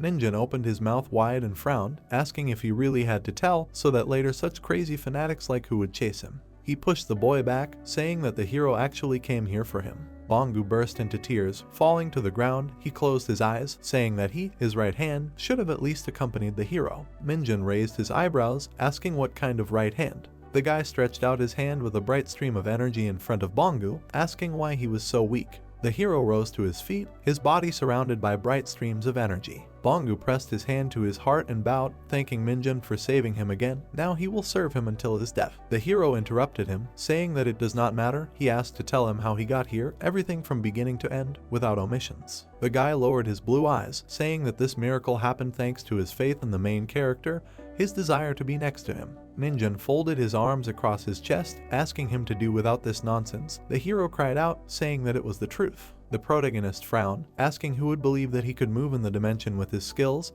He told the guy to tell the truth. Was he really sent here by that saint? Bangu looked at him, saying that they, his subordinates, only listened to his orders. The protagonist frowned, asking if he was really going to beat around the bush. He suggested killing him. There was a dark night sky above the forest. Bangu opened his mouth, saying that in fact, after the hero left, he was watching the saint because there were strange rumors about her. The guy asked what he was talking about. The events take place on a certain day. A black raven flew into a large gray building. He flew into a glass window in the roof. The black raven turned into Bangu. The guy knelt down, leaning his hand on the floor. He carefully looked forward from behind a white column. Every night, sewer sounds began to come from the temple. The boy watched a man in a helmet who was rolling something forward on a cart. Under a white sheet was a monster with bright eyes. A group of heroes in helmets were rolling carts towards a high door. There were rumors that monsters of incredible sizes were caught there, and there were also rumors that even traces of the caught monsters. No one went beyond the temple. No bones, no skin, not even a piece of meat. He did not understand how they managed to kill so many monsters without leaving a trace. Bangu carefully looked out of the slightly open door. He opened his eyes wide and opened his mouth, looking forward. The saint and the two heroes in helmets froze, turning to look at him. The boy smiled, quickly running forward. Dark streams of energy appeared around the purple magic seal on the floor of the temple. The main character grabbed Bangu by the collar. The boy opened his mouth, saying that he expected this. Minjun frowned and gritted his teeth, asking if this was true. The hero remarked that he would never lie to him. The boy raised his eyebrows, looking at him and thinking that Bangu appeared here for a reason. He removed his hand from his collar, asking if the boy really knew what this was. The protagonist opened his palm, showing him a fragment of the object. Bangu opened his mouth, saying that judging by the pattern, this was a fragment of the sword that the temple guards used. He asked if the hero remembered the sword that the guards used. Minjun gritted his teeth, imagining a tall man with a helmet and a sword in his hands. The boy opened his eyes wide, asking him to tell how he did it, how he got here, if not through the sun gate. The protagonist put his hands out to the sides, saying that because he was forced to fly for a long time, he almost died in the interspace. Bangu smiled widely, saying that he did not know about it. Minjun froze with a stone face, thinking that they were all crazy. He opened his palm, looking at the sword fragment. The protagonist opened his mouth, looking at his hand and asking what their goal was. The saint stood at the edge of the cliff. The events took place 1,224 days before Minjun returned to Earth according to the time of Asgard. The girl folded her hands in front of her. The wind streamed through her hair. She opened her eyes wide when she heard the guy ask what she wanted, since she called him to such a place. The saint turned around, looking at the protagonist. The girl tucked a strand of hair behind her ear, saying that sometimes going out like this and feeling the wind is not bad at all. The guy frowned in displeasure, looking at her. He gritted his teeth, noting that saying such words to a person who spends several days sleeping outside when he goes out is very stupid. The saint looked at him, saying that she did not think about her words because she herself cannot leave the temple. Minjun looked ahead with displeasure, asking why she called him here. The girl's hair was raised up by the wind. She said that several of her colleagues were seriously injured in the dungeon of Farks. In this religion, Sister Lumi is the best character. The protagonist opened his eyes wide and held his hand out in front of him, saying that there were no colleagues there, no religion there. Those fools followed her and were attacked by Farkas. The purification was already finished, which meant they would not die. The saint smiled, drawing attention to the fact that at first he had mistakenly said Darkund. It was from his homeland. The guy took a few steps forward. Minjun raised his head and opened his mouth, saying that there were no such people on Earth. Their caste was called Hound, and he had simply confused Farkas with Darkhound, which literally meant the same thing. The hero looked away, saying that no matter how much he thought, he still could not understand. He held his hand out in front of him, asking if the monsters in Asgard, which actually appeared on Earth, were not connected in any way. The saint widened her eyes, saying that it was true. As she had already said, the gates and monsters had started appearing in Asgard hundreds of years ago. If there was a connection between their homeland and his, then it was suffering from the same phenomenon. Giant monsters emerged from the blue portal, heading towards the people. A child was crying near the stone rubble, among which lay the bodies of a woman and a man. The girl turned her head to the protagonist, saying that doubts were natural, because he saw here the monsters he saw in his homeland, and besides, he himself came here through this gate.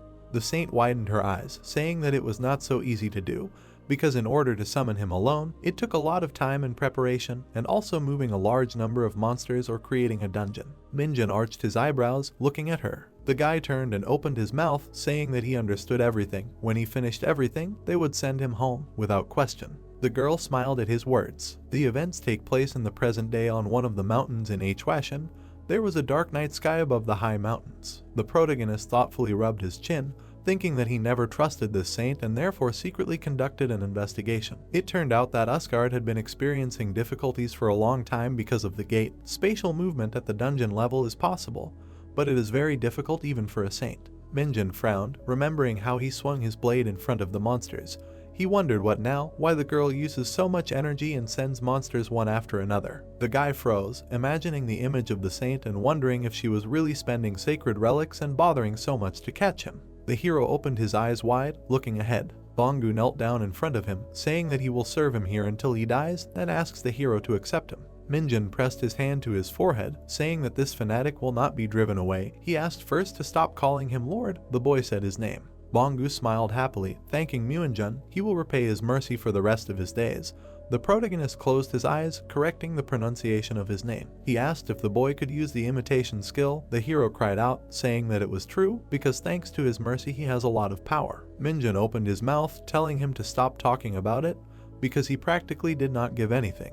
Bonggu smiled widely, asking for forgiveness and saying that now he can only turn into a small animal.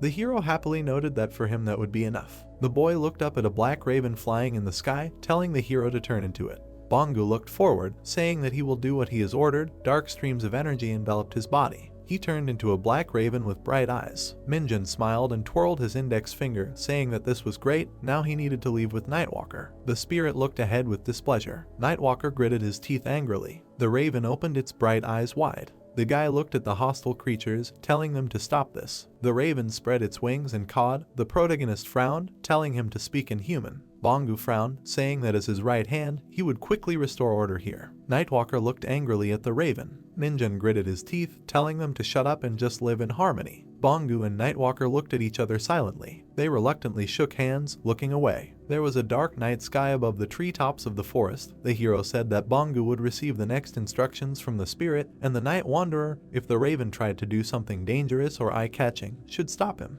The guy put his hands at his sides, saying that safety is above all. The creatures nodded in response. Minjun sighed heavily, saying that it was time to part ways. The raven and the night wanderer exchanged displeased glances. Bonggu's eyes shone brightly. The raven spread its wings, rising into the sky. The guy raised his head, looking after him. His stomach growled. There was a bright full moon in the dark sky.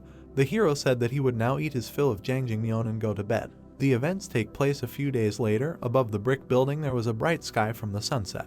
Wangshik smiled widely, saying, "Hung out." The heroes in the room looked at him in surprise. The guy stood by the locker, asking if he was completely nuts. The hero raised his hand, saying that he had recently started pretending to be a pigeon, so he didn't understand what was happening to him. Cho and Kim smiled widely, asking what was posted there. Wangshik frowned and grinned, saying that they posted a list of the platoon's quarterly performance in front of the administration office. The guy opened his mouth in surprise, adjusting his glasses. Sunho frowned when Kim asked if he was in first place again, since he had the most cleanups and training this quarter. Cho noticed that the guy was a point-earning machine. The hero closed his eyes, sighing in displeasure. Wangshik put his hand to his face, quietly saying that Sergeant Sunho got 75 points this quarter. Cho opened his mouth, asking if he was first in the platoon or even the entire department again. Kim widened his eyes, saying that he wanted to get at least 50 points, otherwise he would get a fine and a ban at the end of the year. Wangshik walked closer to the boys. He raised his eyebrows and widened his eyes, saying that Sergeant Sunho got second place. Cho smiled widely, saying that this was good news. Kim widened his eyes, asking who in their platoon got more than 75 points.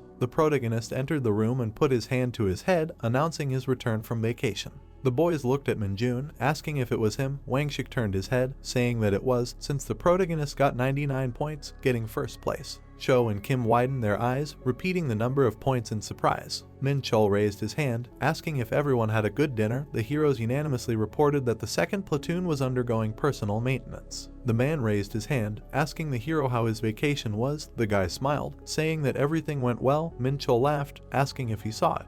The boys opened their mouths in surprise. The heroes widened their eyes, looking in one direction. Sunho did not turn around. The man held a stripe with 3 stripes in his hand. The heroes opened their mouths in surprise, asking if the main hero had really been promoted again in such a short time. Min Chol smiled, saying that an official letter came from the division headquarters today. The boy was chosen as the best soldier of the division in the last hunter maneuver training, and he also contributed to the work on the dungeon in Hwashin, for which he received an award in honor of recognition. The man congratulated the hero for receiving recognition from the general again. The protagonist smiled widely, imagining himself holding the man on his shoulders and kicking off a monster at the same time. Min Chol stuck the patch on the line of the boy's uniform. He smoothed it with his fingers. The heroes in the room clapped happily. The boy with the ponytail froze, his mouth wide open. He pulled out a folded piece of paper from his pocket. The hero unfolded it.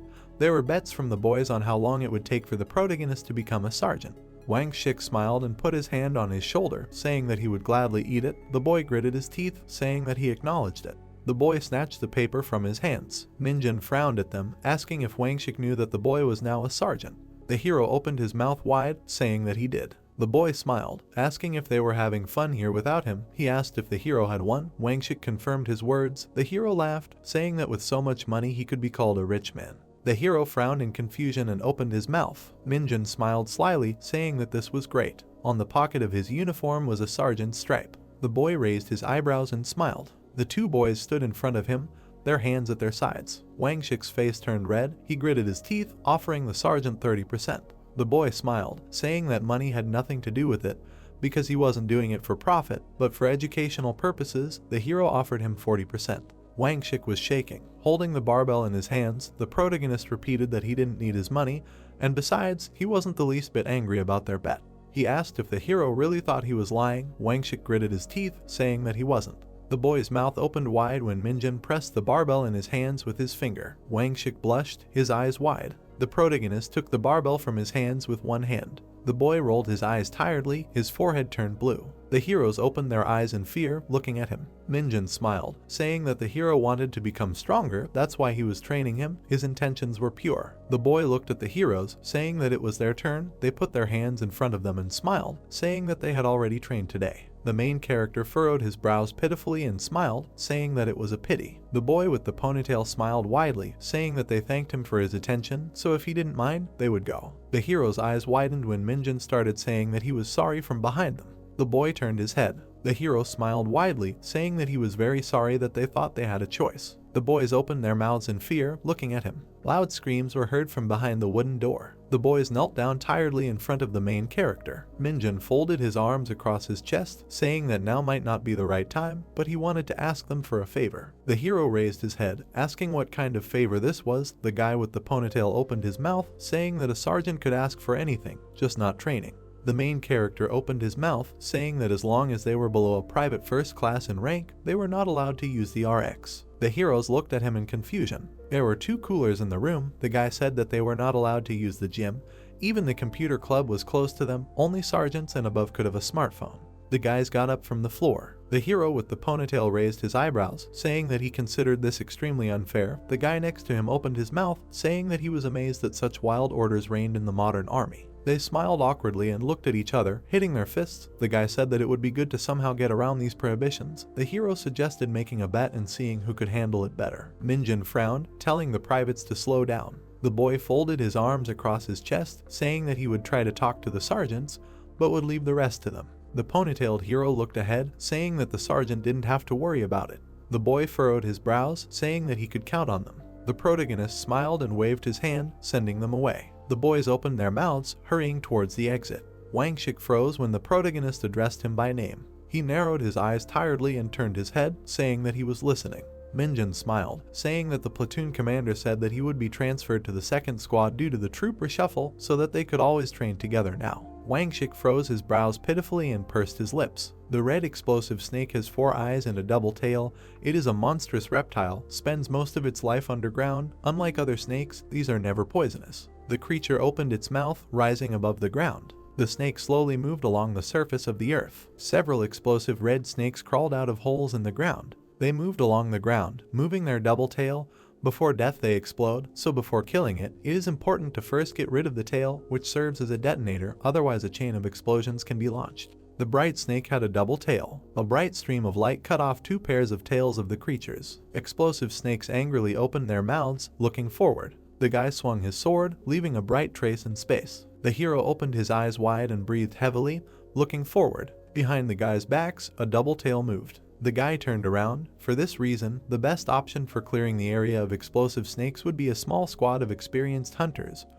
But someone else in Usgard caught a lot of them, so he alone is quite enough. The big red snake opened its mouth wide, approaching the boy. The hero gritted his teeth, holding his hand out in front of him. His eyes widened. The boy's mouth opened in surprise, looking at how the hero's hand grabbed the snake's body. On Minjin's back was a backpack full of bodies of such explosive snakes. He squeezed the snake in his fist, disabling its tail. The boy sighed in relief. Minchial looked ahead, suggesting a short rest. The heroes were standing under the tops of green trees. The man opened his eyes wide, looking ahead. The boy sheathed his blade. The protagonist put his finger on the status window, where it said that he had unlocked a skill, Agility Leap, Class E. This skill increases the agility stat by 5. Minjin smiled, thinking that it would be great if he got some class skill, but this is also good. This dungeon is a real treasure trove. The guy opened his mouth when Bongu tried to contact him.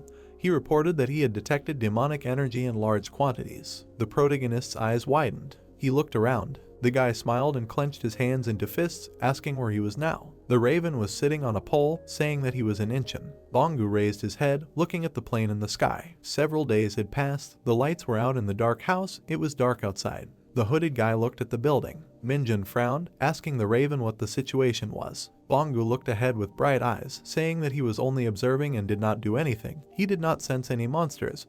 The energy was coming from the dungeon. The protagonist opened his mouth slightly, asking how many people were here. The raven opened its beak, saying that there was no one yesterday, but now there is one person in the house. Bongu remarked that it would have been better if the hero had come yesterday. The boy gritted his teeth, asking if he really thought that a soldier could get away that easily. He barely got an overnight absence. Minjun put a black mask on his face, saying that at first glance it might seem like he was about to commit a break-in.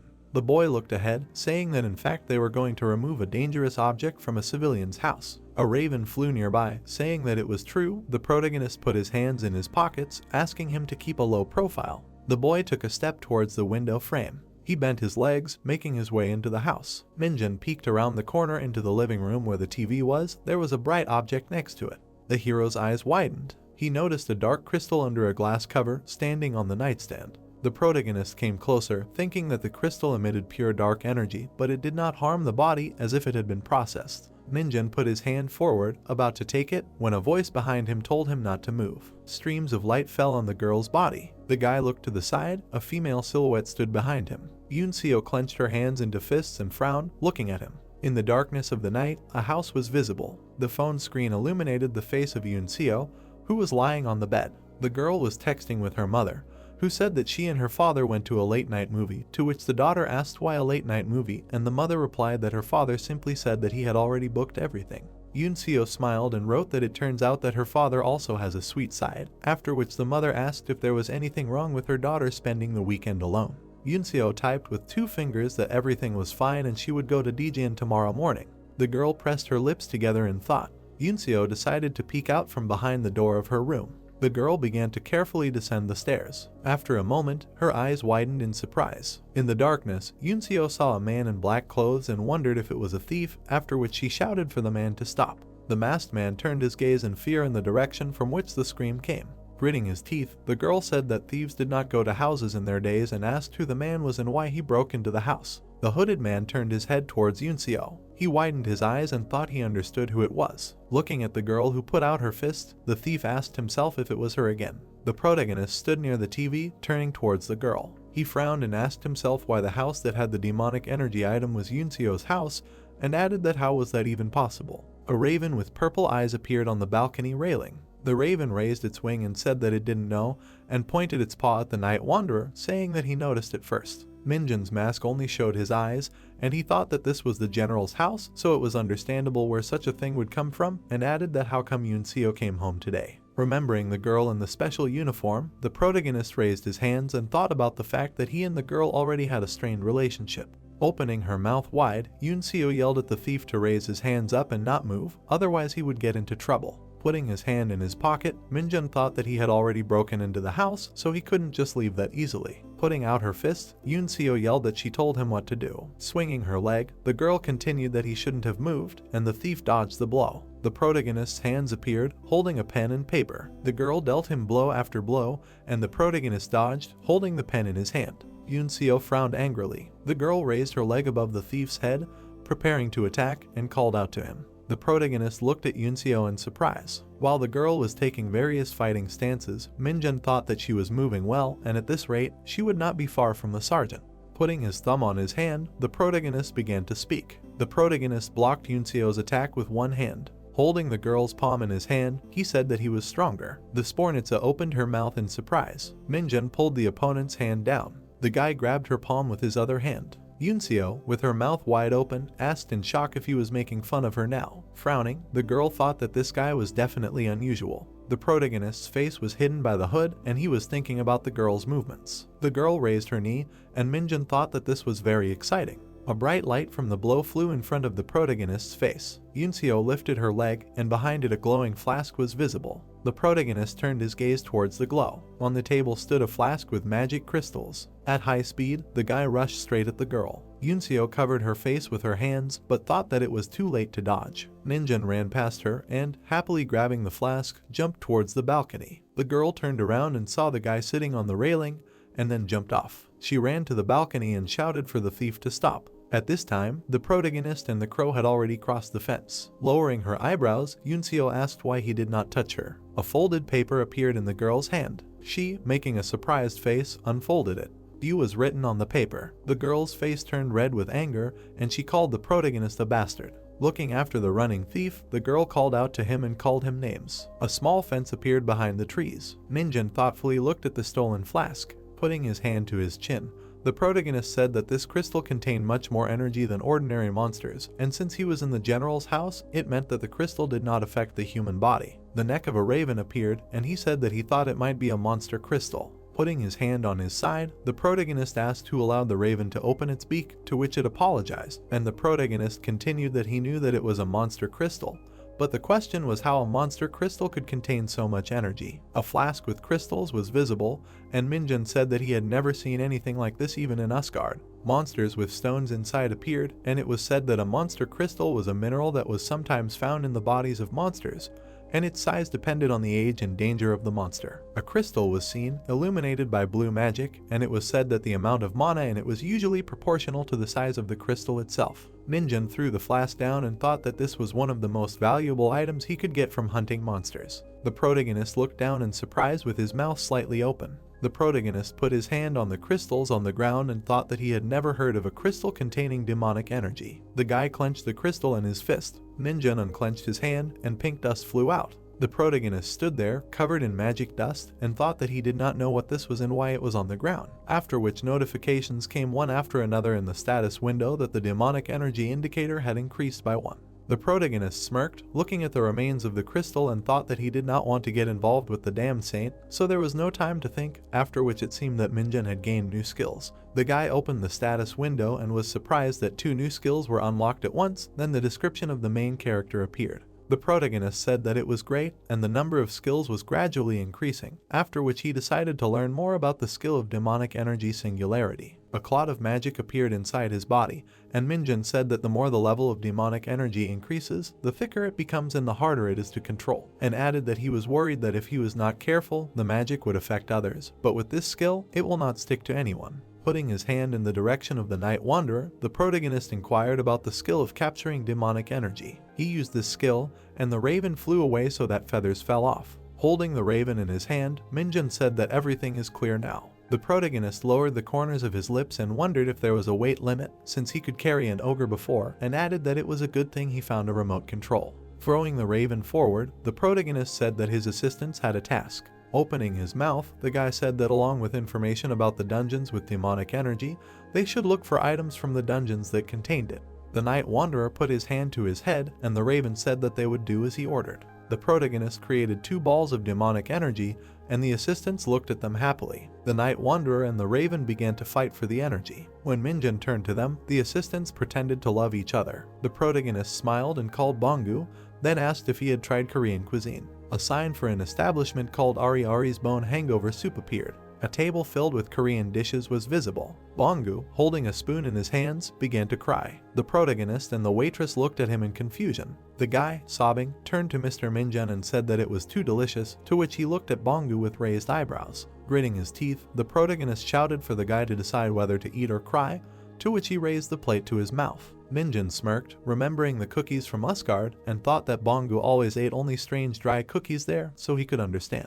The phone vibrated in the protagonist's pocket. The protagonist took the phone in his hand and looked at the screen questioningly. The chat of the 2nd platoon of the 2nd squad appeared, in which Wangshik was talking to himself, and Minjun remembered that he decided the issue with the ban on using the phone for those below the rank of corporal. Wangshik sent a message that they were assigned guerrilla training, to which the protagonist thought that this guy had been writing here all night. Sunho appeared against the background of the cloudy sky, and it was said what the training in a special area for awakened people is called. The fighters were sitting in helmets, and it was repeated that such training is called guerrilla training for hunters. Future hunters jumped with their hands raised up. Instructors walked between the students doing the exercises. Almost all the guys were crying from the weight, but only one of them was smiling. Information appeared that route number 3, a 3-rope bridge, began. The protagonist smiled widely when he saw this. The protagonist ran along the rope bridge faster than everyone else, after which Minjin climbed to the top of the wall, holding onto the rope. A man in a strange mask appeared. The instructor stood in a gas mask and, sighing heavily, began to speak. Looking at the exhausted group of students, he said that they had sung the national anthem to the 4th verse and memorized the Hunter's Creed. The doors of a small building were visible, and a man said that those who worked at night could leave, and it was said that in the regular army this training had a completely different meaning. A military shelter was visible, and an explanation appeared about how the guerrilla training for hunters was different from other training. The future hunters were resting on small cots, and they continued that it was not much different from other training and had already earned a bad reputation. Tauk, with his eyes downcast, cried, and his friend Chanti also shed tears. The future hunter was holding a bowl of rice in his hands, and it was said that the reason. The boys sat on their cots and ate silently. Tauk, lifting a spoon, said that he did not think he would eat this in his last year here. To which Chanti, looking down, asked if it wasn't because the division commander had branded them and what they had done wrong in general. Minjin entered the room, and the guy with red hair said that he had never even seen the commander and asked what his fault was then. The hunters continued to eat, and it was said that it was the inconvenience of having to leave the dorm and sleep and eat in tents in the open. Tauk, chewing rice, asked if his partner would like to eat, to which he, holding a bowl in his hands, began to say what would happen if he ate a lot. Gritting his teeth, Jiangti finished his answer by saying that he would have to go there. Jianggan entered the room with his subordinate. Minjin stood up and, putting his hand to his head, shouted that they needed to salute, and that the 2nd platoon was now on personal time. The commander asked the future hunters to listen to him, and said that they tried hard during training, and tonight all the instructors would be involved in night duty and raids, so they would be able to get a good rest. Chanan, with his mouth slightly open, began to say what it was for, and thought that this was the main purpose of the guerrilla training of hunters. Raising his fist, the commander shouted that it was to take out everyone in the trench fight tomorrow. The sky was visible, and a message appeared that it was all about a trench fight and that its rules were simple. The students stood under a canopy and loudly supported their partner. One of the hunters was fighting with the big guy Seungwoo. A square field appeared, within which the battle was taking place, and it was said that it denoted a trench, and the participants had to push out everyone except their team members, or neutralize the enemy. Seungwoo, gritting his teeth, looked angrily at his opponent. The big guy lifted the guy above his head. Swinging hard, Seungwoo threw the enemy out of the field. The remaining members of the team decided to have a fight with their rivals. The future hunters began to knock each other down. The big guy stood up for his team, and then they were shouted at that it was enough. Raising his hand, the instructor said that the team from the 1st Division, 2nd Company, 1st Platoon, 1st Squad had won the 3rd match of the finals, and a message appeared saying that it might seem like a simple confrontation in which hitting and using weapons were prohibited. Seungwoo's shirt got dirty, and it was said that the trench warfare during the hunters' guerrilla training was of special significance to the 4 battalions of the 104th Division. Behind the students, a man sat on a chair inside. Gritting his teeth, Junbyeom said that this guy was really tough and asked if they had won last year, too. Smiling, Seungkyeon remembered that Seungwoo was a corporal back then, and now he is a sergeant. Folding his arms and legs, Junbyeom reminded them that they had been going up against 10 squads in the morning, and Seungwoo had taken out 9 of them single-handedly, and then wondered what kind of stats this guy really had. Covering his mouth with his hand, Young-chul said that he heard that Sergeant Seungwoo had recently passed the promotion test. The lieutenant colonel then added that he also heard that the 1st battalion commander was delaying his promotion, to which Junbum frowned and asked the boy again. The man opened his mouth wide and shouted at Seung-kyeon if what the 3rd battalion commander had said was true, if he had known about the competition in advance, and if it was because he would not be fighting after his promotion. The 1st battalion commander closed his eyes and denied it, asking how he could have known in advance what the division commander would think. Adjusting his glasses, Young-chul heard someone ask who would want to hold a competition in this weather, and it was said that the competition was essentially a battlefield for the battalions. Colonel Jahai sat with her lips pressed together as she listened to Seung-kyeon shout that these were conspiracy theories. Young-chul replied that he had heard about it too, and Junbum asked why they were attacking the commander of the 3rd battalion and what was his fault. The instructor held up 4 fingers and said that the next ones would be the 4th Battalion, 4th Company, 4th Platoon, 4th Squad, and a notice appeared saying that the competition was also a place for commanders to defend their pride. Jihai pursed her lips and thought that this was the squad of the 4th Battalion that had passed the preliminary selection. 4 girls from the squad showed up, and Jihai asked if there was only one, and it was said that for the battalions that showed poor results, the amount of training would increase many times over. Seungwoo's team was resting under the canopy, grinning at the girls. The main character appeared, and the big guy looked at him in surprise. Seungwoo smiled widely and asked the guy if he was Minjun from the 2nd Battalion. The protagonist responded with pursed lips and asked what would happen if that was the case. Raising his hand, the big guy said that there was such a famous person present, a hunter who had risen to the rank of sergeant in a short time. Minjun, with his mouth slightly open, hesitantly thanked the fighter. Seungwoo smiled widely. Squinting, he said that there were a lot of expectations due to the rumors and asked what kind of idiot this guy was. Hanan frowned angrily. Wang Shik looked at the big guy from under his forehead. The guys started shouting, surprised by what this guy said. Seungwoo put his hand on Hanan's shoulder. Then he grabbed Wang Shik's shoulder. The big guy stood in front of them and pressed on their shoulders. Lowering his eyebrows, the fighter told them not to even think about it. The veins on Seungwoo's arm stood out. The boys stood there, gritting their teeth, thinking that the big guy was so strong that they couldn't even move. Soldier Seungwoo raised an eyebrow and said that they could just apologize. The protagonist sat there, watching the conflict between the hunters. Frowning, Hanan asked if there were others like the big guy, and Wang Shik turned to Sergeant Minjun and asked if he could stand it. The protagonist raised a finger and said that everything was fine.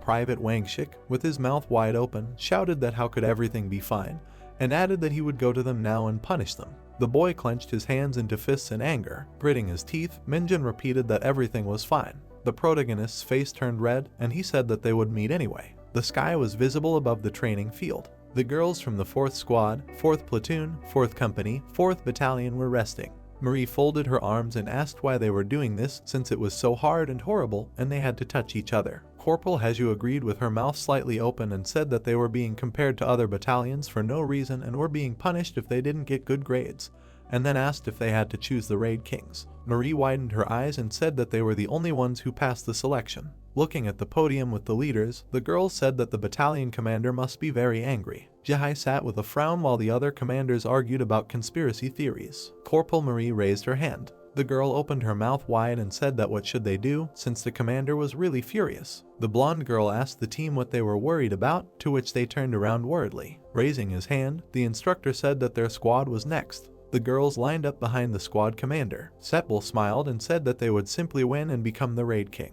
Marie opened her mouth wide and screamed loudly. Corporal Haiju was struggling with the guy while Marie was running away from another fighter. She screamed at the sight of the hand, and the big guy attacked the two girls. The big guy grabbed Privates Naeun and Cheon with both hands. A moment later, someone grabbed the big guy's shirt. Setbal saved her teammates by throwing the opponent aside. The guy choked, gritting his teeth. The squad leader jumped right on the fighter sitting on the ground. She quickly knocked him down. As he fell, drool flew out of his mouth. Setbal sat on her knee, and the opponent fell, doing a somersault. The girl shook her palms. Hearing the screams of Marie running away from the opponent, the squad leader turned around. The fighter almost grabbed the corporal with pink hair by the shoulder. The boy raised an eyebrow and told the girl to sing. Suddenly, Mary grabbed his hand. Then, with all her strength, she threw the opponent to the floor. Setbal stood with her hands on her hips. Corporal Mary stood over the defeated opponent, waving her hand. The girl smiled and said that it was like that because she told him not to come near. The corporal turned around and saw Haiju fighting a guy from the opposing team. Holding hands, the guy and the girl wanted to wrestle each other. The fighter turned his gaze in the other direction. Suddenly, a yellow-haired guy ran up to them. He opened his mouth wide and said that it seemed like they were missing someone. Suddenly, the guy turned upside down. Yunseo defeated the opponent, and he fell to the floor in confusion. The girl smirked. Holding the opponent's hand, Haiju thanked Yunseo. Then, the corporal with black hair threw the opponent away, leaving behind a powerful stream of air. Corporal Marie couldn't help but smile. Two guys appeared and looked at the group of girls. One of them asked the fighters if it was difficult for the four of them to push at least one, and added that it was not that he expected anything from them, but they still surprised him. Addressing the fighters sitting on the ground, the guy continued that in any case, the role of the elders is to carry the younger ones on their backs so they can just watch. Clenching his hands into a fist, the fighter said that everyone only talks about Senu. The future hunters with short haircuts rushed at the girls and shouted that this year everything will be different.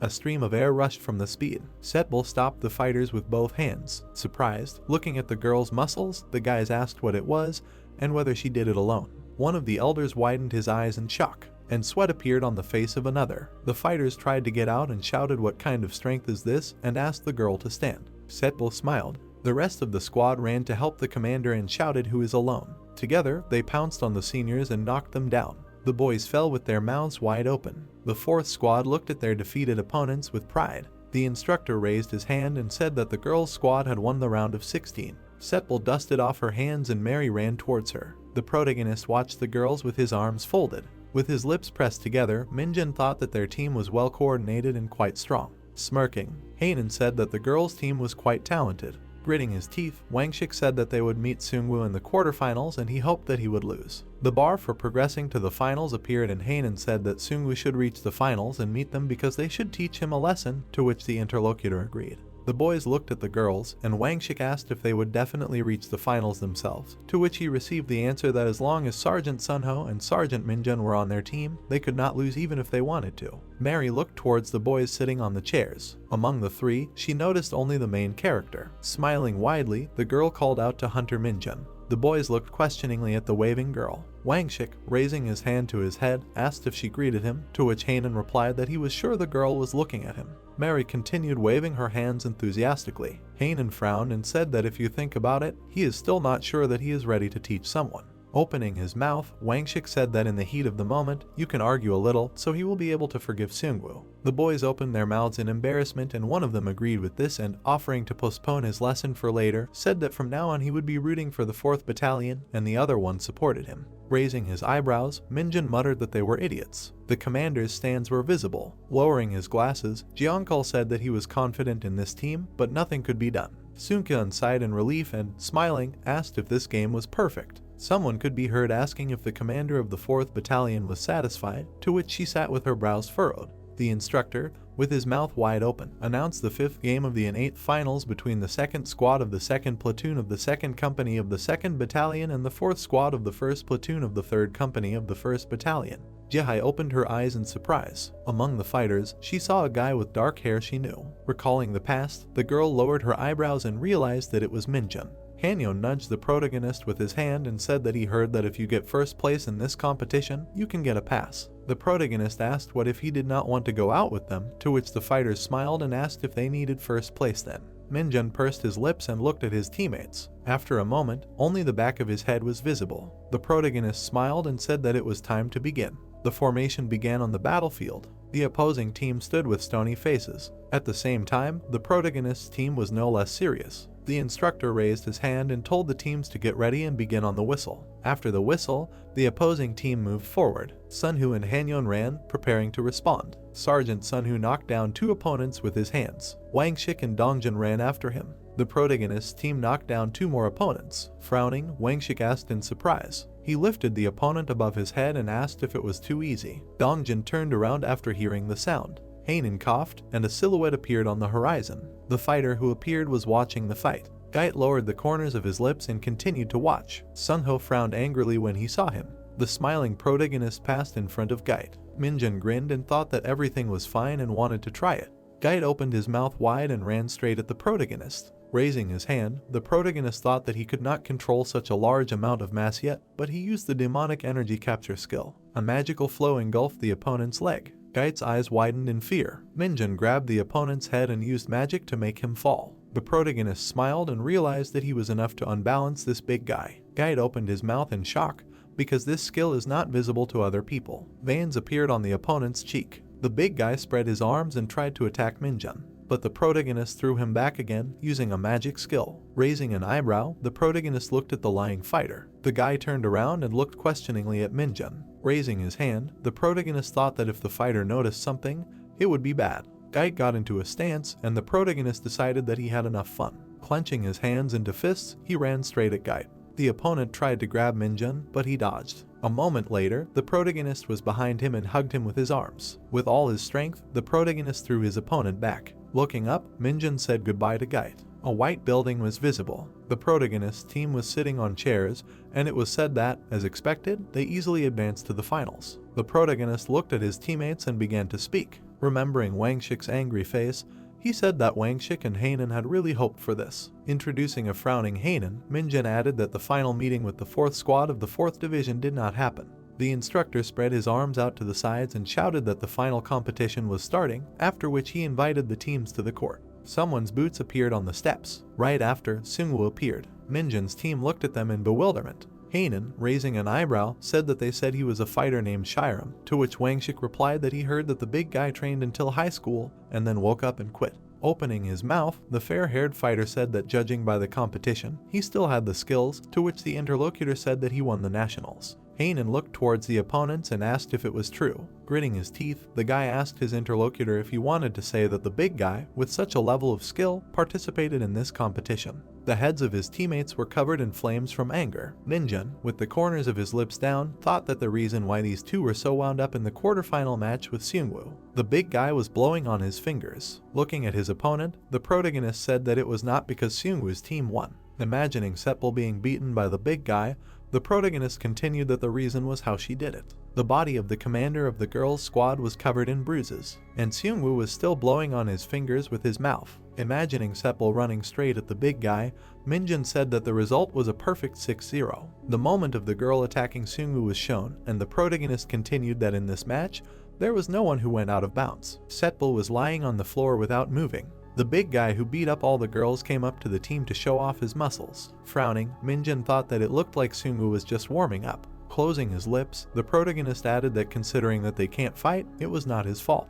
The girl squad was angry and upset about losing. Sepul's face appeared under the towel, and the protagonist said that the only ones to blame were those who were weak and couldn't respond to the big guy properly. Opening his mouth wide, Wangshik shouted that it was time for these fighters to learn ethics. Opening his mouth slightly, Minjun muttered that his partner still had a long way to go. Seungwoo's satisfied face flashed before the protagonist's eyes. Remembering his angry face, the protagonist thought that since his teammates were so angry at the big guy, they should just crush him into dust instead of getting excited in vain. The opposing team stood there again, making serious faces, to which Minjun's team prepared to teach them a lesson. Lowering his eyebrows, Hanyang asked if Seungwoo was going to fight them alone this time. The big guy smirked. Seungwoo narrowed his eyes and replied that it was impossible to do that with the famous Sergeant Sunho and asked who the guy was to ask that. He asked if Sunho thought he could win one-on-one, to which Sunho raised his fist. Wangshik's hair turned red at the sight of the big guy. Grinning, Seungwoo said that he was curious about the face he would make when he smashed his girlfriend, but he was still the same. Wangshik asked what he was talking about and which girlfriend, to which Minjun remained silent with his mouth slightly open. Recalling the squad of girls, Seungwoo asked if the pink-haired corporal was his girlfriend and added that she was waving happily and cheering hard for him. Wangshik opened his mouth wide and shouted that she was not waving at Sergeant Minjun and that it was not so. Hanan also shouted that it was true, because the protagonist besides Rumi from the game's strongest dungeon brawler doesn't have feelings for anyone, to which Seungwoo stood with his mouth slightly open. Both teams fell into complete silence. The big guy opened his lips and let out a breath. The opponent started laughing loudly and saying that the protagonist has feelings for the NPC at the very beginning of this flawed game, Rumi's sister. Hanan looked at Minjun in confusion, to which Minjun thought that the guy was a complete idiot. Wangshik and Dongjun looked at the protagonist in surprise. Seungwoo put his hands on his stomach, continuing to laugh, and shouted that he had heard of such a thing, but this was the first time he saw it, and added that the protagonist was one of those kids who meet a piece of a picture and called him pathetic. The instructor took the whistle and shouted for the teams to get ready and start on the whistle. Wiping a tear under his eye, Seungwoo said that he would go easy on Minjun because he needed to be returned to Rumi safe and sound. The instructor blew a whistle. The big guy stood up, saying something about Rumi's sister. The teams went on the attack again, only Minjun stood still. The protagonist's hair was fluttering in the wind. Flying up to the protagonist, Seungwoo asked if he had still come to his senses. The big guy's hands appeared, approaching the protagonist. Seungwoo's finger was getting closer to the protagonist's face. Suddenly, the opponents collided. Banshik opened his mouth wide. The commanders sat in bewilderment. The fighters, turning their gaze, were shocked. The instructor brought the whistle to his mouth. Minjun, wide-eyed, was scared and said that why fly in so suddenly, they even hit their heads. The teacher had sweat on his face from what he heard. The future hunters stood with a thoughtful face. Seungwoo put his hand on his face. He, wrinkling his eyebrows, said that he simply stumbled and let him try again. The protagonist raised his palm. The instructor looked at the leaders. He bit the corners of his lips. Opening his mouth, the teacher said that they should be careful and not create unnecessary conflicts, and repeated that blows were prohibited. He lowered his cap. Seungwoo, clenching his jaw, asked whether the protagonist had pulled off anything, adding that he should not hope that he would survive. Minjun repeated the question, grinning. The teacher, opening his mouth wide, shouted that the competition was continuing. The protagonist, lowering his lip, said that he had not started yet. The opponent, clenching his fists, did not understand what he meant. Frowning, he asked what he had in mind, whether he had decided to run away. Sun's pupils narrowed. The protagonist rushed towards the future hunters. He attacked them. One of the fighters began to cry and said, "Why him?" Sun, looking at this, asked why he was beating up his team members. Minjun continued to attack the students. They flew into the sky from the blows. The fighter took a stance, waiting for the protagonist. Putting out his elbow, he shouted whether he had completely lost his head. The protagonist fiercely pushed him. Sun, opening his mouth, did not understand what kind of crazy situation this was. The student groaned in pain. Minjun was throwing his team around. Looking at the smoke coming out of his mouth, the opponent said what was going on here. The commanders, hands on their hips, argued about whether to stop the competition, but he was not breaking the rules, and there was no reason to stop him. The leader, closing his eyes, exclaimed that it was okay to push out members of his team. Shijian, through the sweat on his face, thought about it. His interlocutor, leaning on a chair, wondered what was wrong with him, whether he could continue to turn a blind eye to this. The commander, stretching out his hand, said that if someone got injured, it would be on their conscience. Jihai, with her mouth slightly open, replied that the judge decided. The girls lying on the floor appeared, and she continued that, like in the previous competition, he decided. The leader narrowed his eyes. Jihai, turning her head away, sighed. She widened her eyes. Minjun and Seungwoo grabbed each other. Gritting his teeth, the enemy wondered what was wrong with him, scattered his comrades so that they were left one-on-one, and now wants to overcome him. Seungwoo took hold of the protagonist's belt and said that he was not the one to go for it, but he was strong. Grinning, he added that the main thing in Shuriam is not strength. Lifting the protagonist, he said that the main thing here is technique. Continuing to hold on to the protagonist, the student did not understand anything. Minjun lifted him above himself. He threw him with a crash. Seungwoo, with his mouth open, screamed loudly. The protagonist, looking at him, told him to get up. Leaning on his hand, the enemy thought why his technique did not work. Looking at the white pupils of the protagonist, he said that he was really dangerous. Raising his eyebrows, Seungwoo asked him to stand. He understood everything and wanted to give up. Minjun threw him on the bend. The fighter cried in pain. The protagonist, holding his stomach, began to lift it. Standing with it in his hands, he said that who allowed him to give up. Stretching his arms out to the sides, Seungwoo begged him to stop because he was giving up and leaving. Lowering his head, the protagonist asked about Rumi's sister. Throwing it again, he added that it was not just a piece of a picture. The team, with their mouths open, were surprised. The girls grabbed their cheeks. Yunseo widened her eyes. Seungwoo began to foam at the mouth. Minjun, looking down, said that this was his favorite character. The enemy was lying on the broken floor and thinking about what he heard. The instructor, stretching his hand up, shouted that the competition was over and the second squad had won. Black boots appeared. The protagonist bit his lips. The team looked at him with displeasure. Throwing back his palm, the protagonist said that he was a little nervous. The students, running up to him, began to rejoice at his victory. Clenching his fist, Wangshik said that in all the generations, there had never been such a spectacular fight in this competition, and added that he could so openly beat Seungwoo in a one-on-one fight.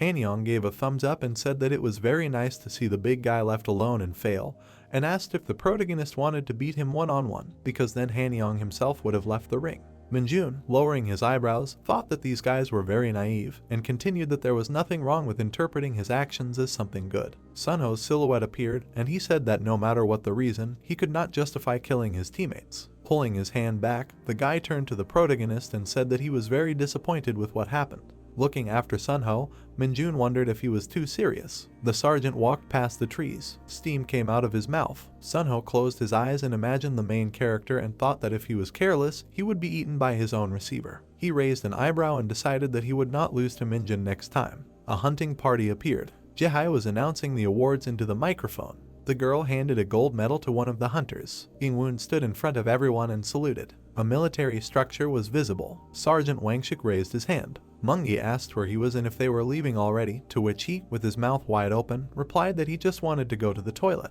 Wangshik angrily gritted his teeth and said that even though they were an army of hunters, why were they doing guerrilla training at a time like this, and asked when they would be returning to the base. Yunso came up from behind and hesitantly called out to the hunter. The guy's cheeks turned pink from embarrassment. He saw the cute hunter Yunso in front of him. The next day, after the short and hard guerrilla training of the 104th Division ended, it began to snow over the academy. Wangshik, with his hair disheveled, said that they needed to approach this matter with great caution. The sergeant turned down the corners of his lips and explained that caution must be above all, no matter what they got in the end. Dongjin frowned pitifully. The man asked him not to be afraid and said that they just needed to lure them to the meeting place. Hanyang turned his head and asked if his friend could handle his role. Kalho remained silent. The boys were sitting by the trash cans. Even before the fatigue from the training passed, they came up with a plan.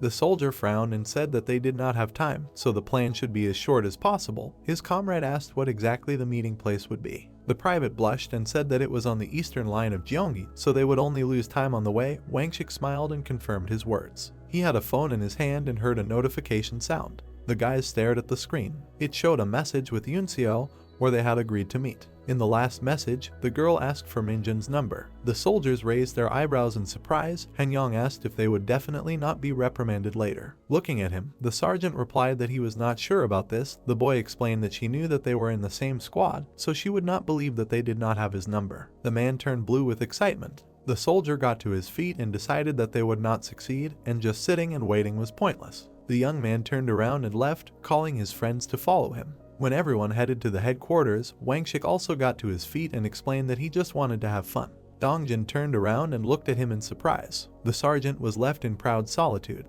The corridor of the military base was empty. The protagonist entered the training hall. A status window appeared in front of him. Minjun decided to check the results of guerrilla training. Remembering the battle with Seungwoo, the guy smiled and mentally thanked him. The young man put the plate on the barbell and realized that his stats were growing very slowly since they exceeded 60 units. The hunter lay down on the machine and took the barbell. The corporal smiled happily and remembered that his strength had increased by 5 units. The soldier did a bench press. Someone's voice was heard. The barbell fell on the rack. The protagonist stood up and asked what happened. Bonggu asked if he could eat kukbap. Minjun irritably clenched his teeth and asked why he was asking him this, because he had already been given money for food. The guy grabbed his hair and asked what was wrong with him. The wizard said that he had discovered some unknown energy. Veins appeared on the young man's tense face. The hunter rolled his eyes and asked if he couldn't have started with this. The mage lowered the corners of his lips and explained that he did not know what kind of energy it was, because there was nothing like it even in Asgard. The corporal looked up and asked why his comrade had stopped. Bonggu said that they had brought him kukpapa. There were many machines in the training room, and obscene language was heard from there. The soldier shrugged his shoulders from the anger that was overwhelming him.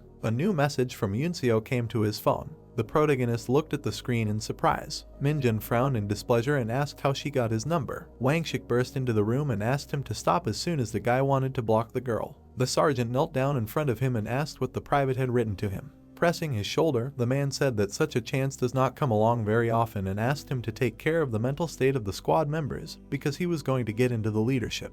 The young man furrowed his brows angrily and asked what he was talking about. The hunter broke away from his grip and asked if the senior comrade had really given her his number. The soldier opened his mouth wide and explained that he just wanted to go somewhere with everyone else, because in the army everyone risks their lives, and they should hold a small event to make it easier for them to hold on. The corporal clenched his teeth in anger. The soldier glared at his comrade and asked what was wrong. Wangshik wondered if Yunseo hadn't told him anything. The protagonist blushed with anger and asked what she was supposed to tell him. Smiling madly, Minjun reminded them that they were in the gym and asked his colleague to explain everything clearly. The sergeant turned blue with fear and swallowed nervously. A week later, on Sunday, a huge castle of Thunderland stood ahead. The polished boots of the soldiers were shining. The platoon was moving forward, led by a corporal. Henyang smiled and thanked him for his presence. The man clenched his fist and called on the traitor not to even dare thank him, because he himself had to suffer for this. The guy turned around, sternly knitting his eyebrows. The young man asked if his senior really thought that they came here because of him, and stated that Cheol-ho really wanted to be here. The hunter put his hand on his friend's shoulder and asked everyone to thank him. The sergeant smiled nervously and expressed surprise that Sunho agreed to go with them so easily. Hanyang looked at his teammate and called him a real man. The battalion commander closed his eyes and explained that it was better to go outside than to spend the whole day locked up with them. The soldier raised his hand to his forehead and asked where the 4th Battalion was. Suddenly, his cheeks turned red with embarrassment. The girls were standing nearby and smiling. The soldier glanced at them with admiration and suggested that they hurry up to the checkout. Suddenly, the guys opened their mouths in surprise. The protagonist shuddered. A tall man stood behind Yunseo. Chiho looked down menacingly. Wangshik rolled up his sleeves and thought that he was a bandit. Sunho raised his hand and asked everyone to stop. He saluted and greeted the general. Dongjin's eyes widened in amazement. The heroes looked at him in fear when the private said that he saw the commander of the 107th Battalion during his briefing. The girl grabbed her father's hand and reminded him that it was time to leave. The man smiled widely and explained that he simply wanted to get to know the faces of those with whom his daughter worked. The woman frowned pitifully and wanted to argue. Chiho waved her off and approached the soldiers. Minjun smiled. The general gave him a stern look. He took a step forward. The incredibly tall commander towered over the boy. The man clenched his teeth in disgust and asked if this was the same hunter. Among the trees stood a pink box office building. Marie smiled widely. The corporal looked back and suggested that their friends hurry up to the amusement park.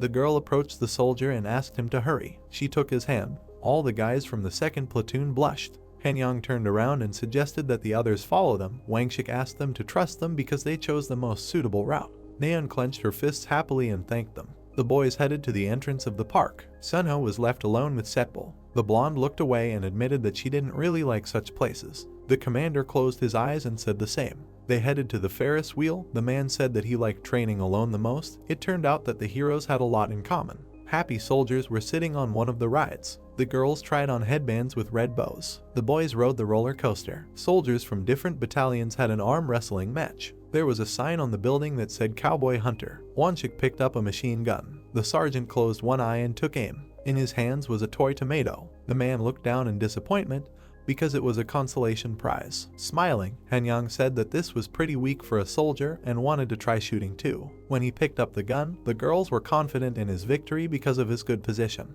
When he got a toy tomato in his hands, they laughed. The man grinned and remembered their conversation about the last place. The young man tried to justify himself by explaining that there were very strange bullets. The main character raised his eyebrows in surprise. There were prizes for different prize places on the table. Next to the second place sign, there was a keychain with Lumi. Seeing a collectible item released in honor of the first anniversary, Minjin smiled widely and was surprised that such a legendary thing was here. The guy picked up a machine gun and decided to do everything possible to get it. Clouds floated in the sky above the park, shots rang out. The owner of the attraction opened his mouth in shock. The young man put the machine gun on the table. The park employee said that he only fired 9 times out of 10.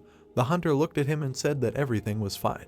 Chian looked at her friend and noticed that their comrade was about to burst with happiness. Nayeon asked why he did not want to shoot again. The owner of the ride gave the visitor a gift for second place. The keychain with Lumi ended up in the hands of the corporal. The girls gaped in amazement, not understanding what it was. The main character, flushed with happiness, was glad that they came here. His comrades smiled nervously. While Minjun was examining his prize, Wangshik pointed to the next ride. Yunseo approached her friend from behind. The girl looked up and asked what she and her father had talked about in private. The guy turned around and told her what had happened. Some time ago, the heroes were standing in the parking lot. Tiho looked down and apologized for distracting the military man from his day off. Looking at him, the young man replied that everything was fine and asked what he wanted to talk about. The general frowned sternly. The man grabbed the soldier by the shoulder. The veins on his arm stood out. The hunter looked at her suspiciously. The heroes stood opposite each other in complete silence. Suddenly, the battalion commander smiled and pulled his hand away. Tiho narrowed his eyes and noted the soldier's excellent training.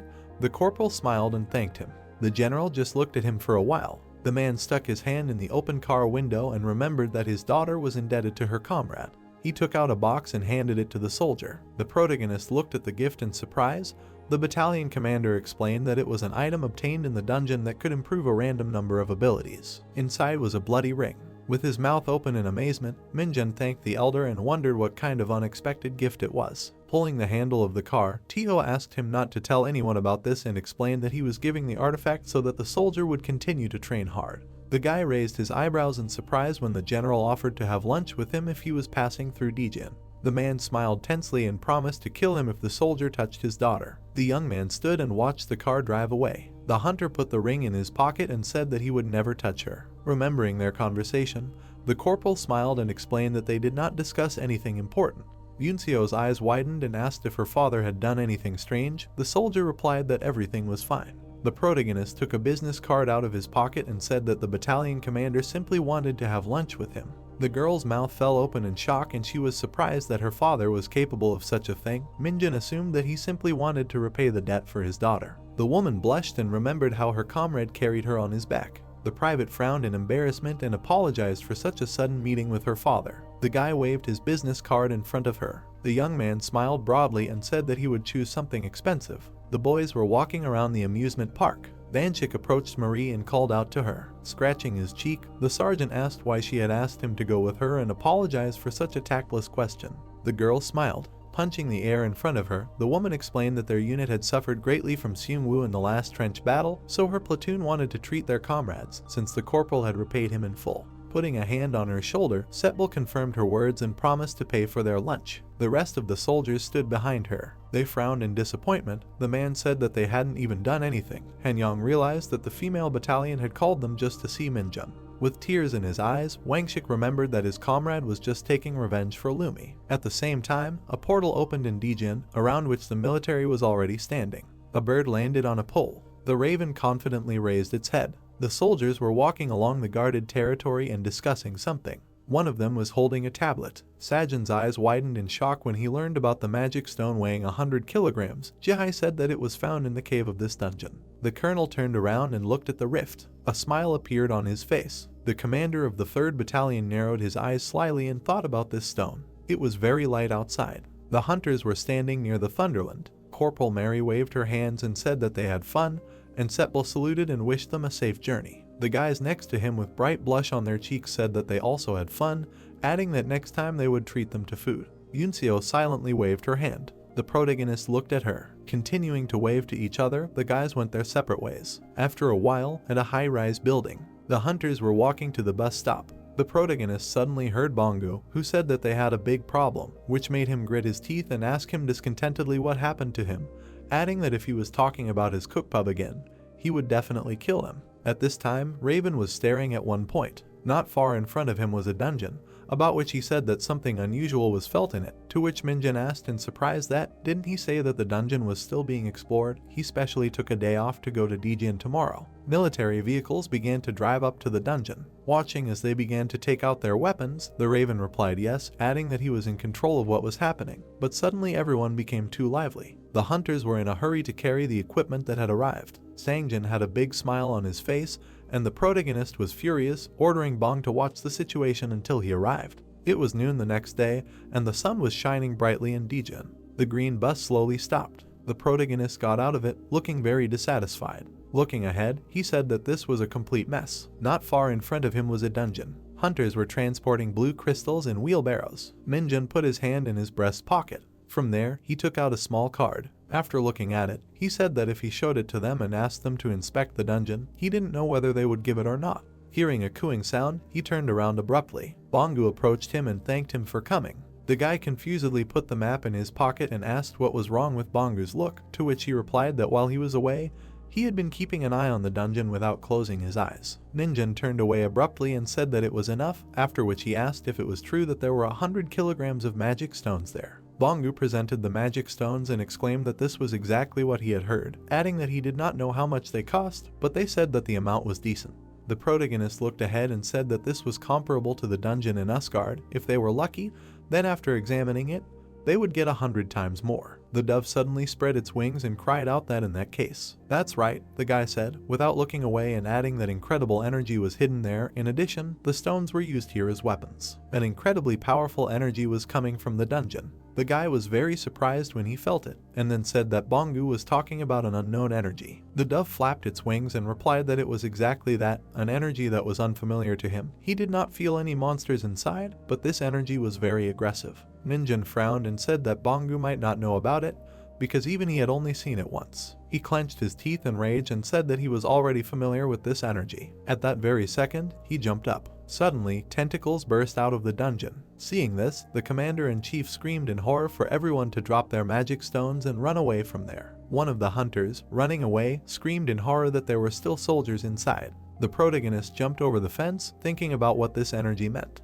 Bongu immediately said that this was a fake dungeon, after which Minjun frowned. He landed in front of a frightened Sangjin, who asked him who he was and that he should leave since the situation was not good. The protagonist quickly ran past him, shouting that he would reopen the dungeon from the inside, so this needed to be reported. The soldier turned around in fear, not understanding what the private was talking about since he couldn't go inside. Minjun, not listening to him, ran forward. The man heard running behind him, after which he noticed the protagonist. The guy ran up, jumping high. At that very second, he entered the dungeon. The portal suddenly closed. The man looked ahead in horror. He saw lightning strikes coming from the dungeon. The soldier gritted his teeth, sweating profusely. Minjun landed on the ground, reading in the system window that he had entered the dungeon. The guy looked up in surprise. In front of him stood the soldiers, shocked by his unexpected appearance. They stared at the protagonist with sweat on their faces. Minjun looked around, asking if there was anyone else besides them. Tisung spread his arms out to the sides and asked in surprise who the protagonist was, to which the private stepped forward and introduced himself, saying that he happened to be passing by. Turning around, he added that the situation was not rosy, so he would explain later, and then asked if anyone was hurt.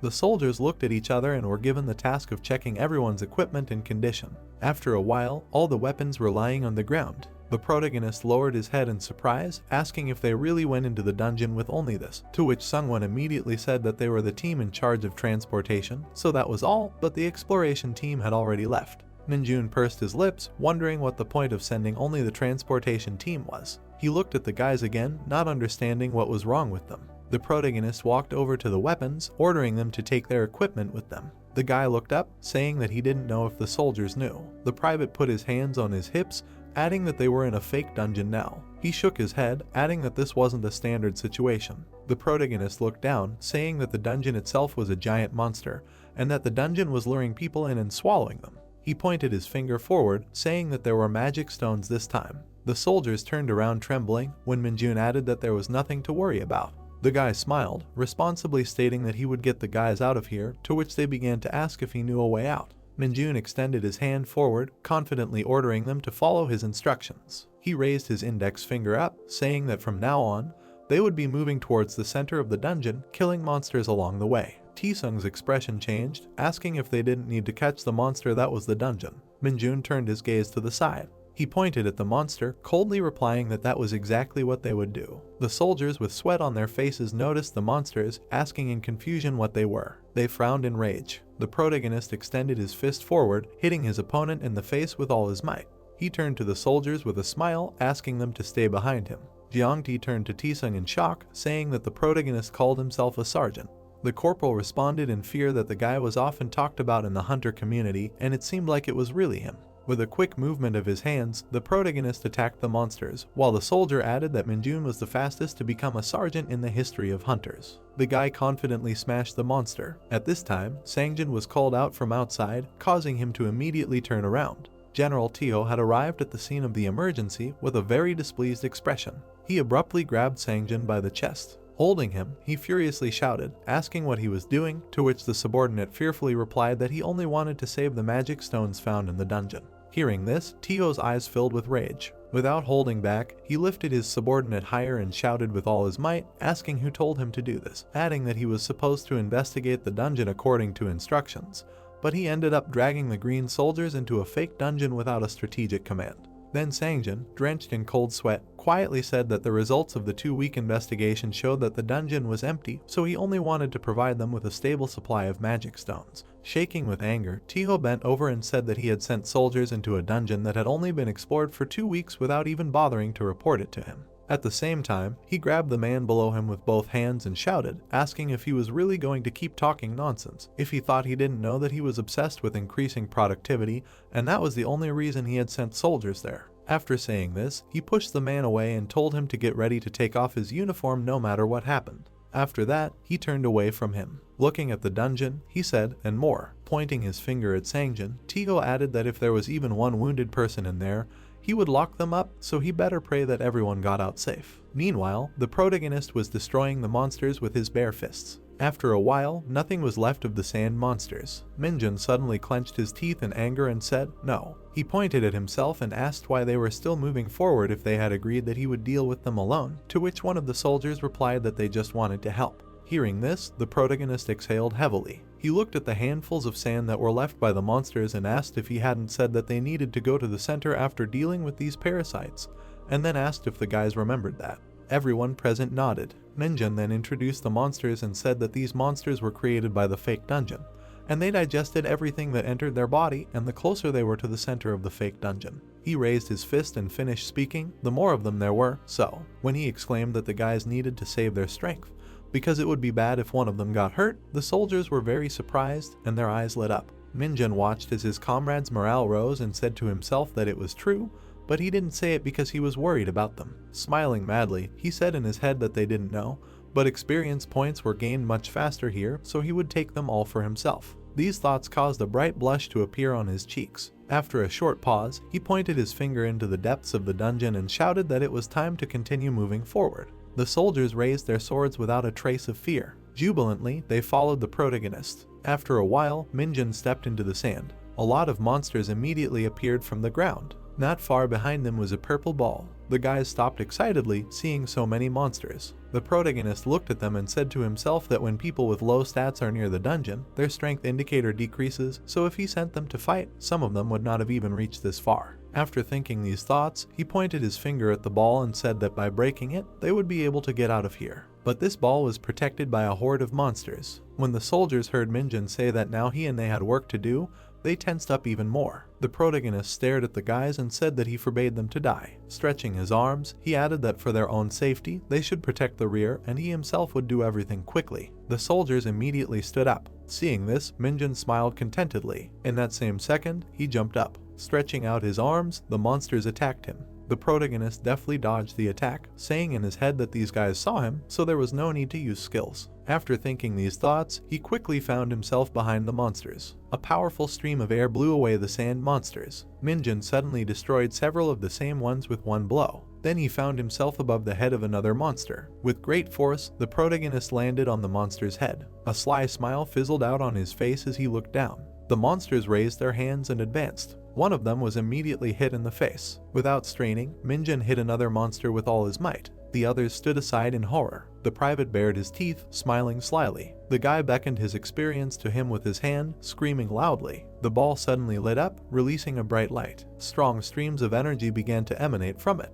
A drop of sweat from excitement immediately appeared on the protagonist's face. He recognized the poison in the ball, after which he turned around, ordering everyone to retreat back. The soldiers opened their mouths in fear, carefully stepping back. A huge stream of mana burst out at that very second. Minjin ducked, thinking that he was immune to the poison, unlike the guys. He began to accumulate energy in his hand, thinking that depending on the strength of the poison, the soldiers might not last long enough to get out, so he needed to go through the dungeon. Suddenly, a bright shine appeared. Something started to sparkle in the protagonist's pocket. Minjin opened his pocket in surprise, reading that the item reacts to magical power, so its hidden abilities were unlocked. He began to remember how the general gave him the item from the dungeon, and it has not been fully tested yet, but it improves a random ability. The protagonist began to examine the item, thinking that he was going to leave it until it became difficult to raise stats, and then wondered what kind of hidden ability it was. The guy was suddenly surprised by a message that appeared, which described a copy bracelet. Minjin widened his eyes in confusion, thinking, isn't it excellent luck to find this item so timely? He suddenly looked down again, thinking that this is great. A strong energy began to emanate from the guy when he remembered the appropriate skill. Black mana began to form in the guy's hand. At the same moment, a huge weapon appeared in his hand. The soldiers opened their mouths wide in surprise. Minjin threw the sword over his shoulder with a malicious smile. The protagonist looked down and said menacingly that in order to catch the monster, he had to go through hell, so he would never forget the unique skill of the Dark Knight.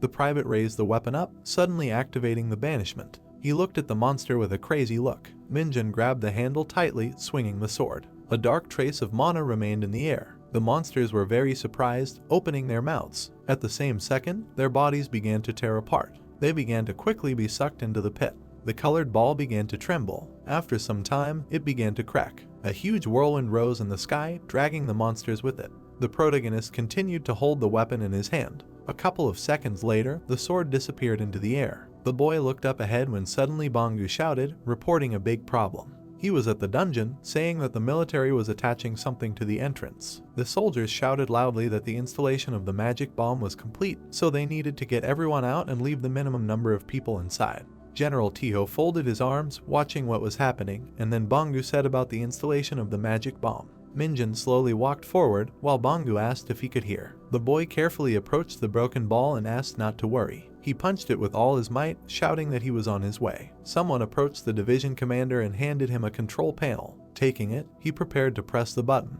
The man looked at the panel and said in his head that it would be good if he could use it to open the entrance, but there was a chance that the dungeon would lure people there again, and a similar situation would happen again. He looked at the magic bomb and added that if that's all it was waiting for. He suddenly remembered how he had been informed about the protagonist not long ago. The soldier in front of him had looked at him and said that they had found out that he had entered the dungeon with their men.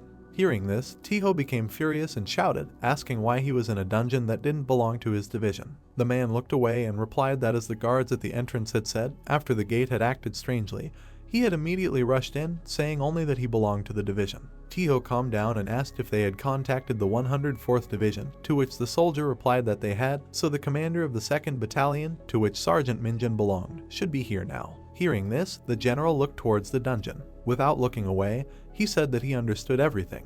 The dungeon was tightly sealed. Leaving his memories, Tiho continued to look at the magic bomb. Then he looked down at the control panel. A soldier suddenly came up to him from behind and said that all the soldiers had been evacuated to a safe distance, to which the general turned around and said, "Okay." Then he looked at the button again and said to himself that they had been there for 4 hours without proper equipment.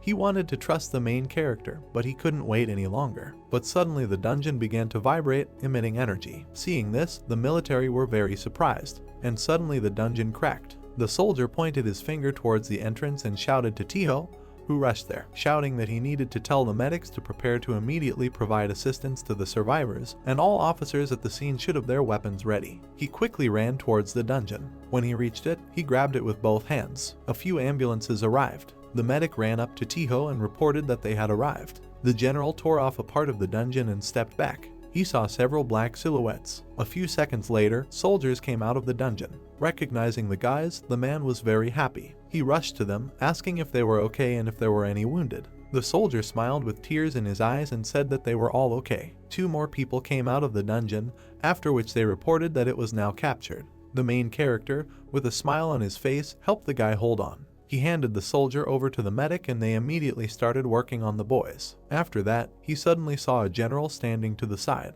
He immediately saluted him. A slight smile appeared on the man's face. He also saluted Minjun. That same evening, the headquarters of the 107th Division. The protagonist was in the general's office. Tiho put his cup on the table and said, "So." He looked at the papers and asked if he really had a day off, to which he replied, "That's right," after which the general asked how he got into the dungeon. Minjun smiled widely and replied that he invited him to eat together, so he was looking for him.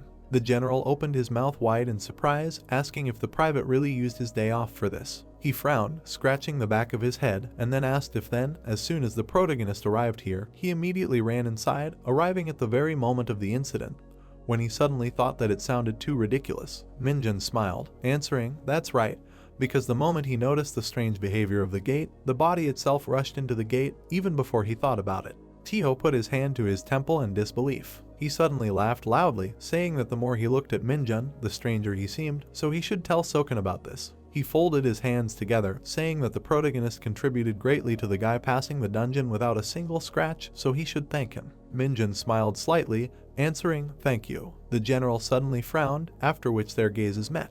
After a short pause, Tiho added that the guy stood out too much from the crowd. Looking away, he added that the hunter headquarters had already paid attention to the guy. The protagonist wondered if this was a good thing, to which the general began to think about what if Minjun got into trouble. He suddenly smiled, asking to tell him about it, because no matter what happened, he and the commander of the 104th Division would take responsibility. The protagonist happily thanked him, saying that if something happened, he would definitely tell about it. Tiho leaned on the chair, saying that he had a lot of work today that he would not be able to eat, but if the guy had a personal question, he could ask it, and the general would answer if he could, as thanks for saving him. With shining eyes, the protagonist wanted to ask about the promotion, to which Tiho put his palm forward, interrupting the guy, and then replied that he had nothing to do with it. Minjun was upset, his face quickly changed. He suddenly noticed a crystal on the table. The protagonist stood up from his chair, thinking that it was weak but pure demonic energy, that he realized it only now. Tiho grinned maliciously, asking if the protagonist knew what it was. Minjun shouted with a smile that it was the first time he saw such a stone,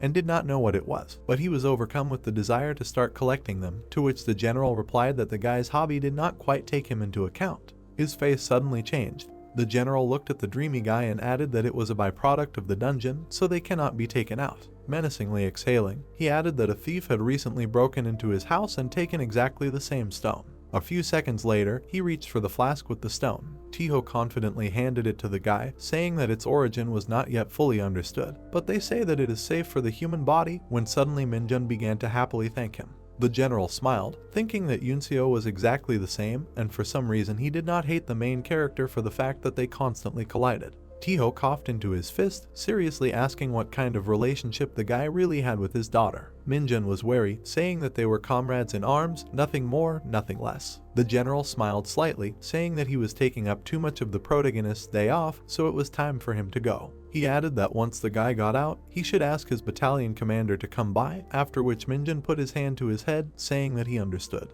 It was a dark night outside. The protagonist slowly walked forward, holding a stone in his hand. Bongu was enjoying his food, loudly shouting about how delicious it was, to which Minjun frowned, asking him to chew before talking, and then asked if the guy was really going to rouse everyone in the area with his shouting. The protagonist clenched the stone in his hand out of anger, asking if Bongu was serious. Standing in front of the system window, the guy saw his demonic energy level increase, and after it was finished, he thought if this was the limit, because maybe the indicator had increased so much, the efficiency of scoring was decreasing. Minjun read that a new skill, Demon Whip, had been discovered and was happy to see something new. At this time, in Gyeonggi-do, in the Hunter Central Headquarters, sitting in his office, the general was shouting furiously. He slammed his fist on the table and asked what Tiho was doing there to miss something like that. Changmo frowned, adding that they would soon come to the 107th Division for an inspection. He turned his gaze to the upset Tiho, shouting that it was good that everything ended so well. Soken looked at the general without emotion.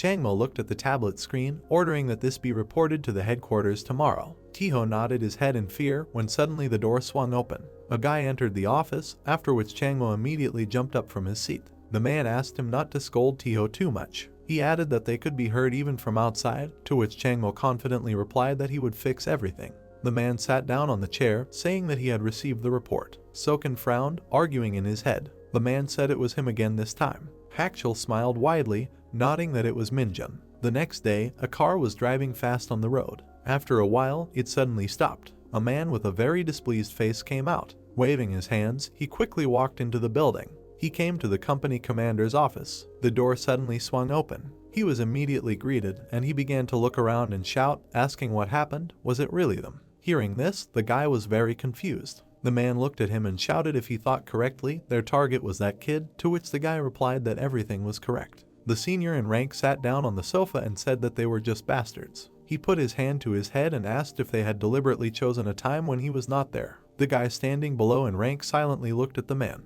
An hour ago, he was standing with the same expression on his face. There were two men standing in front of him. The first was Senior Sergeant Th1, a Special Forces hunter, and next to him was Sergeant Min-soo, a Special Forces hunter. The guy folded his arms and said that he understood what they were talking about. However, he looked at the men and continued to say that they came in the morning and asked for a meeting, but their employees had only returned from vacation yesterday. When he began to say that it was not much for them, one of the interlocutors extended his hand. When the guy fell silent, Th1 lowered his hand and asked if he didn't know who they were and who they came from, adding that they had a request for him. The guy got very angry and said that the battalion commander and company commander were not here right now, so it was not. But before he could finish speaking, Min-soo put his hand in his pocket. Th1 smiled and asked if he really wanted him to send him an official letter. He could do it right now. Min-soo opened his phone at that moment. The guy was scared, and Th1 said that they would just look at him and leave. He stared at the guy and ordered to call the protagonist. A few minutes later, the door to the office opened. Minjun gave the part and greeted everyone. Everyone automatically turned to look at him. The protagonist paid attention to the guest's clothes. Recognizing the stripe, he was very surprised and asked himself if they were not directly subordinate to the hunter's headquarters. The guy stood up and told Minjun to pass, but Th1 jumped up first, asking if he was Minjun. He shook his hand and introduced himself. Standing behind him, he asked with a smile on his face if it was true that he was the one who jumped into the fake dungeon and saved the hunters, adding that it was really amazing. The protagonist sat down next to his comrade and thanked the guys. Tiwon looked at him and said that the special hunter squad needed talents like him. Hearing this, Minjun was surprised and wondered if he was seriously recruiting him. The guests sat down opposite him, and Tiwon said that unlike regular hunters, they were mobilized for special occasions, conquering high-level dungeons, protecting important people, and of course, overseas missions. He raised his hand and continued speaking, but the protagonist did not listen to him, thinking that none of this mattered, because if he offered him a quick promotion, he would not be able to refuse. His eyes were shining and his cheeks were blushing. Tiwon did not take his eyes off the guy, saying that they were especially involved in investigating crimes committed by civilian hunters who are not part of the military, so the most important thing for us is combat power. With his hands on his legs, he said that the protagonist's active and excellent work had been noted by the headquarters, so they wanted to offer him a suitable position, along with a special promotion. Hearing this, Minjun was very happy and asked if it was a special promotion. Taewon slightly bowed his head and replied that it was true. Ordinary soldiers could not join their team, so if he accepted the offer, he would be promoted to junior sergeant right away. Suddenly, Minsu raised his finger and said that not only that, the special squad as a whole was promoted faster than others because they were sent to places where they could gain achievements. The guy smiled, thinking that there was no reason to refuse. The camera on his phone suddenly clicked. Taewon put it in his pocket, asking for forgiveness. There was another phone on the table. Minjun's expression suddenly changed. He pointed his finger at it in confusion. Minsu put it in his pocket, smiling and saying that this model is given to the special forces, and it is not a phone, but a device created for security because many of their missions are confidential. The protagonist's body trembled when he asked about the internet. He looked at the hunters, asking if he could use the computer if he wanted. Taewon put his fist to his mouth, saying that security is of utmost importance in the special forces, so the use of the internet and personal devices is strictly prohibited on the territory, and even during vacations it is advised to avoid it, after which Minsu added that if you look at their work, it is only a small inconvenience, but a great chance to devote yourself to the country and receive exceptional treatment in return. Minjun's face changed, thinking that these fools do not know anything. Taewon held out a business card, saying that such offers do not come to everyone, so it is better to think about it carefully, to which the protagonist confidently replied that he will just stay here. The hunters' mouths opened wide in bewilderment. Taewon frowned angrily, asking what the reason was. After a short pause, the protagonist began to explain what would happen if he went to the special squad.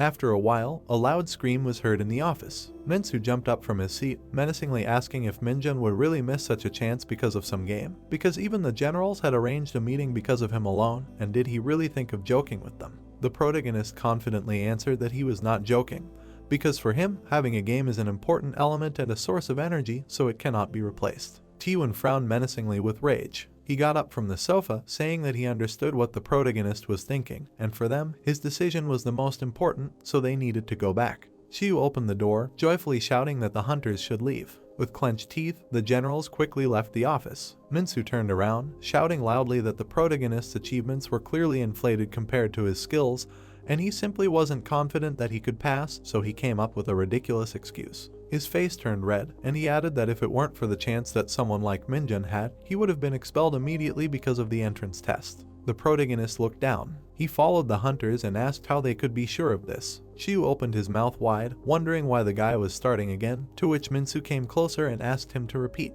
Minjun quickly turned to the side, asking how they could be sure that he would fail when he didn't even know what the test was. The hunter came closer and closer to him. Minsu pursed his lips in anger. Frowning, he asked if the guy really wanted him to test. Xiu extended his hand forward, begging Minjun to stop, and then asked the sergeant what he was going to do. He suddenly felt a hand on his shoulder. Turning around, Taewon was looking at him with a smile. He bared his teeth, asking if they could use the training room. After a while, the protagonist stood in front of Minsu. Taewon and Xiu were watching them carefully from the side. Minsu held a gun in his hand and explained that the entrance test was a free fight with a senior hunter from the special forces, and if the protagonist was unsure, it was better to say it now. The protagonist looked him in the eyes, starting to talk about it, although he was not going to join.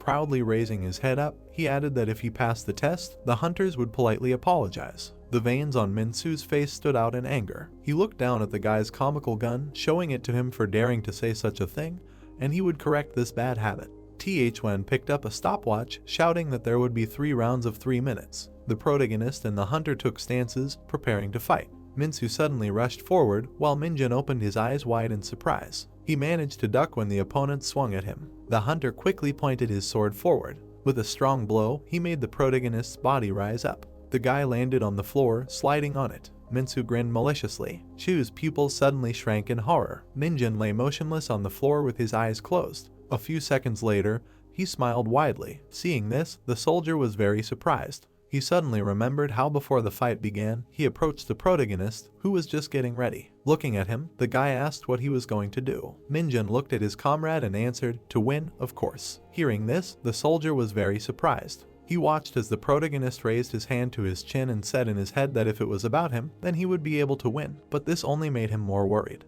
Minjun suddenly lowered his head and asked if he won. Looking at his comrade, he finished, "There will be no problems later." The soldier turned to the guys from the special forces and replied that no matter what, the people in it are quite self-confident.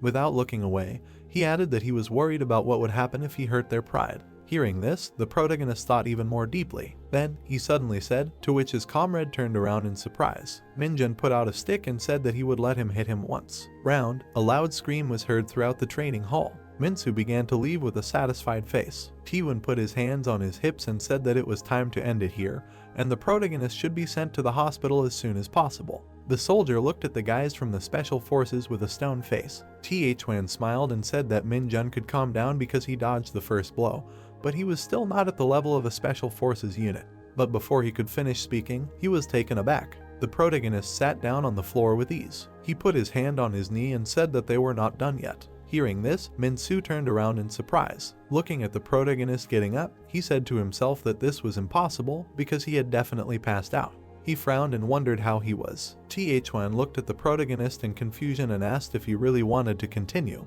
adding that even though this was training with regular weapons, if he overfights and gets injured, they will have problems. Minjun smiled and said that there was no problem, then offered again.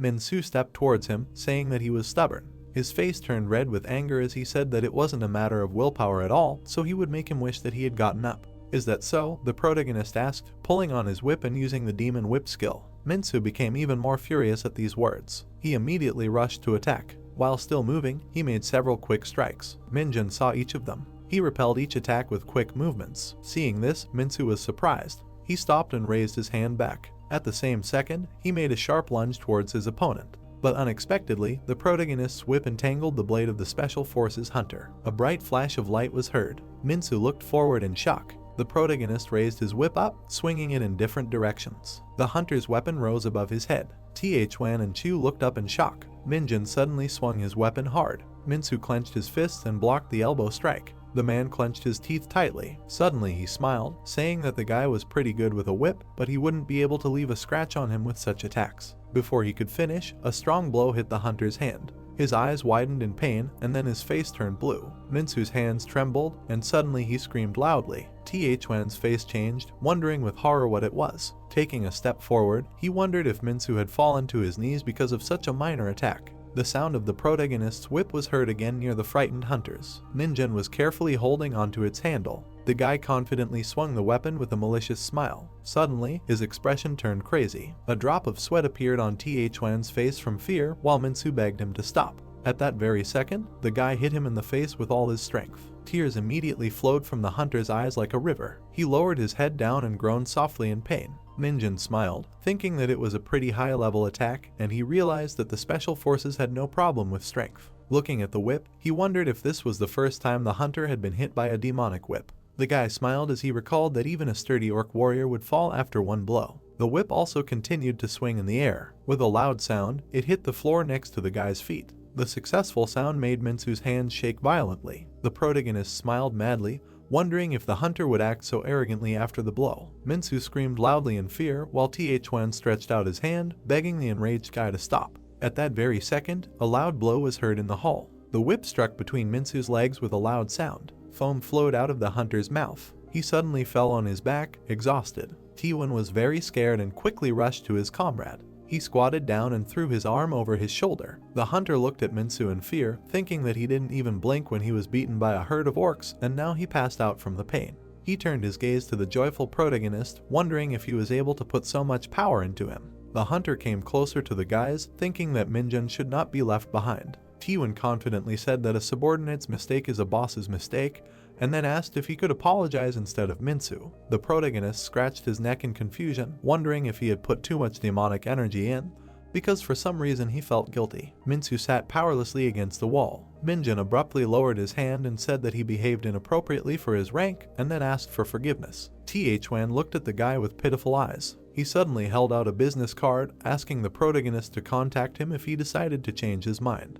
Xiu ran up to the hunters, confusedly asking if they wanted to come to the hospital. After a short pause, Taewon shook his head, saying no because they were too tactless today. Xiu bowed, seeing the hunters out. The protagonist raised the business card up, saying that everything ended well. After a while, a loud laugh was heard in the office. The general laughed loudly and shouted that this was wonderful. He asked where Sergeant Min-jun was now. Xiaomin looked away and said that the guy was currently in individual training. The general pointed to himself, saying that he would personally report to the division commander that the protagonist rejected the special forces offer because he thought they would be happy. He offered his hand to his chin, thinking that today's incident only increased Min-jun's value to the special forces, so the division will not give up so easily. The soldier was surprised, then asked if they should not do something, to which the general, after thinking, replied that the boy should not worry because the division commander was expecting something like this. He dreamily raised his head up, smiling widely. The boards on the floor were broken while the general waited. Min-jun hit the wooden board with all his strength with his whip while the man thought about the offer. The protagonist thoughtfully looked down at the weapon when suddenly the general finished his thoughts about the division commander's offer to Min-jun.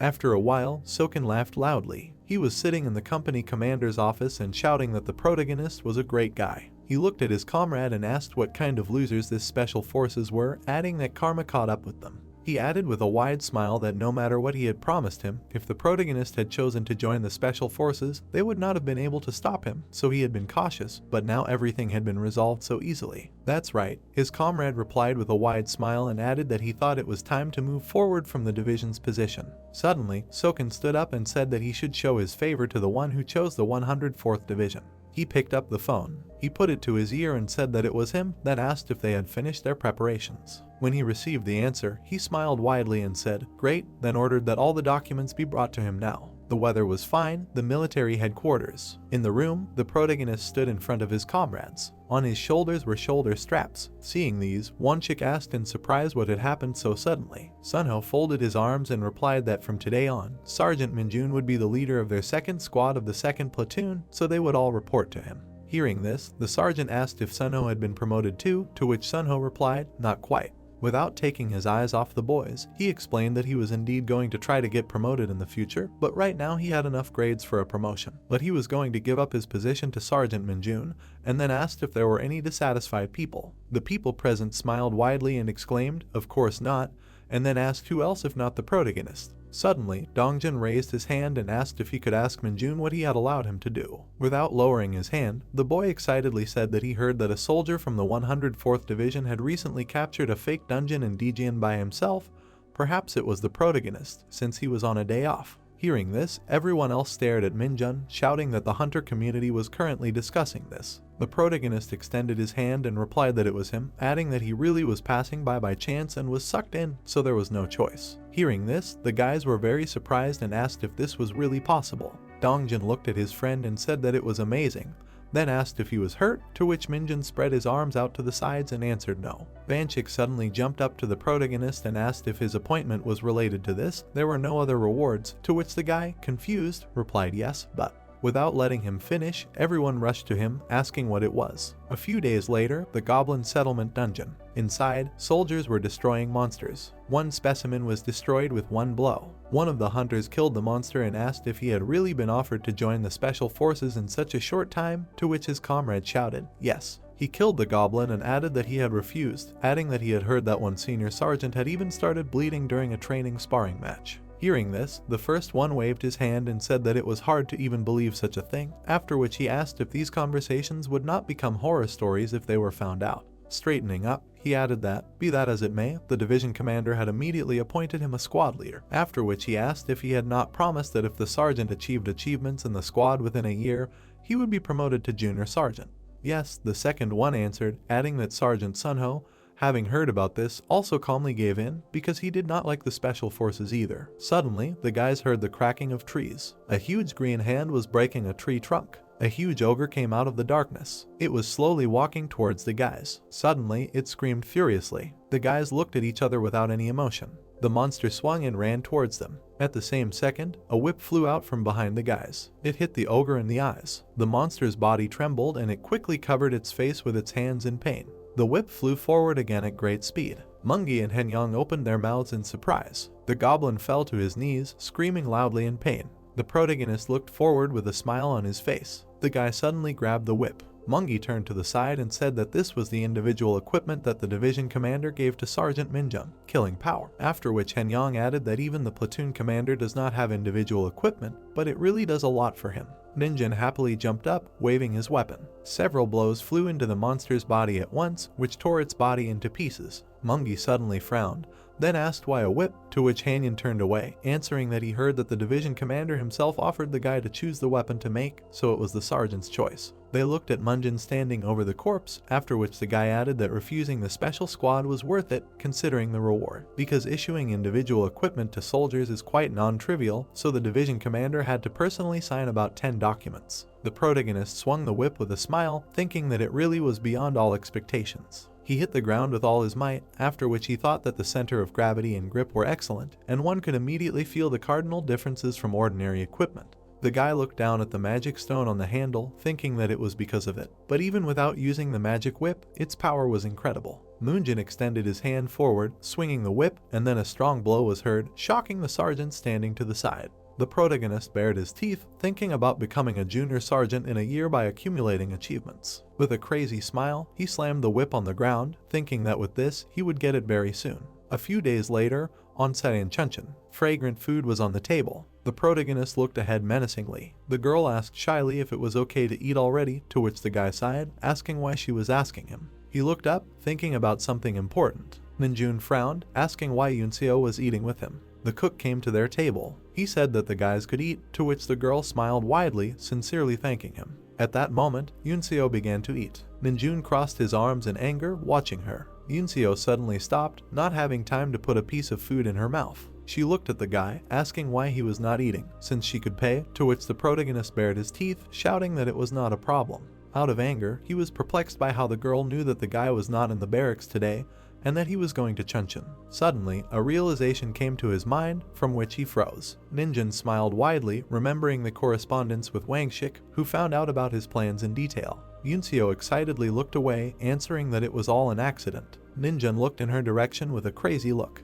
The girl exhaled, asking him not to scold Wangshik too much, and then apologized. Veins appeared on the guy's face from anger when he shouted that he would figure it out himself, when he suddenly asked if it was not strange. He asked if the girl did not like him, after which the cooks in the kitchen turned to the table with interest. Yunseo's face turned red as she asked what nonsense this was and why the private was speaking informally. Min Jun glared at her, asking her to speak like that since they were the same age. The girl added that she didn't like the guy anyway while the cooks smiled, causing the protagonist to ask why the girl was here since she heard about him from Wang Shik and came here. The food on their table was getting cold when Yunseo suddenly shouted that she had a reason. She turned away in disappointment, adding that this was a closed dungeon in the training center. The girl raised her head, mentioning the red boar during the help in Hwashin and the fake dungeon recently, causing the protagonist to be shocked, not understanding what she was talking about. Yunseo put her hand on her cheek, saying that she felt like something always happened wherever the guy went, so she was just wondering if something would happen this time. She blushed, confused as to why she panicked so much that she said the first thing that came to mind.